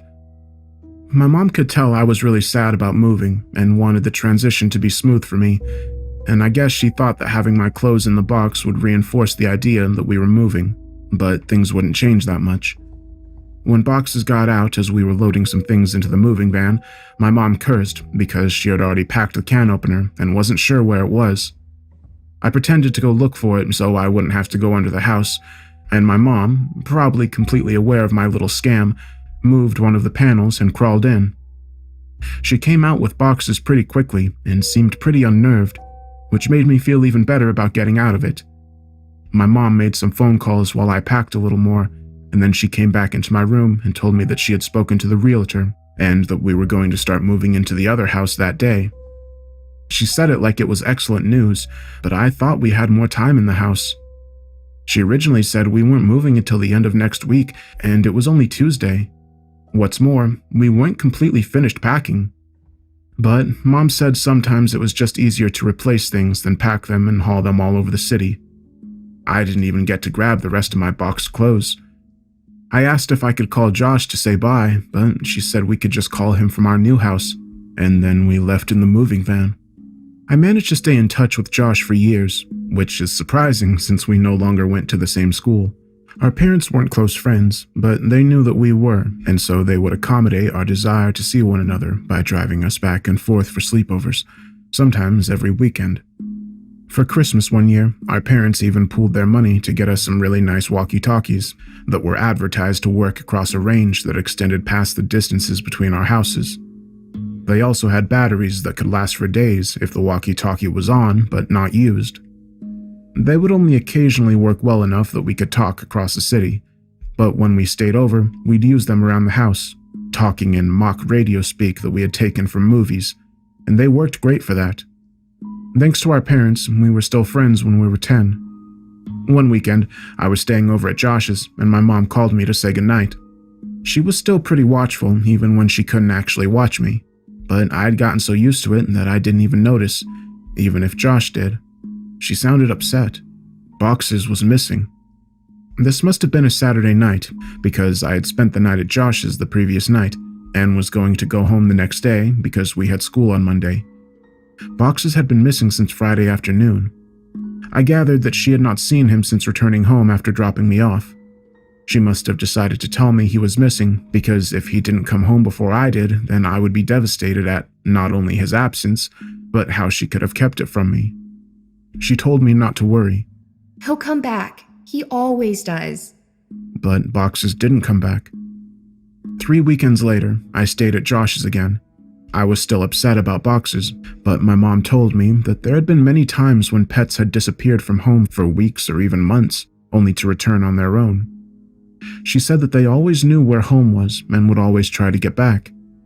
I was explaining this to Josh when a thought hit me so hard that I interrupted my own sentence to say aloud, "What if Boxes thought of the wrong home?" Josh was confused. What? He lives with you. He knows where his home is. But he grew up somewhere else, Josh. He was raised in my old house a couple of neighborhoods away, Maybe he still thinks of that place as home, like I do. Oh, I get it. Well, that'd be great. We'll tell my dad tomorrow and he'll take us over there so we can look. No, you won't, man. My mom said that we can never ever go back to that place because the new owners wouldn't want to be bothered. She said that she told your mom and dad the same thing. Okay, then we'll just go out exploring tomorrow and make our way to your old house and— No, if we get spotted, your dad will find out, and then so will my mom. We have to go there ourselves. We have to go there tonight. It didn't take much convincing to get Josh on board, since he was usually the one to come up with ideas like this. But we had never snuck out of his house before. It actually turned out to be incredibly easy. The window in his room opened to the backyard, and he had a latched wooden fence that wasn't locked. After 2 minor hurdles, we slipped off into the night, flashlight and walkie-talkies in hand. There were 2 ways to get from Josh's house to my old house. We could walk on the street and make all the turns, or go through the woods, which would take about half the time. It would have taken about 2 hours to walk there taking the street, but I suggested that we go that way anyway. I told him it was because I didn't want to get lost. Josh refused and said that if we were seen, they might recognize him and tell his dad. He threatened to go home if we didn't just take the shortcut. And I accepted it because I didn't want to go by myself. Josh didn't know about the last time I walked through these woods at night. The woods were so much less creepy with a friend and a flashlight, and we were making pretty good time. I wasn't entirely sure where we were, but Josh seemed confident enough, and that bolstered my morale. We passed through a particularly thick patch of tangled trees when the strap on my walkie-talkie got caught in a branch. Josh had the flashlight, and so I was struggling to get the walkie-talkie free when I heard Josh say, "Hey man, wanna go for a swim?" I looked over to where he was shining the flashlight, though I closed my eyes as I did, because I now knew where we were. He was pointing at the pool float. This was where I had woken up in those woods all those years ago. I felt a lump in my throat and the sting of fresh tears in my eyes as I continued to struggle with the walkie. Frustrated, I yanked on it hard enough to break it free, and I turned and walked to Josh, who had partially laid down on the pool float in a mock sunbathing pose. As I walked toward him, I stumbled and nearly fell into a fairly large hole that was sitting in the middle of this small clearing. But I regained my balance and stopped right at its edge. It was deep. I was surprised by the size of the hole, but more surprised by the fact that I didn't remember it. I realized it must not have been there that night, because it was in the same spot where I'd woken up. I put it out of my mind and turned to Josh. Quit messing around, man. You saw I was stuck over there, and you were just laying here joking around on this float. I punctuated the sentence with a kick to an exposed part of the float. A screeching rose from it, Josh's smile inverted. He suddenly looked terrified and was struggling to get off the float, but he couldn't in a quick manner due to the awkward way he was laying on it. Each time he would fall back onto the float, the screeching would intensify. I wanted to help Josh, but I couldn't move myself any closer, and my legs wouldn't cooperate. I hated these woods. I picked up the flashlight that he had thrown in his thrashing and shined it on the float, not knowing what to expect. Finally, Josh got off the float and rushed next to me, looking at where I was shining the light. Suddenly, there it was. It was a rat. I started laughing nervously as we both watched the rat run into the woods, taking the screeches with it. Josh lightly punched me in the arm, the smile slowly returning to his face, and we continued walking.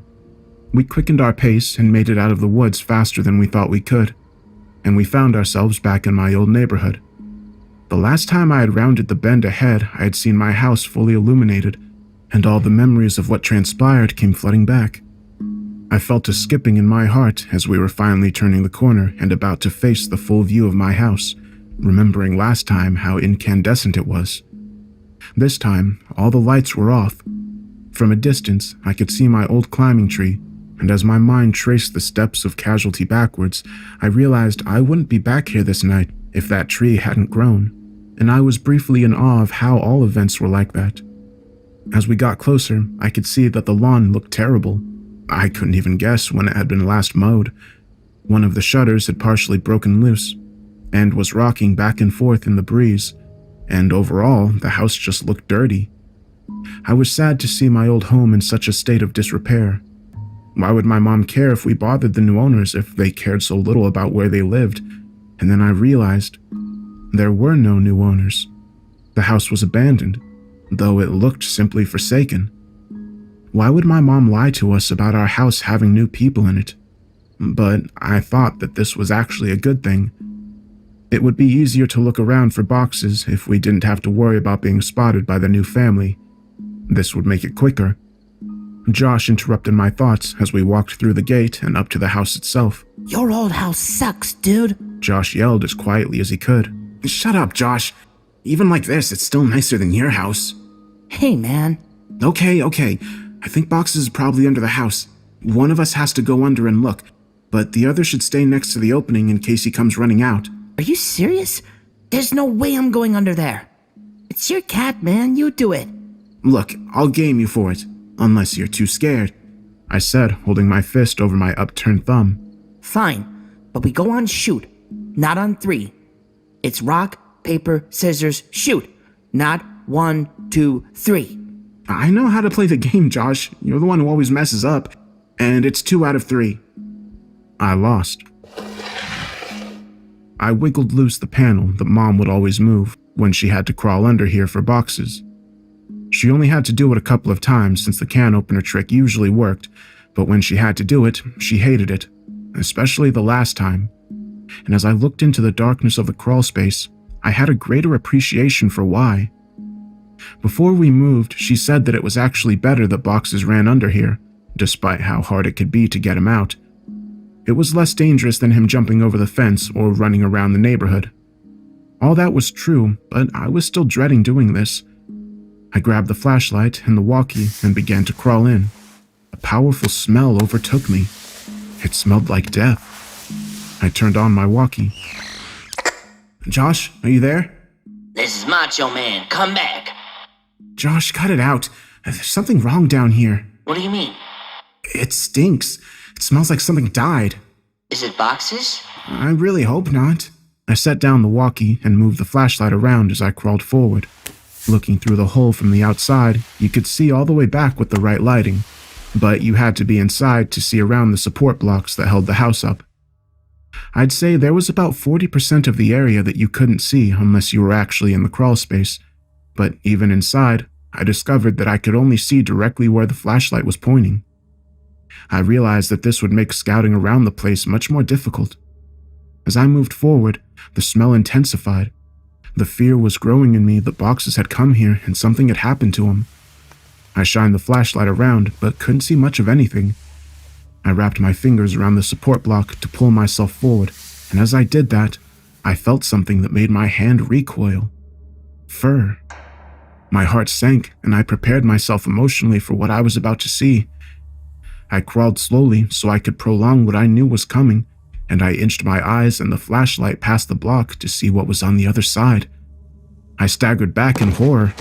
Jesus! Escaped my trembling lips. It was a hideous and twisted creature, badly decomposed. Its skin had rotted away on its face so the teeth appeared to be enormous, and the smell was unbearable. What is it? Are you okay? Is it boxes? I reached for the walkie-talkie. No, it's not boxes. What the hell is it then? I don't know. I shined the light on it again and looked at it with far less fear in my vision. I chuckled. It's a raccoon. Well, keep looking. I'm gonna go into the house, see if he might have made it in there somehow. What? No, Josh, don't go in there. What if Boxes is down here and runs out? He can't. I put the board back. I looked and saw that he was telling the truth. Why'd you do that? Don't worry, man. You can move it easy. This makes more sense. If Boxes ran out and I missed him, then he'd be gone. If he's down there, then grab him tight and I'll come move the board. And if he's not, then you can move it yourself while I look in the house. Some of his points were good, and I doubted he'd be able to get in anyway. Okay, but be careful. Don't touch anything. There's a bunch of my old clothes still in boxes in my room. You can look in there and see if he crawled in one, and make sure to bring your walkie. Roger that, good buddy. I realized it would be pitch black in there. The power would have turned off since no one was paying the bill. With any luck, he'd be able to see from the streetlights that might cast some light inside. Otherwise, I'm not sure what he'd do. Before too long, I heard footsteps right over my head and felt old dirt raining down on me. Josh, is that you? Breaker, this is Macho Man coming back for the big tangled foxtrot. Oh yeah, the eagle has landed. What's your 20, Princess Jasmine? Over. Asshole. Macho man, my 20 is in your bathroom looking at your stash of magazines. Looks like you got a thing for dudes' butts. What's the report on that? Over. I could hear him laughing without the walkie-talkie, and I started laughing too. I heard footsteps fade away a little. He was on his way to my room. Man, it's dark in here. Hey, are you sure you had boxes of clothes in here? I don't see any. Yeah, there should be a couple of boxes in front of the closet. There aren't any boxes in here. Let me check to see if maybe you put the boxes in the closet before you left. I started thinking that maybe my mom had come back and gotten the clothes and just given them away because I had outgrown a lot of them, but I remembered leaving the boxes there. I didn't even have time to close the last one up before we left. While I was waiting for Josh to tell me what he found, I kicked out my leg, which had started falling asleep because of the position I was in, and hit something. I looked back and saw something really strange. It was a blanket, and all around it were bowls. I crawled a little closer. The blanket smelled moldy, and most of the bowls were empty, but one had something that I recognized still in it: cat food. It was a different kind than we gave to boxes, but I suddenly understood. Mom had set up a little place for boxes to encourage him to come here instead of running around the neighborhood. That made a lot of sense, and it seemed even more likely that boxes would have come back to this place. That's so cool, Mom, I thought. I found your clothes. Oh, cool. Where were the boxes? Like I said, there are no boxes. Your clothes are in your closet. They're hanging up. I felt a chill. This was impossible. I had packed all my clothes, even though we weren't supposed to move for another 2 weeks when we left. I remembered packing them and thinking that it was stupid for me to have to get the clothes out of the box and put them back in. I had packed them, but someone had hung them up. Why, though? Josh needed to get out of there. That can't be right, Josh. They're supposed to be in boxes. Stop messing around and just come back outside. No joke, man. I'm looking at them. Maybe you just thought that you left them. Wow, you sure like to look at yourself, don't you? What? What do you mean? Your walls, man. Your walls are covered in Polaroids of yourself. There are hundreds of them. What, did you hire someone to... Silence. I checked my walkie to see if I had switched it off somehow. It was fine. I could hear footsteps, but couldn't tell exactly where Josh was going. I waited for Josh to finish his sentence, thinking that his finger had just slipped off the button, but he didn't continue. He seemed to be stomping around the house now. I was about to radio him when he came back. There's someone in the house. His voice was hushed and broken. I could hear he was on the verge of tears. I wanted to respond, but how loud was his walkie turned up? What if the other person heard it? I said nothing and just waited and listened. What I heard were footsteps. Heavy, dragging footsteps. And then a loud thud. Oh God, Josh! He had been found. I was sure of it. This person had found him and was hurting him. I broke out in tears. He was my only friend next to boxes. And then I realized, what if Josh told him I was under here? What could I possibly do? As I struggled to compose myself, I thankfully heard Josh's voice through the walkie. He's got something, man. It's a big bag. He just threw it on the floor and... Oh, God. Man, the bag... I think it just moved. I was paralyzed. I wanted to run home. I wanted to save Josh. I wanted to go for help. I wanted so many things, but I just lay there, frozen. As I lay, unable to move, my eyes focused on the corner of the house that was right under my room. I moved my flashlight. My breath hitched at what I saw. Animals, dozens of them, all dead. They lay in piles all around the perimeter of the crawl space. Could boxes be among these corpses? Was this what the cat food was for? Seeing this broke my shock, as I knew I had to get out of there, and I scrambled to the board. I pushed on it, but it wouldn't budge. I couldn't move it because it was wedged in there, and I couldn't get my fingers around it since the edges were outside. I was trapped. God damn you, Josh! I whispered to myself. I could feel thunderous footsteps above me. The house was shaking. I heard Josh scream, and it was matched by another scream that wasn't full of fear. As I continued pushing, I felt the board move, but I knew it wasn't me who was moving it. I could hear footsteps above me and in front of me, and shouting and screaming filling the brief silences between footsteps.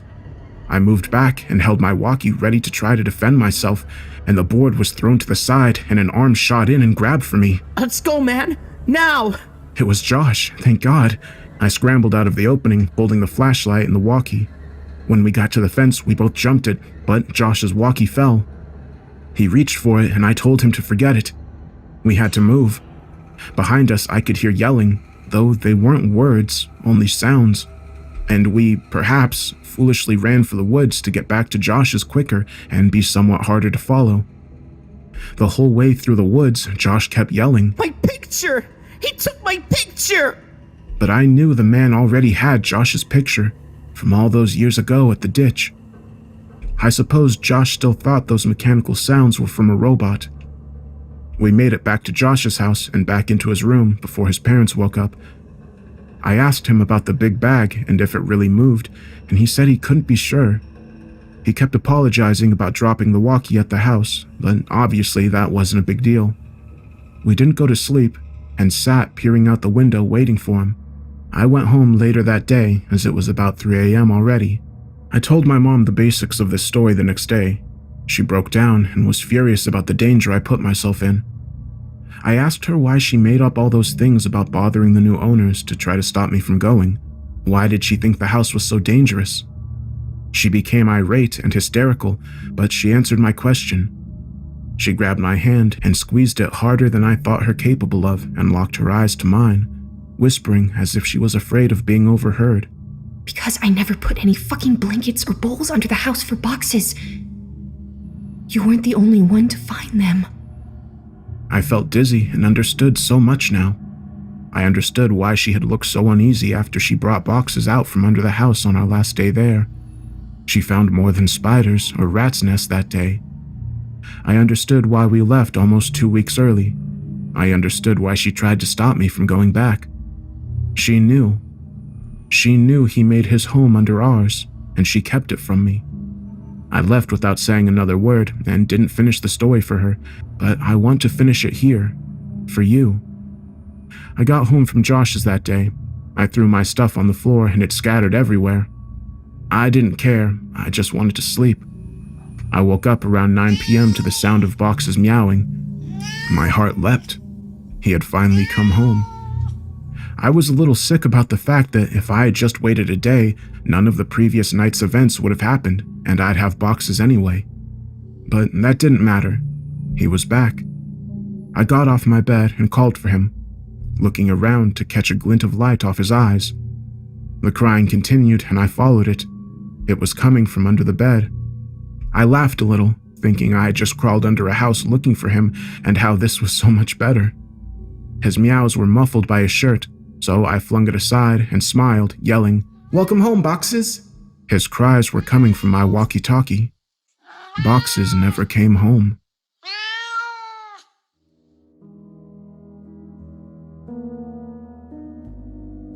There was a comment on the last post that made me remember an event from my childhood that I always took as odd, but never considered it to be related to any of these stories. I know now that it is. It's funny how memory works. The details might all be present in your mind, though scattered and disarrayed, and then a single thought can stitch them back together almost instantly. I never thought of these events much because I was focused on the wrong details. I went back to my mom's house and went through my old childhood schoolwork looking for something that I think is important. I couldn't find it, but I'll keep looking. Most old cities and the neighborhoods in them weren't planned with the thought that the population would begin to grow exponentially and it would have to be accommodated. The layout of the roads is generally originally in response to geographical restrictions and the necessity of connection points of economic importance. Once the connecting roads are established, new businesses and roads are positioned strategically along the existing skeleton, and eventually, the paths carved into the earth are immortalized in asphalt, leaving room for only minor modifications, additions, and alterations, but never a dramatic change. My childhood neighborhood must have been old then. If straight lines move, as the crow flies, then my neighborhood must have been built based on the travels of a snake. The first houses built must have been placed around the lake, and gradually the inhabited area increased as new extensions were built off the original path. But these new extensions all ended abruptly at one point or another. There was only one entrance, exit for the entire neighborhood. Many of these extensions were limited by tributary, which both fed and drank from the lake and passed right by what I call, and have called in these stories, the ditch. Many of the original homes and enormous yards, but some of those original plots have been divided, leaving properties with smaller and smaller boundaries. An aerial view of my neighborhood would give one the impression that an enormous squid had once died in the woods, and some adventuring entrepreneur found the corpse and paved roads over its tentacles, only to withdraw his involvement and leave time, greed, and desperation to divide up the land among prospective homeowners like an embarrassing attempt at the golden ratio. From my porch, you could see old houses that surrounded the lake, but the house of Mrs. Maggie was my favorite. She was, as best as I can remember, around 80 years old. But despite that, she was one of the friendliest people I had ever met. She had a head of loose-set, white curls and always wore light dresses with floral patterns. She would talk to me and Josh from her back porch when we were swimming in the lake, and she would always invite us in for snacks. She said that she was lonely because her husband Tom was always away on business, but Josh and I would always decline her invitation because, as nice as Mrs. Maggie was, there was still something a bit odd about her. Every now and then, when we would swim away, she would say, "Chris and John, you're welcome here anytime." And we could hear her still yelling that when we were walking back into my house. Mrs. Maggie, like many of the older homeowners, had a sprinkler system that was on a timer, though at some point over the years her timer must have broken because the sprinklers would come on at various points during the day, and often even at night all year. While it never got cold enough to snow very much, several times each year I would go outside in the morning to see Mrs. Maggie's yard transformed into a surreal Arctic paradise by the frozen water. Every other yard stood sterilized and dry by the biting frost of winter's cold. But right there in the middle of the bleak reminder of the savagery of the season was an oasis of beautiful ice hanging like stalactites from every branch, every tree, and every leaf of every bush. As the sun rose, it reflected off, and each piece of ice splintered the sun into a rainbow that would only be viewed briefly before it blinded you. Even as a child, I was struck by how beautiful it was, and often Josh and I would go over there and walk on the iced grass and have sword fights with the icicles. I once asked Mom why she left it on like that. Mom seemed to search for an explanation before she said, "Well, sweetie, Miss Maggie is sick a lot, and sometimes when she gets really sick, she gets confused. That's why she messes up yours and Josh's name sometimes. She doesn't mean to, but sometimes she just can't remember. She lives in that big house all by herself, so it's okay if you talk to her when you swim in the lake. But when she invites you in, you should keep saying no. Be polite. Her feelings won't get hurt." "But she's less lonely when her husband comes home though, right? How long will he be away on business? It seems like he's always away." My mom seemed to struggle, and I could see that she had become very upset. Finally, she answered, "Honey, Tom's not going to come home. Tom's in heaven. He died years and years ago, but Mrs. Maggie doesn't remember. She gets confused and forgets. But Tom's not ever coming home. If someone moved back in with her, she might even think it was Tom. But he's gone, sweetie." I would have only been around 5 or 6 when she told me that, and while I didn't understand it completely, I was still profoundly sad for Mrs. Maggie. I know now that Mrs. Maggie had Alzheimer's. She and her husband Tom had 2 sons, Chris and John. The two had worked out payment plans with the utility companies and paid for Mrs. Maggie's water and electricity, but they would never visit her. I don't know if something happened between them, or if it was the illness, or if they just lived too far away, but they never came around. I have no idea what they looked like, but there were times when Mrs. Maggie must have thought that Josh and I looked like they did when they were children. Or maybe she saw what some part of her mind so desperately wanted her to see, ignoring the images transmitted down her optic nerve and just for a little while showing her what used to be. I realize only now how lonely she must have been. During the summer after kindergarten, before the events of balloons, Josh and I had taken to exploring the woods near my house, as well as the tributary of the lake. We knew that the woods between our houses were connected, and we thought it would be neat if the lake near my house was somehow connected to the creek around his, so we resolved ourselves to find out. We were going to make maps. The plan was to make 2 separate maps and then combine them. We would make one map exploring the area around the creek near his house, and make another following the outflow from my lake. Originally, we were going to make one map, but we realized that wasn't possible, since I had started drawing the map out of my area so huge that the route from his house wouldn't have been to scale. We kept the map from the lake at my house and the map from the creek at his house, and we would add to each one when we stayed the night with each other.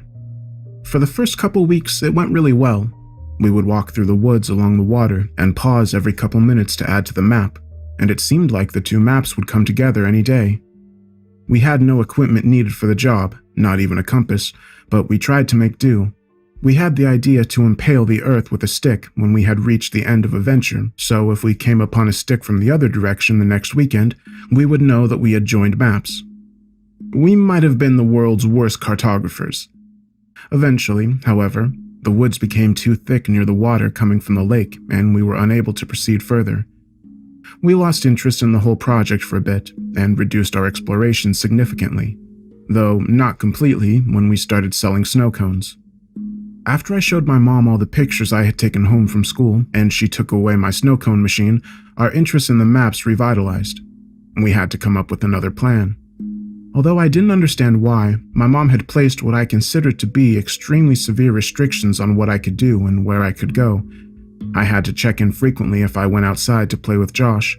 This meant that we couldn't stay in the woods for hours and continue to look for a new path. We thought we could just swim when we got to the cutoff in the woods, but that clearly wouldn't work since the map would get wet. We tried going faster when we were coming from Josh's house, but we eventually ran into the same problem. Then we had a brilliant idea. We'd build a raft. Due to the construction in the neighborhood, there was a large amount of scrap building material that the company would set in the ditch to keep it out of the road and off-site since they no longer needed it for building. We originally conceived of a formidable ship complete with a mast and an anchor, but this quickly diminished into something more manageable. We set aside the wood and took several large pieces of styrofoam that were backed with foam board and tied them together with rope and kite string. We launched our vessel a little downwater from Mrs. Maggie and waved a farewell to her as she motioned us to come back her way, but there was no stopping us. The raft worked very well, and while we both behaved and spoke as if the functionality of the raft was a given, I know at least I was a little surprised. We each had a fairly long tree branch to use as a paddle, but we found it was easier to simply push against the land under the water than actually use them as intended. When the water became too deep, we simply lie on our stomachs and use our hands to paddle the water, which still worked, albeit less well. The first time we had to resort to that method of propulsion, I remember thinking that from far above, it must have looked like a colossally fat man with tiny arms was out for a swim. It actually took us several trips to get the raft to the impassable patch of woods that marked the farthest we'd made it. After we had come up with the idea of marking the ground with the stick, we had taken to running through the woods until we got to the stick, and then, as carefully and precisely as we could, charting our course. This meant that the impasse was actually quite a bit away. So to sail around my house all the way back to the blockade in the woods was taking longer than expected. We'd sail for a bit, then dock the raft, and then next time we'd run through the woods to the raft and go a little farther. We continued this well into first grade. Josh and I were assigned to different groups that year, so since we didn't really see one another during the school day, our parents were more willing to let us hang out all weekend each week. What's more, Josh's dad had taken on a lengthy construction job that required him to work over the weekends, and his mom was on call, so this meant that Josh would stay at my house most every weekend for weeks on end. We should have been making excellent progress, but when we finally made it to the impasse and had the opportunity to explore past it, we couldn't find a place to dock the raft. The woods were simply too thick, and the water had eroded the land to the point where there was nearly a 2-foot rise of earth, which exposed the twisting and damp roots of the trees above.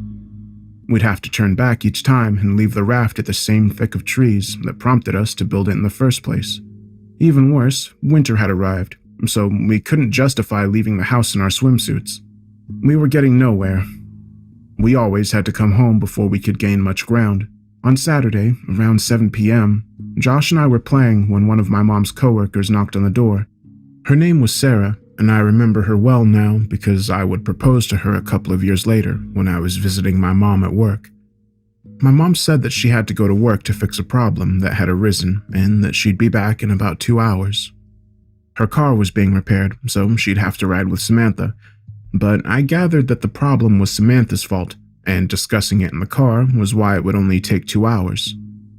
She said under no circumstances were we to leave the house or open the door for anyone, and she was in the middle of explaining that she would call every hour when she got there to check in, but she ended that statement prematurely when she remembered that our phone had been turned off for delinquent payments. This was why Samantha had just come by unannounced. She looked me dead in the eye as she was closing the door and said, "Stay put." This was our chance.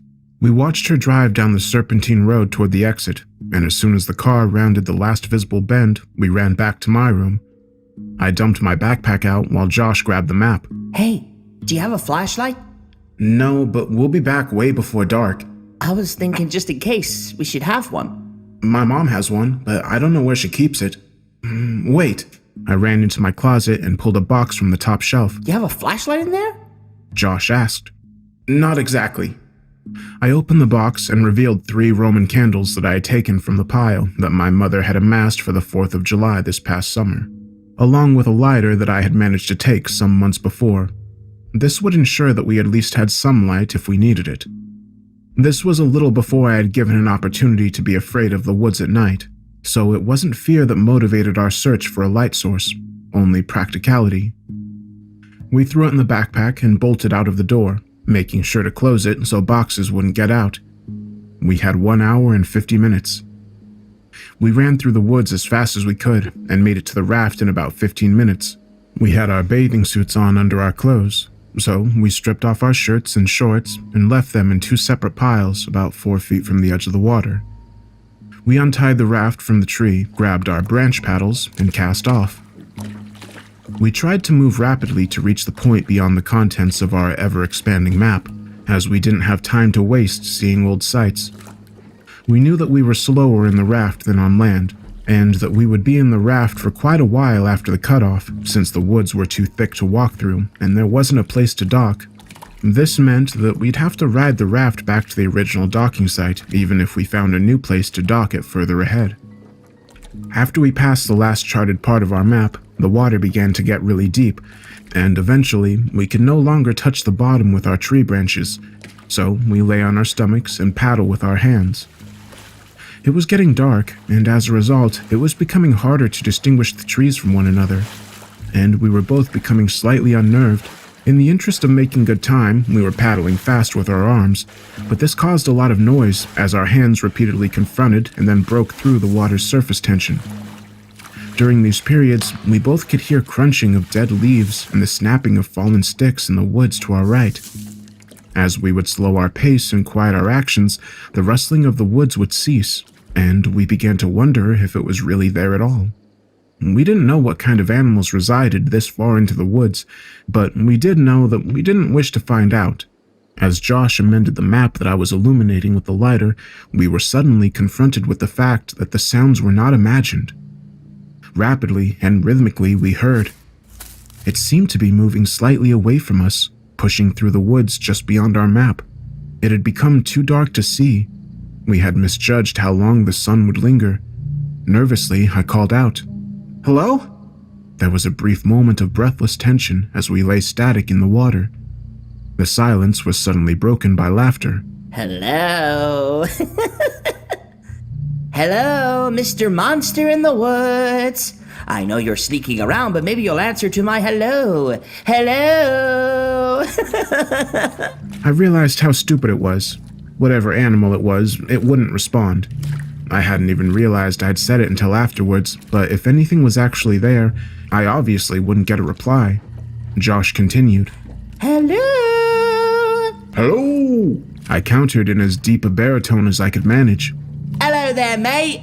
Hello, beep, boop. We continued mocking each other, and were in the process of turning the raft around to head back when we heard, "Hello," as if it were powered by the last breath of a pair of deflating lungs.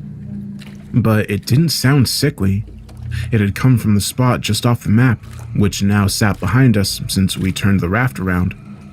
I slowly shifted on the raft and faced the direction of the sound as I fumbled with the Roman candle.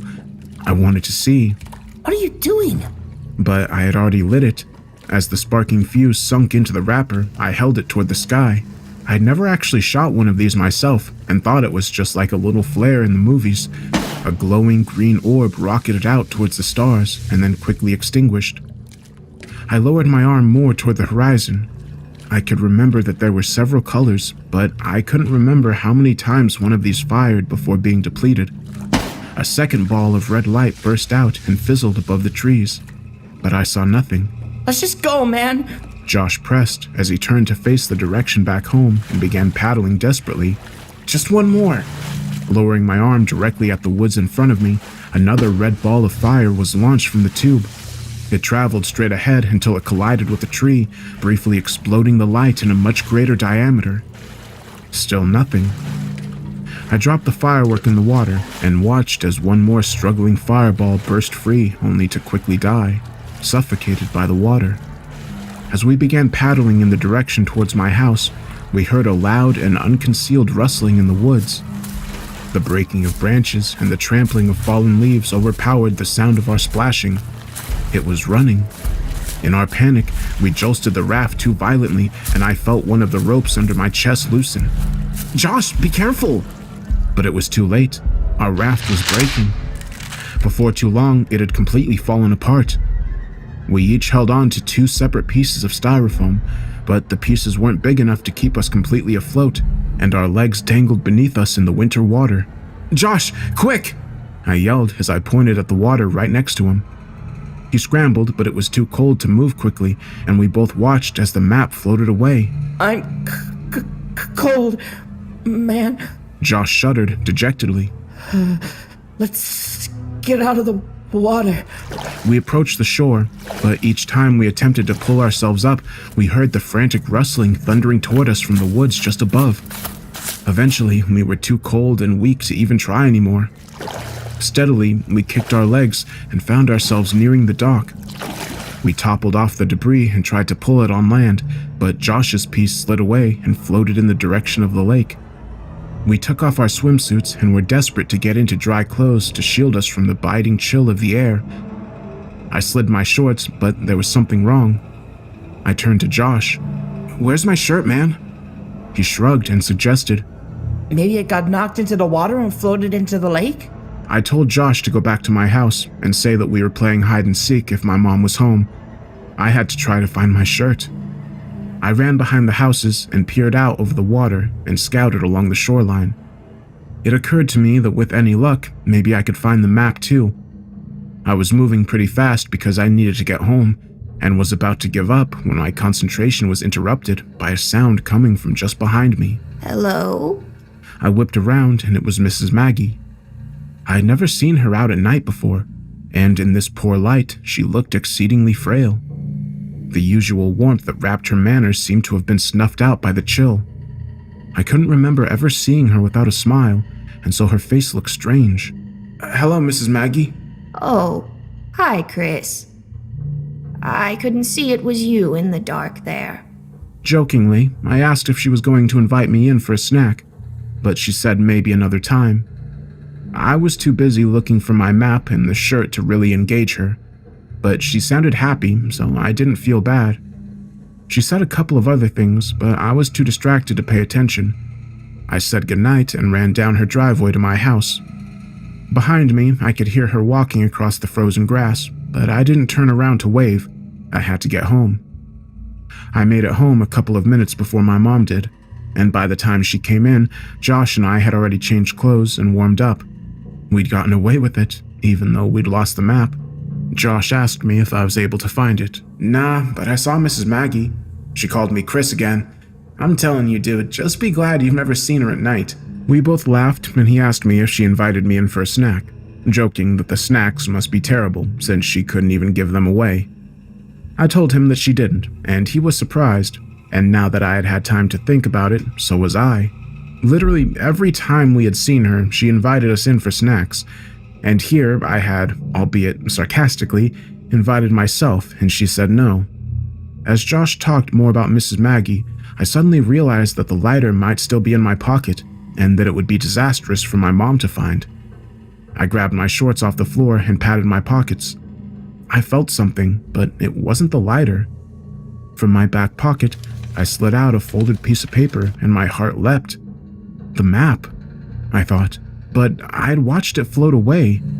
As I unfolded the paper, my stomach turned as I tried to understand what I was seeing. Drawn on the paper, inside a large oval, were two sticks holding hands.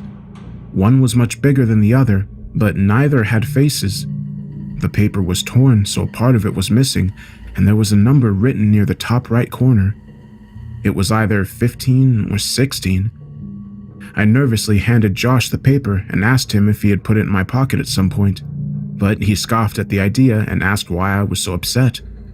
I pointed toward the smaller stick figure and what was written next to it. It was my initials. I shook it off and told Josh the rest of the conversation between Miss Maggie and I. I had always attributed the odd exchange to her being sick until revisiting the events in my mind all these years later. As I think about it now, the feeling of profound sadness for Mrs. Maggie returns, but it is augmented by the looming feeling of despair when I think about why she said, maybe another time. I knew what she had said, but I didn't understand what it meant that night.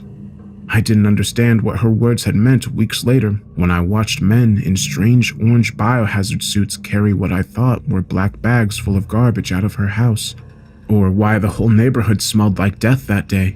I didn't understand why they condemned the house and boarded it up a little while before we moved away, but I understand now. I understand why her last words to me were so important, even if neither she nor I realized it at the time. Miss Maggie had told me that night that Tom had come home, but I know now who really moved in, just as I know why I never saw her body brought out on a stretcher. The bags weren't filled with garbage.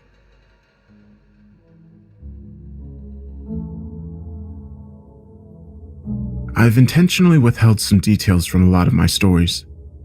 I've let my hopes concerning the way things might be influence my evaluation of the way they actually are. I don't think there's any point to that anymore. At the end of the summer between kindergarten and first grade, I caught the stomach flu. This has all the components of the regular flu. However, with the stomach flu, you throw up in a bucket and not a toilet because you're sitting on it. The sickness gets purged from both ends. This lasted for about 10 days. My eyelids were so fused together by the dried mucus generated during the night that the first day I woke up with the infection, I thought I had gone blind. When I started first grade, I had a kink in my neck from 10 days of bed rest and 2 swollen, bloodshot eyes. Josh was in another group, and I didn't have my lunch, so in a cafeteria bursting with 200 kids, I still had a table to myself. I started keeping spare food in my backpack that I would take into the bathroom and eat after lunch, since my school meals were usually confiscated by older kids who knew that I wouldn't stand up to them, since no one would stand up to them. This dynamic persisted even after my condition cleared up, since no one wants to be friends with the kid who gets bullied, lest they have some of that aggression directed towards themselves. The only reason this stopped was due to the actions of a kid named Alex. Alex was in the 3rd grade and bigger than most of the other kids in any grade. Around the first week of school, he started sitting with me at lunch, and this put an immediate end to the shortage of my food supply. He was nice enough, but seemed kind of slow. We never really talked at length, except for when I finally decided to ask why he had been sitting with me. He had a crush on Josh's sister, Veronica. Veronica was in the 4th grade and was probably the prettiest girl in school. Even as a 6-year-old who fully endorsed the notion that girls were disgusting, I still knew how pretty Veronica was.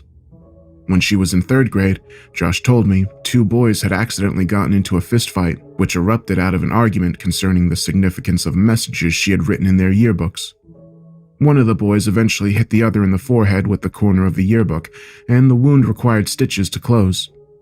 While not one of those two boys, Alex wanted her to like him and confessed that he knew Josh and I were best friends.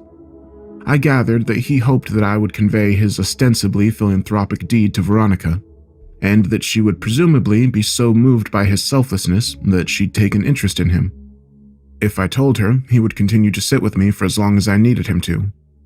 Because this was during the time when Josh mostly stayed at my house, building the raft and navigating tributary with me, I didn't have a chance to bring it up to Veronica because I simply didn't see her. I told Josh about it and he made fun of Alex, but said that he would tell his sister since I wanted him to. I doubted that he would. Josh was annoyed that people seemed to be so taken with his sister. I remember him calling her an ugly cow. I never said anything to Josh, but I remember wanting to say, even then, that she was pretty and would one day be beautiful. I was right. When I was 15, I was seeing a movie at a place my friends and I had come to call Dirt Theater. It was probably nice at some point, but time and neglect had weathered the place severely. This theater had movable tables and chairs on a level floor, so when the theater was full, there were very few places you could sit and see the whole screen. The theater was still open, I imagine, for 3 reasons. It was cheap to see a movie there. They showed a different cult movie twice a month at midnight, and they sold beer to the underage kids during the midnight showings. I went for the first 2, and that night they were showing Scanners by David Cronenberg for $1. My friends and I were sitting in the very back. I wanted to sit closer to the front for a better view, but Ryan had driven us, so I relented. A couple of minutes before the movie started, a group of girls walked in. They were all pretty attractive, but whatever beauty they might have had was eclipsed by the girl with dirty blonde hair. Even though I had only caught a glimpse of her profile, as she turned to move her seat, I caught full view of her face, which gave me the feeling of butterflies in my stomach. It was Veronica. I hadn't seen her in a long time. Josh and I saw progressively less of one another after we snuck out to my old house that night when we were 10. And usually when I'd visit him, she'd be out with friends. While everyone stared at the screen, I stared at Veronica, only looking away when the feeling that I was being a creep overcame me. But that feeling would quickly subside and my eyes would return to her. She really was beautiful, just like I thought she'd be when I was a kid. When the credits started to roll, my friends got up and left. There was only one exit, and they didn't want to be trapped waiting for the crowd to clear. I lingered in hopes of catching Veronica's attention. As she and her friends walked by, I took a chance. Hey, Veronica. She turned towards me, looking a little startled. Yeah? I got out of my seat and stepped a little into the light coming through the open door. It's me, Josh's old friend from way back. How have you been? Oh my god, hey! It's been so long! She motioned her friends that she'd be out in a second. Yeah, a few years at least. Not since the last time I stayed over with Josh. How is he anyway? Oh, that's right. I remember all you guys' games. Do you still play Ninja Turtles with your friends? She laughed a little and I blushed. No, I'm not a kid anymore. Me and my friends play X-Men now. I was really hoping she'd laugh. She did. You're cute. Do you come to these movies every time? I was still reeling from what she said. Does she really think I'm cute? Or did she just mean I was funny? Does she think I'm attractive? I suddenly realized that she had asked me a question, and my mind grasped for what it was. But yeah, I said much too loudly. Yeah, I try to anyway. What about you? I come every now and then. My boyfriend didn't like these movies, but we just broke up, so I plan on coming from now on. I was trying to be casual, but failed. Oh, well, that's cool. Not that you guys broke up, just that you're able to come here often. She laughed again. I tried to recover. So, are you coming the week after next? They're supposed to show Day of the Dead. It's really cool. Yeah, I'll be here. She smiled, and I was about to suggest that maybe we could sit together when she quickly closed the space between us and hugged me. It was really good to see you, she said with her arms around me. I was trying to think of what to say when I realized the biggest problem was that I had forgotten how to talk. Luckily, Ryan, who I could hear approaching me from the hallway, came in and spoke for me. Dude, you know the movie is over, right? Let's get the fuck out of... Oh, yeah. Veronica let go and said that she'd see me next time. She was played out of the room by porn music Ryan was making with his mouth. I was furious, but it dissipated as soon as I heard Veronica laughing in the lobby. Day of the Dead couldn't come soon enough. Ryan's family was going out of town, so he wouldn't be able to drive us, and the other friends I was with that night didn't have cars. A couple of days before the movie, I asked my mom if she could take me. She responded almost immediately, denying my request. But I persisted, and she picked up on the desperation in my voice. She asked why I wanted to go so badly since I had seen the movie before. And I hesitated before saying that I was hoping to see a girl there. She smiled and asked playfully if she knew the girl, and I reluctantly told her it was Veronica. The smile disappeared from her face, and she coldly said, No. I decided that I would call Veronica to see if she could pick me up. I had no idea if she still lived at home, but it was worth a try. But then I realized that Josh might answer. I hadn't talked to him in almost 3 years, and if he answered, I obviously couldn't ask to talk to his sister. I felt guilty for calling to speak with Veronica and not Josh, but I dismissed that feeling quickly. Josh hadn't called me in years either. I picked up the phone and dialed the number that was still embedded in my muscle memory from having dialed it so often those years ago. It rang several times before someone picked up. It wasn't Josh. I felt a mixture of both relief and disappointment. I realized in that second that I really missed Josh. I would call after this weekend and talk to him, but this was my only chance to see if Veronica could or would take me, so I asked for her. The person told me I had dialed the wrong number. I repeated the number back to her, and she confirmed. She said that they must have changed their number, and I agreed. I apologized for the disturbance and hung up. I was suddenly intensely sad because now I couldn't contact Josh even if I wanted to. I felt terrible for having been afraid that he might answer the phone. He had been my very best friend. I realized that the only way I could be put back in touch with him was through Veronica, so now, not that I needed one, I had another reason to see her. I told my mom the day before the movie that I was no longer concerned with going, but was hoping she could drop me off at my friend Chris's house. She relented and dropped me off that Saturday a couple of hours before the movie. My plan was to walk from his house to the theater since he only lived about a half-mile away. They went to church early on Sundays, so his parents would go to sleep early Saturday night, and Chris was fine with not coming with me since he planned on chatting with his girl he met online. He said that the walk back to his house would be even lonelier after she laughed in my face when I tried to kiss her, and I told him not to electrocute himself when he tried to have sex with his computer. I left his house at 11:15. I tried to pace myself so I'd get there just before the movie. I was going by myself, and so I didn't want to just hang around there waiting. On the way to the theater, I figured that if Veronica showed up at all, it would be lucky for us to arrive at the same time, so I debated whether I should wait outside or just go in. Both had their pros and cons. As I was grappling with these concerns, I noticed that the steady stream of streaking car lights that had been overtaking me had been replaced by a single, constant spotlight that refused to pass. The road wasn't illuminated by streetlights, so I was walking in the grass with the road about 20 feet to my left. I stepped a little more to my right and craned my neck over my left shoulder to see what was behind me. A car had stopped about 10 feet behind me. All I could see were the violently bright headlights that were cutting through the otherwise Stygian surroundings. I thought that it might be one of Chris's parents. Maybe they had come to check in on us and seen that I was gone. It wouldn't have taken much pressing for Chris to confess. I took one step toward the car, and it broke its pause and started driving toward me at a slow pace. It passed me, and I saw that it wasn't Chris's parents, or any car that I recognized for that matter. I tried to see the driver, but it was too dark, and my pupils had shrunk when faced with the blinding lights from the car just moments before.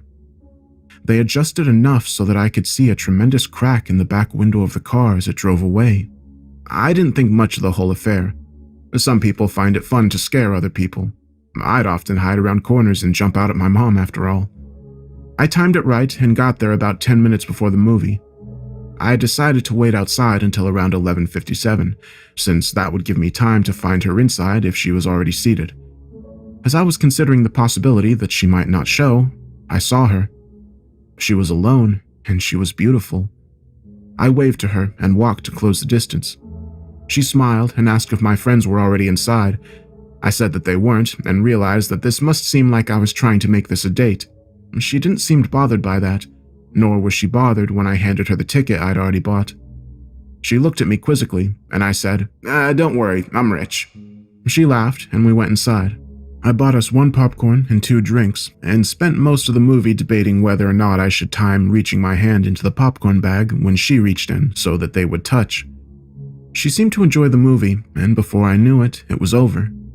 We didn't linger in the theater, and because this was a midnight show, we couldn't loiter in the lobby, so we walked outside. The parking lot of the theater was big because it was connected with a mall that had gone out of business.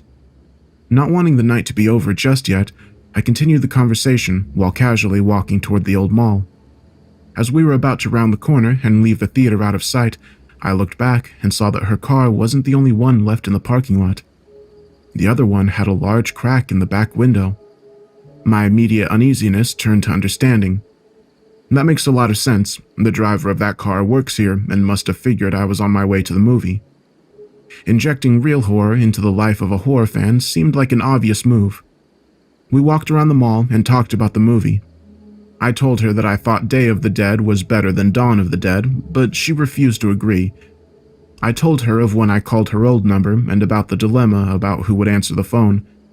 She didn't find it as funny as I now did, but she took my phone and put her number in it. She commented that it might be the worst cell phone she's ever seen.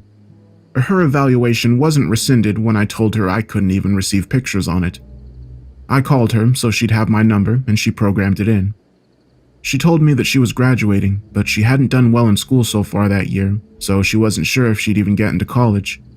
I told her to attach a picture of herself to the application, and they'd pay for her to go there just so they could look at her. She didn't laugh at that one, and I thought she might be offended. She might have thought I was replying that she couldn't get in based on her intelligence. I nervously glanced at her, and she was just smiling. Even in this poor light, I could see that she was blushing. I wanted to hold her hand, but I didn't. As we walked down the final side of the mall back toward the theater, I asked her about Josh. She told me she didn't want to talk about it. I asked her if he was at least doing all right, and she just said, I don't know. I figured Josh must have taken a wrong turn somewhere and started getting into trouble. I felt bad. I felt guilty. As we approached the parking lot, I noticed that the car with the cracked window was gone, and that her car was now the only one in the parking lot. She asked me if I needed a ride, and even though I really didn't, I said I'd appreciate it. I had drunk my whole soda during the movie, and all that walking was putting pressure on my bladder. I knew that I couldn't wait until I was back at Chris's. But I had decided that I was going to try to kiss her when she dropped me off, and I didn't want this biological nagging to rush me out of the car. This would be my first kiss. I could think of no ruse to conceal what I needed to do.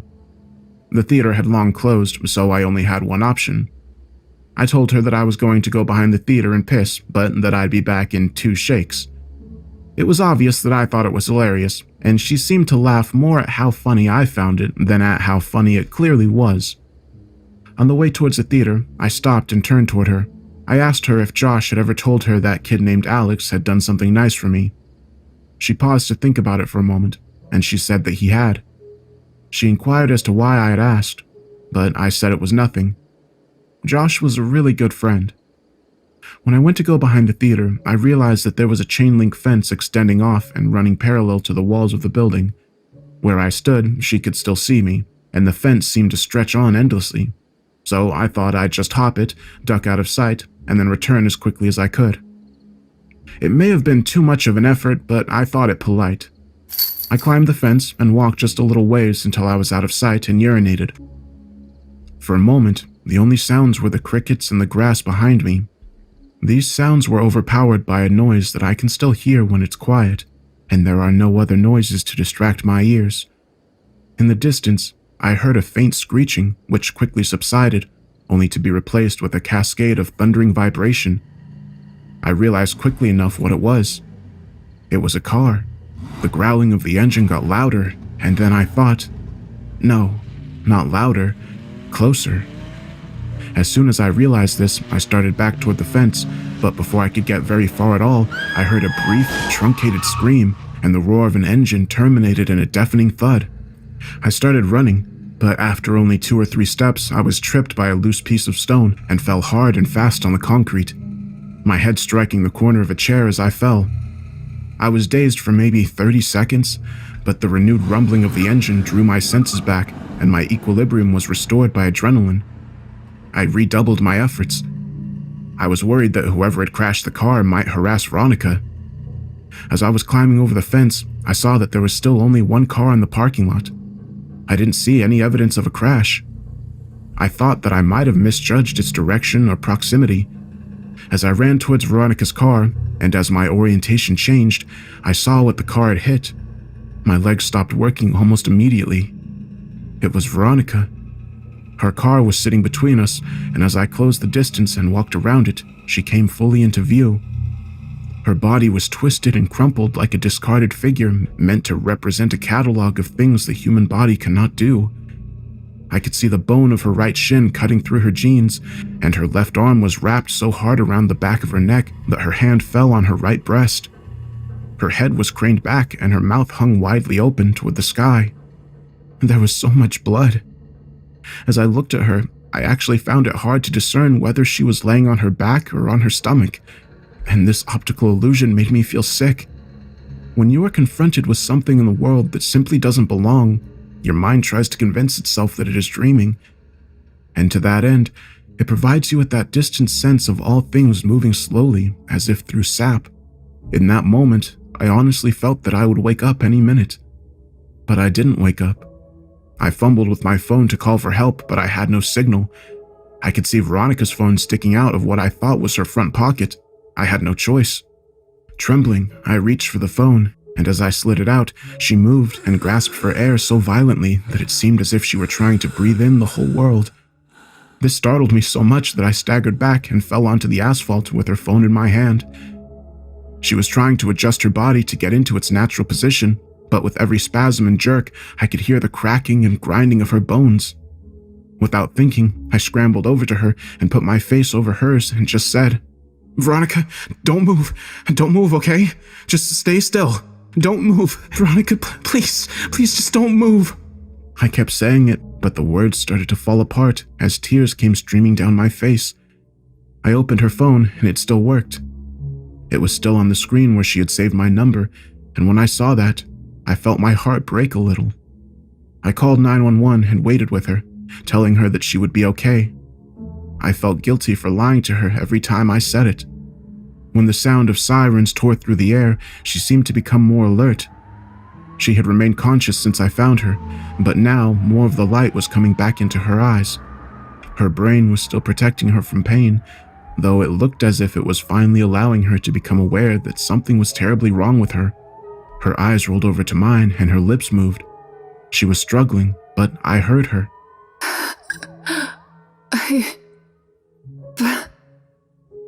Picture.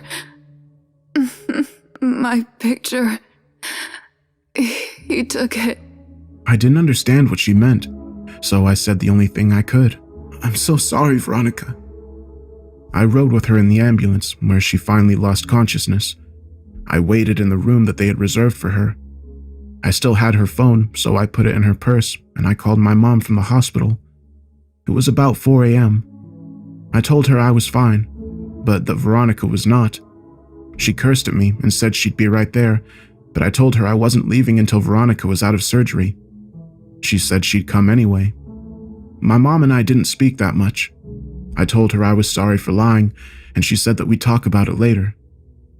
I think, had we talked more in that room, if I had just told her about boxes or the night with the raft, if she had just told me more of what she knew, I think that things would have changed. But we sat there in silence. She told me that she loved me and that I could call her whenever I wanted her to come get me. As my mom was leaving, Veronica's parents rushed in. Her dad and my mom exchanged a few words that appeared to be quite serious, while Veronica's mother talked to the person at the desk. Her mother was a nurse, but didn't work at this hospital. I'm sure that she had tried to get Veronica transferred, but her condition was prohibitive. While we waited, the police came in and talked to each of us. I told them what happened, and they made some notes, and then they left. She came out of surgery, and 90% of her body was covered in a thick white cast. Her right arm was free, but the rest of her was bound like a raccoon. She was still under, but I remembered how I felt when I had my cast before kindergarten. I asked a nurse for a marker, but I couldn't think of anything to write. I slept in a chair in the corner and went home the next day. I came back every afternoon for several days. At some point, they had moved another patient into her room and set up a screen around Veronica's bed to act as a partition. She didn't seem to be feeling better, but she made more comments of lucidity. But even during these periods, we wouldn't really talk. Her jaw had been broken by the car, so the doctors had wired it shut. I sat with her for a while, but there was nothing more I could say. I got up and walked over to her. I kissed her on the forehead, and she whispered through her clenched teeth, Josh. This surprised me a little, but I looked at her and said, "Has he not come to see you?" No. I found myself really irritated. Even if Josh had been getting into trouble, he should still come see his sister, I thought. I was about to express this when she said, Josh. You ran away. I should have told you.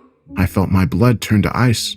When? When did this happen? When he was 13. Did he leave a note or something? On his pillow. She started crying, and I followed her. But I think now we were crying for different reasons, even if I didn't realize it. At this point, there were a lot of things I still didn't remember about my childhood, and there were a lot of connections I hadn't yet made. I told her I had to go, but that she could text me anytime. I got a text from her the next day telling me not to come back. I asked why, and she said she didn't want me to see her like that again. I agreed begrudgingly. We texted each other every day, though. I kept this from my mom because I knew that she didn't like me talking to Veronica. Usually her texts were fairly short, and mostly only in response to more lengthy texts that I would send her. I tried calling her only once. I was sure she was screening her calls, but I hoped I could hear her voice. She picked up but didn't say anything. I could hear how labored her breathing was. About a week after she told me not to come see her anymore, she sent me a text that simply read, "I love you." I was filled with so many different emotions, but I responded by expressing the most prevalent one. I replied, "I love you too." She said that she wanted to be with me, and that she couldn't wait until she could see me again. She told me that she had been released and was convalescing at her house. These exchanges carried on for several weeks, but every time I asked to come see her, she would say, "Soon." I kept insisting, and the following week she said that she thought she might be able to make it to the next midnight movie. I couldn't believe it, but she insisted that she would try. I got a text from her the afternoon of the movie saying, "See you tonight." I got Ryan to drive me since Chris's parents had found out what had happened and said I wasn't welcome at their house anymore. I explained to Ryan that she might be in bad shape, but that I really cared about her, so to give us some space. He accepted that, and we headed down there. Veronica didn't show. I had saved a seat for her right next to me near the exit, so she could get in and out easily, but 10 minutes into the movie, a man slid into the chair, and I whispered, "Excuse me, this seat is taken." But he didn't respond at all. He just stared ahead at the screen. I remember wanting to move because there was something wrong with the way he was breathing. I fortified because I realized that she wasn't coming. I texted her the next day, asking if she was all right, and I inquired as to why she didn't show the previous night. She responded with what turned out to be the last message I'd received from her. She simply said, "See you again soon." She was delirious, and I was worried about her.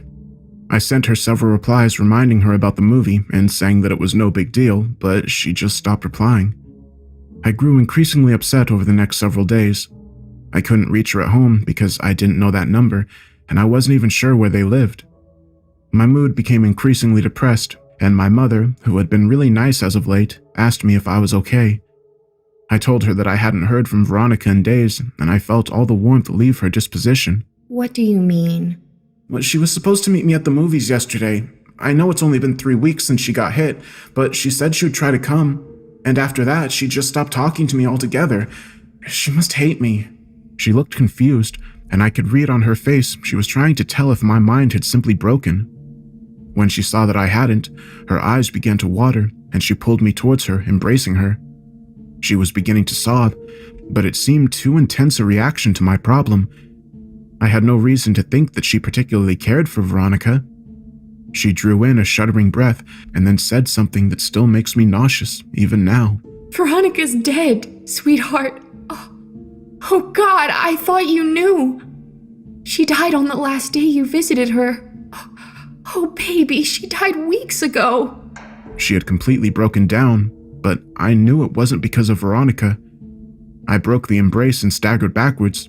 My mind was swimming. This wasn't possible. I had just exchanged messages with her yesterday. I could only think to ask one question, and it was probably the most trivial I could ask. Then why was her phone still on? She continued sobbing. She didn't answer. I exploded. Why did it take them so long to shut off her goddamn phone? Her crying broke enough to mutter. The pictures. I would come to find out that her parents thought that her phone had just been lost in the accident, despite the fact that I had put it in her purse the night she was brought to the hospital. When they retrieved her belongings, the phone was not among them. They intended to contact the phone company at the end of the billing cycle to deactivate the line, but they received a call informing them of massive impending charges for hundreds of pictures that had been sent from her phone. Pictures that were all sent to my phone. Pictures that I had never got because my phone couldn't receive them. They learned that they were all sent after the night she died. They deactivated the phone immediately.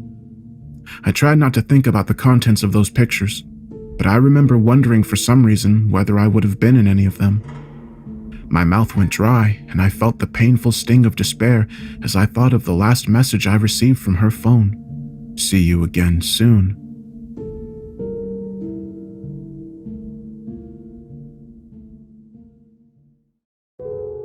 On the first day of kindergarten, my mother had elected to drive me to school. We were both nervous, and she wanted to be there with me all the way up to the moment I walked into class. It took me a bit longer to get ready in the morning due to my still mending arm. The cast came up a couple of inches past my elbow, which meant that I had to cover the entire arm with a specially designed latex bag when I showered. The bag was built to pull tight around the opening in order to seal out any water that might otherwise destroy the cast. I'd gotten really adept at clinching the bag myself. That morning, however, perhaps due to my excitement or nervousness, I hadn't pulled the strap tight enough, and halfway through the shower, I could feel water pooling inside the bag around my fingers. I jumped out and tore the latex shield away, but I could feel that the previously rigid plaster had become soft after absorbing the water. Because there is no way to effectively clean the area between your body and a cast, the dead skin that would normally have fallen away merely sits there. When stirred by moisture like sweat, it emits an odor, and apparently this odor is proportionate to the amount of moisture introduced. Because soon after I began attempting to dry it, I was struck by the powerful stench of rot. As I continued to frantically rub it with the towel, it began to disintegrate. I was growing increasingly distressed. I had put as much effort as a child could into his first day of school. I had sat with my mom picking out my clothes the night before. I had spent a great deal of time picking out my backpack, and I had become exceedingly excited to show everyone my lunchbox that had the Ninja Turtles on it. I had fallen into my mom's habit of calling these children I hadn't met yet my friends already. But as the condition of my cast worsened, I became deeply upset at the thought that surely I wouldn't be able to apply that label to anyone by the time the day was over. Defeated, I showed my mom. It took 30 minutes to get most of the moisture out while working to preserve the rest of the cast. To address the problem of the smell, my mom cut slivers off a bar of soap and slid them down into the cast, and then rubbed the remainder of the soap on the outside in an attempt to cocoon the rancid smell inside a more pleasant one. By the time we arrived at school, my classmates were already engaged in their second activity, and I was shoehorned into one of the groups. I wasn't made very clear on what the guidelines of the activity were, and within about 5 minutes, I had violated the rules so badly that each member of the group complained to the teacher and asked why I had to be in their group. I had brought a marker to school in hopes that I could collect some signatures or drawings on my cast next to my mother's, and I suddenly felt very foolish for having even put the marker in my pocket that morning. Kindergartners had the lunchroom to themselves at the elementary school, but some of the tables were off limits, so I didn't have to sit alone. I was self-consciously picking at the fraying ends of my cast when a kid sat across from me. I like your lunchbox. I could tell he was making fun of me, and I grew really angry. In my mind, that lunchbox was the last good thing about my day. I didn't look up from my arm, and I felt a burning in my eyes from the tears that I was holding back. I looked up to tell the kid to leave me alone, But before I could get the words out, I saw something that made me pause. He had the exact same lunchbox. I laughed. "I like your lunchbox too," I think Michelangelo's the coolest. Yeah. he said while miming nunchuck moves. I was in the middle of rebutting by saying that Raphael was my favorite when he knocked his open carton of milk on the table and onto his lap. I tried very hard to stifle my laughter since I didn't know him at all, but the struggling look on my face must have struck him as funny because he started laughing first. Suddenly, I didn't feel so bad about my cast and thought that this person would hardly notice now. Just then, I thought to try my luck. "Hey, do you want to sign my cast?" As I pulled out the marker, he asked me how I broke it. I told him that I fell out of the tallest tree in the neighborhood. He seemed impressed. I watched him laboriously draw his name, and when he was done, I asked him what it said. He told me it said, Josh. Josh and I had lunch together every day, and whenever we could, we partnered up for projects. I helped him with his handwriting, and he took the blame when I wrote "fart" on the wall in permanent marker. I would come to know other kids, but I think I knew even then that Josh was my only real friend. Moving a friendship outside of school when you're 5 years old is actually more difficult than most remember. The day we launched our balloons, we had such a good time that I asked Josh if he wanted to come to my house the next day to play. He said that he did and that he'd bring some of his toys. I said that we could go exploring and maybe swim in the lake. When I got home, I asked my mom and she said it would be fine. My enthusiasm was boundless until I realized I had no way of contacting Josh to tell him. I spent the whole weekend worrying that our friendship would be dissolved by Monday. When I saw him after the weekend, I was relieved to find that he had run into the same obstacle and thought it was funny. Later that week, we both remembered to write down our phone numbers at home and then exchange them at school. My mom spoke with Josh's dad, and it was decided that my mom would pick up Josh and myself from school that Friday. We alternated this basic structure nearly every weekend. The fact that we lived so close made things much easier on our parents, who seemed to work constantly. My mom and I had moved across the city at the end of first grade, and I was sure that our friendship had seen its last days. As we drove away from the house I had lived in my whole life, I felt a sadness that I knew wasn't just about a house. I was saying goodbye to my friend forever. But Josh and I, to my surprise and delight, stayed close. Despite the fact that we spent a majority of our time apart and only saw one another on weekends, we remained remarkably similar as we grew. Our personalities coalesced, our senses of humor complemented each other's, and we would often find that we started liking new things independently. We even sounded alike that when I stayed with Josh, he would sometimes call my mom pretending to be me. His success rate was impressive. My mom would sometimes joke that the only way she could tell us apart was by our hair. He had straight, dirty blonde hair like his sister, while I had curly, dark brown hair like my mother. One would think that the most likely thing to drive two young friends apart would be what's out of our control. However, I think the catalyst of our gradual disengagement was my insistence that we sneak out of my old house to look for boxes. The next weekend, I invited Josh over to my house, in keeping with our tradition of alternating houses, but he said that he wasn't really feeling up to it. We started seeing progressively less and less of one another over the next year or so. It had gone from once a week to once a month to once every couple of months. For my 12th birthday, my mom threw a party for me. I hadn't made that many friends since we moved, so it wasn't a surprise party since my mom had no idea who to invite. I told the handful of kids I'd become acquainted with and called Josh to see if he wanted to come. Originally, he said that he didn't think he could make it, but the day before the party, he called to say he'd be there. I was really excited because I hadn't seen him in several months. The party went pretty well. My biggest concern was that Josh and the other kids wouldn't get along, but they seemed to like each other well enough. Josh was surprisingly quiet. He hadn't brought me a gift and apologized for that. I told him it wasn't a big deal. I was just glad that he was able to make it. I tried to start several conversations with him, but they seemed to keep reaching dead ends. I asked him what was wrong. I told him that I didn't get why things had become so awkward between us. They were never like that before. We used to hang out almost every weekend and talk on the phone every couple of days. I asked him what happened to us. He looked up from staring at his shoes and just said, "You left." Just after he said that, my mom yelled in from the other room that it was time to open presents. I forced a smile and walked into the dining room as they sang Happy Birthday. There were a couple of wrapped boxes and a lot of cards, since most of my extended family lived out of state. Most of the gifts were silly and forgettable, but I remember that Brian gave me a Mighty Max toy shaped like a snake that I kept for years afterwards. My mom insisted that I opened all the cards that had been brought and thank each person who had given one, because several years before on Christmas, I had torn through the wrapping paper and envelopes with such fervor that I had destroyed any possibility of discerning who had sent which gift or what amount of money.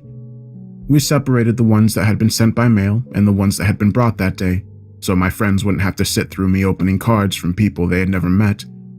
Most of the cards from my friends had a couple of dollars in them, and the ones from my family members contained larger bills. One envelope didn't have a name written on it, but it was in the pile, so I opened it.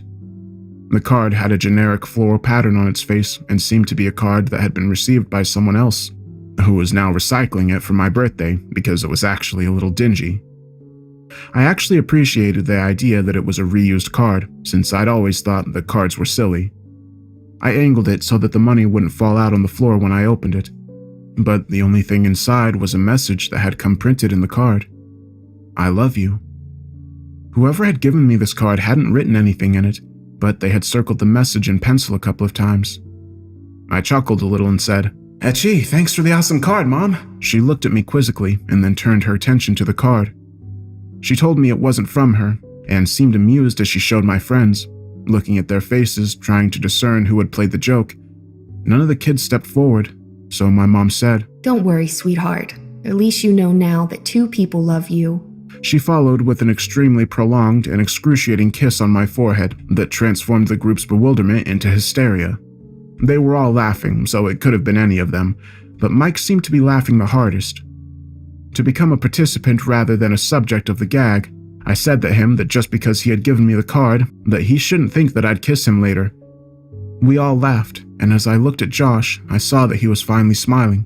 Well, I think that gift might be a winner, but you have a couple more to open. My mom slid another present in front of me. I was still feeling tremors of suppressed chuckles in my abdomen as I tore the colorful paper away. When I saw the gift, I had no need to suppress the laughter anymore. My smile dropped as I looked at what I'd been given. It was a pair of walkie-talkies. Well, go on. Show everyone. I held them up and everyone seemed to approve, but as I drew my attention to Josh, I could see that he had turned a sickly shade of white. We locked eyes for a moment, and then he turned and walked into the kitchen. As I watched him dial a number on the corded phone attached to the wall, my mom whispered in my ear that she knew that Josh didn't like to talk as much since one of the walkie-talkies had broken, so she thought I'd like it. I was filled with an intense appreciation for my mom's thoughtfulness, but the feeling was easily overpowered by the emotions resurrected by the returning memories I'd tried so hard to bury. When everyone was eating cake, I asked Josh who he had called. He told me he wasn't feeling well, so he called his dad to come get him.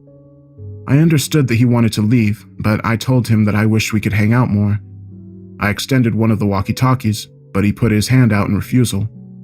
Dejected, I said, "Well, thanks for coming, I guess. I hope I'll see you before my next birthday." I'm sorry. I'll try to call you back more often. I really will, he said. The conversation stagnated as we waited by the door for his dad. I looked at his face. Josh seemed genuinely remorseful that he hadn't made more of an effort.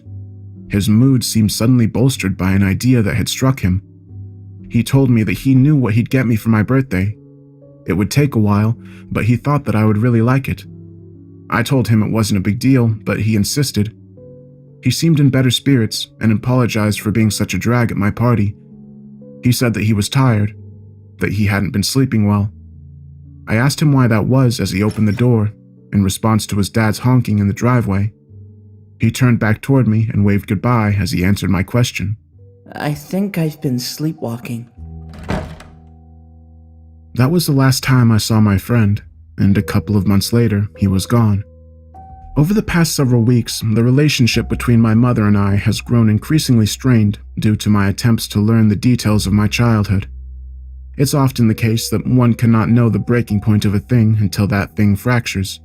And after the last conversation with my mother, I imagine that we will spend the rest of our lives attempting to repair what had taken a lifetime to build. She had put so much energy into keeping me safe, both physically and psychologically, but I think the walls meant to insulate me from harm were also protecting her emotional stability. As the truth came pouring out the last time we spoke, I could hear a trembling in her voice that I think was a reverberation of the collapse of her world. I don't imagine my mother and I will talk much anymore, and while there are still some things I don't understand, I think I know enough. After Josh disappeared, his parents had done all they could to try and find him. From the very first day, the police had suggested that they contact all of Josh's friends' parents to see if he was with them. They did this, of course, but no one had seen him or had any idea where he might be. The police had been unable to turn over any new information about Josh's whereabouts, despite the fact that they had received several anonymous phone calls from a woman urging them to compare this case with the stalking case that had been opened up 6 years before. If Josh's mother's grip on the world loosened when her son vanished, it broke when Vanessa died. She had seen many people die at the hospital, but there was no amount of desensitization that can fortify a person against the death of their child. She would visit Veronica twice a day, since she was recuperating at a different hospital, once before her shift and once after. On the day Veronica died, her mother was late leaving work, and by the time she arrived at her daughter's hospital, Veronica had already passed away. This was too much for her, and over the next couple of weeks she became increasingly more unstable. She would often wander outside, yelling for both Josh and Veronica to come home, and there were several times her husband found her wandering around my old neighborhood in the middle of the night, half-clothed and frantically searching for her son and daughter. Due to his wife's mental deterioration, Josh's dad could no longer travel for work and began taking construction jobs that were less well-paying, so he could be closer to home. When they finally began expanding my old neighborhood more, about 3 months after Veronica died, Josh's dad applied for every position and was hired. He was qualified to lead the building sites, but he took a job as a laborer, helping to build frames and clean up sites and whatever else was needed. He even took odd jobs that would occasionally come up, mowing lawns, repairing fences, anything to keep from traveling. They began clearing the woods in the area next to the tributary to transform the land into inhabitable property. Josh's dad was tasked with the responsibility of leveling the recently deforested lot, and his job guaranteed him at least several weeks of work. On the third day, he arrived at a spot he could not level. Each time he drived over, it would remain lower than the surrounding land. Frustrated, he got the machine to survey the area. He was tempted to simply pack more dirt into the depression, but he knew that would only be an aesthetic and a temporary solution. He had worked construction for years and knew that the root systems from large trees that had recently been cut down would often decompose, leaving weakness in the soil that would manifest as weakness in the foundation above. He weighed his options and elected to dig a little bit with a shovel in case the problem was shallow enough to fix without needing a machine that would have to be brought over from another site. As my mother described where this was, I knew I had been at that spot before the soil was broken and before it had been filled in. I felt a tightening in my chest. He dug a small hole about 3 feet down until his shovel collided with something hard. He smashed his shovel against it repeatedly in an attempt to gauge the thickness of the root and the density of the network, when suddenly his shovel plunged through the resistance. Confused, he dug the hole wider. About a half hour of excavating, he found himself standing on a brown blanket-covered box about 6 feet long and 4 feet wide. Our minds work to avoid dissonance. If we hold a belief strongly enough, our minds will forcefully reject conflicting evidence so that we can maintain the integrity of our understanding of the world. Up until the very moment, despite what all sense would have indicated, despite the fact that some small, suffocated part of him understood what was supporting his weight, this man believed, he knew, his son was alive. My mom received a call at 6 p.m. She knew who it was, but she couldn't understand what he was saying. But what she did comprehend made her leave immediately. When she arrived, she found Josh's dad sitting perfectly still with his back to the hole. He was holding the shovel so tightly it seemed it might snap, and he was staring straight ahead with eyes that looked as lifeless as a shark's. He wouldn't respond to any of her words and only reacted when she tried gently to take the shovel from him. He dragged his eyes slowly to hers and just said, "I don't understand." He repeated this as if he had forgotten all other words, and my mother could hear him still muttering as she walked past him to look into the hole. She told me she wished she had gouged her eyes out before she faced downward into that crater, and I told her that I knew what she was about to say, and that she need not continue, and it was expressing a look of such intense despair that it caused my stomach to turn. I realized that she had known of this for almost 10 years and was hoping that she'd never have to tell me. As a result, she never came up with the proper arrangement of words to describe what she saw, and as I sit here, I'm met with the same difficulty of articulation. Josh was dead. His face was sunken in and contorted in such a way that it was as if the misery and hopelessness of all the world had been transferred into it. The assaulting smell of decay rose from the crypt, and my mother had to close her eyes and mouth to keep from vomiting. His skin was cracked, almost crocodilian, and a stream of blood that had followed these lines had dried on his face after pooling and staining the wood around his head. His eyes lay half-lidded, facing straight up.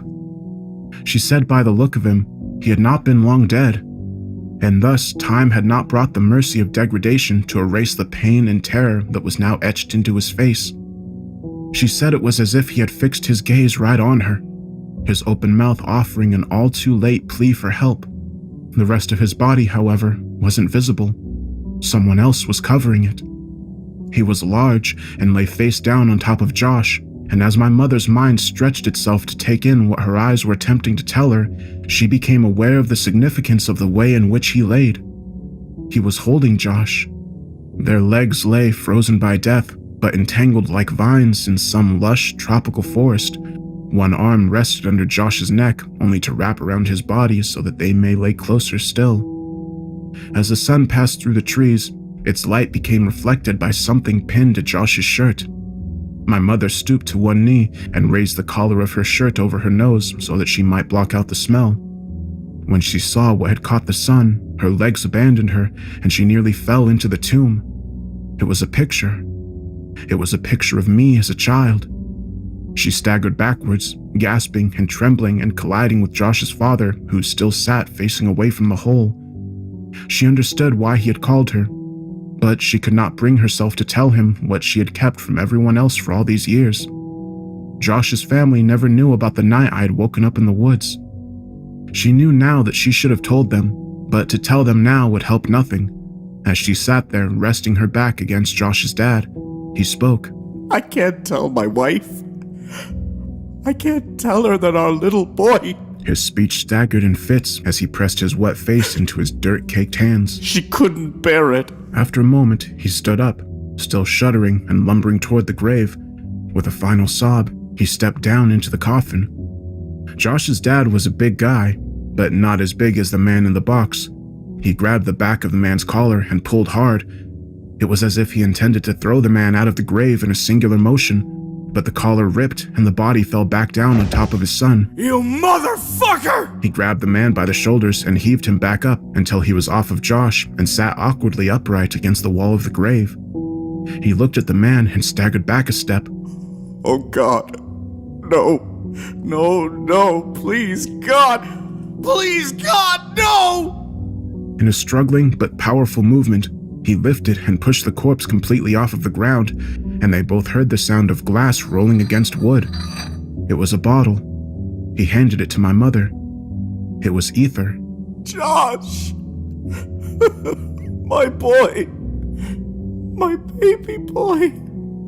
Why is there so much blood? What did he do to you? As my mother looked at the man, who now lay facing upward, she realized she was facing the person who had haunted our lives for over a decade.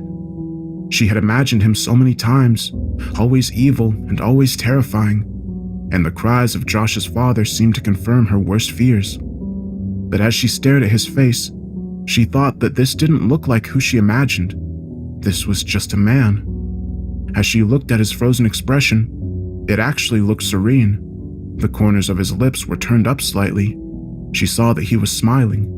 Not the expected smile of a maniac from a film or horror story, not the smile of a demon or the smile of a fiend. This was a smile of contentment or satisfaction. It was a smile of bliss. It was a smile of love. As she looked down from his face, she saw a tremendous wound on his neck from where the skin had been ripped out. She was at first relieved when she realized that the blood had not been Josh's. Perhaps he had suffered less, but this comfort was short-lived as she realized just how wrong she was. She brought a hand up to her mouth and whispered, almost as if she was afraid to remind the world what had happened. They were alive. Josh must have bitten the man's neck in an attempt to get free, and although the man had died, Josh couldn't move him. I began crying when I thought of how long he must have laid there. She looked through the man's pockets for some kind of identification, but she only found a piece of paper. On it was a drawing of a man holding hands with a small boy, and next to the boy were initials. My initials. I'd like to think that she was remembering that part of the story inaccurately, but I'll never know for sure. As Josh's father carried his son out of the grave, my mom slid the piece of paper into her pocket. He kept muttering that his son's hair had been dyed. She saw that it had. It was now dark brown, and she noticed that he was dressed oddly. His clothes were all far too small. After Josh's dad delicately laid his boy on the soft dirt, he began gently pressing his hands against his son's pants to feel his pockets. He heard a crinkle. Carefully, he retrieved a folded piece of paper from Josh's pockets. He looked at it, but was vexed. Absently, he handed it to my mother, but she didn't recognize it either. I asked her what it was. She said it was a map, and I felt my heart shatter. He was finishing the map. That must have been his idea for my birthday present. I found myself strangely hoping that he hadn't been taken while expanding it, as if that would somehow matter now. She heard Josh's father grunt and looked to see him pushing the man's body back into the ground. As he walked back toward the machine that had found this spot for him, he put his hand on a canister of gasoline and paused with his back toward my mother. You should go. I'm so sorry. It's not your fault. I did this. Can't think like that. It was nothing.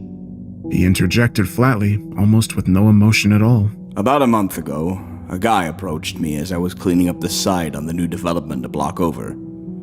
He asked me if I wanted to make some extra money, and because my wife's not working right now, I accepted. He told me that some kids had dug a bunch of holes on his property, and he offered me $100 to fill them in. He said that he wanted to take some pictures for the insurance company first, but if I came back after 5 p.m. the next day, that would be fine. I thought this guy was a sucker, since I knew clearing that lot was coming up, so someone would have had to do it anyway. But I needed the money, so I agreed. I didn't think he even had $100, but he put the bill in my hand, and I did the job the next day. I've been so exhausted that I didn't even think about it after it was done. I didn't think about it until today when I pulled that same guy off of my son. He pointed to the grave, and his emotions started to push through as he broke into sobs. He paid me $100 so that I would bury him with my boy! It was as if saying it aloud forced him to accept what had happened, and he collapsed onto the ground in tears. My mother could think of nothing to say and stood there in silence for what felt like a lifetime. She finally asked what to do about Josh. His final resting place won't be here with this monster. As she looked back when she reached her car, she could see black smoke billowing and diffusing against the amber sky, and she hoped against all hope that Josh's parents would be okay. I left my mom's house without saying much else. I told her that I loved her and that I would talk to her soon, but I don't know what soon means for us. I got into my car and left. I understood now why the events of my childhood had stopped years ago. As an adult, I saw connections that were lost as a child who tends to see the world in snapshots rather than a sequence. I thought about Josh. I loved him then, and I love him even still. I miss him more now that I know I'll never see him again, and I find myself wishing that I had hugged him the last time I saw him. I thought about Josh's parents, how much they had lost and how quickly that loss had come. They don't know about my connection to any of this, but I can never look them in the eyes now. I thought about Veronica. I had only really come to know her later in my life, but for those brief few weeks, I think that I really loved her. I think about my mother. She had tried so hard to protect me, and was stronger than I would ever be. I tried not to think about the man and what he had done with Josh for more than 2 years. Mostly, I just thought about Josh. Sometimes I wish that he never sat across from me that day in kindergarten, that I'd never known what it was like to have a real friend. Sometimes I like to dream that he's in a better place, but that's only a dream. And I know that. The world is a cruel place, made crueler still by man. There would be no justice for my friend, no final confrontation, no vengeance. It had been over almost a decade for everyone but me now. I miss you, Josh. I'm sorry you chose me, but I'll always cherish the memories of you. We were explorers. We were adventurers. We were friends.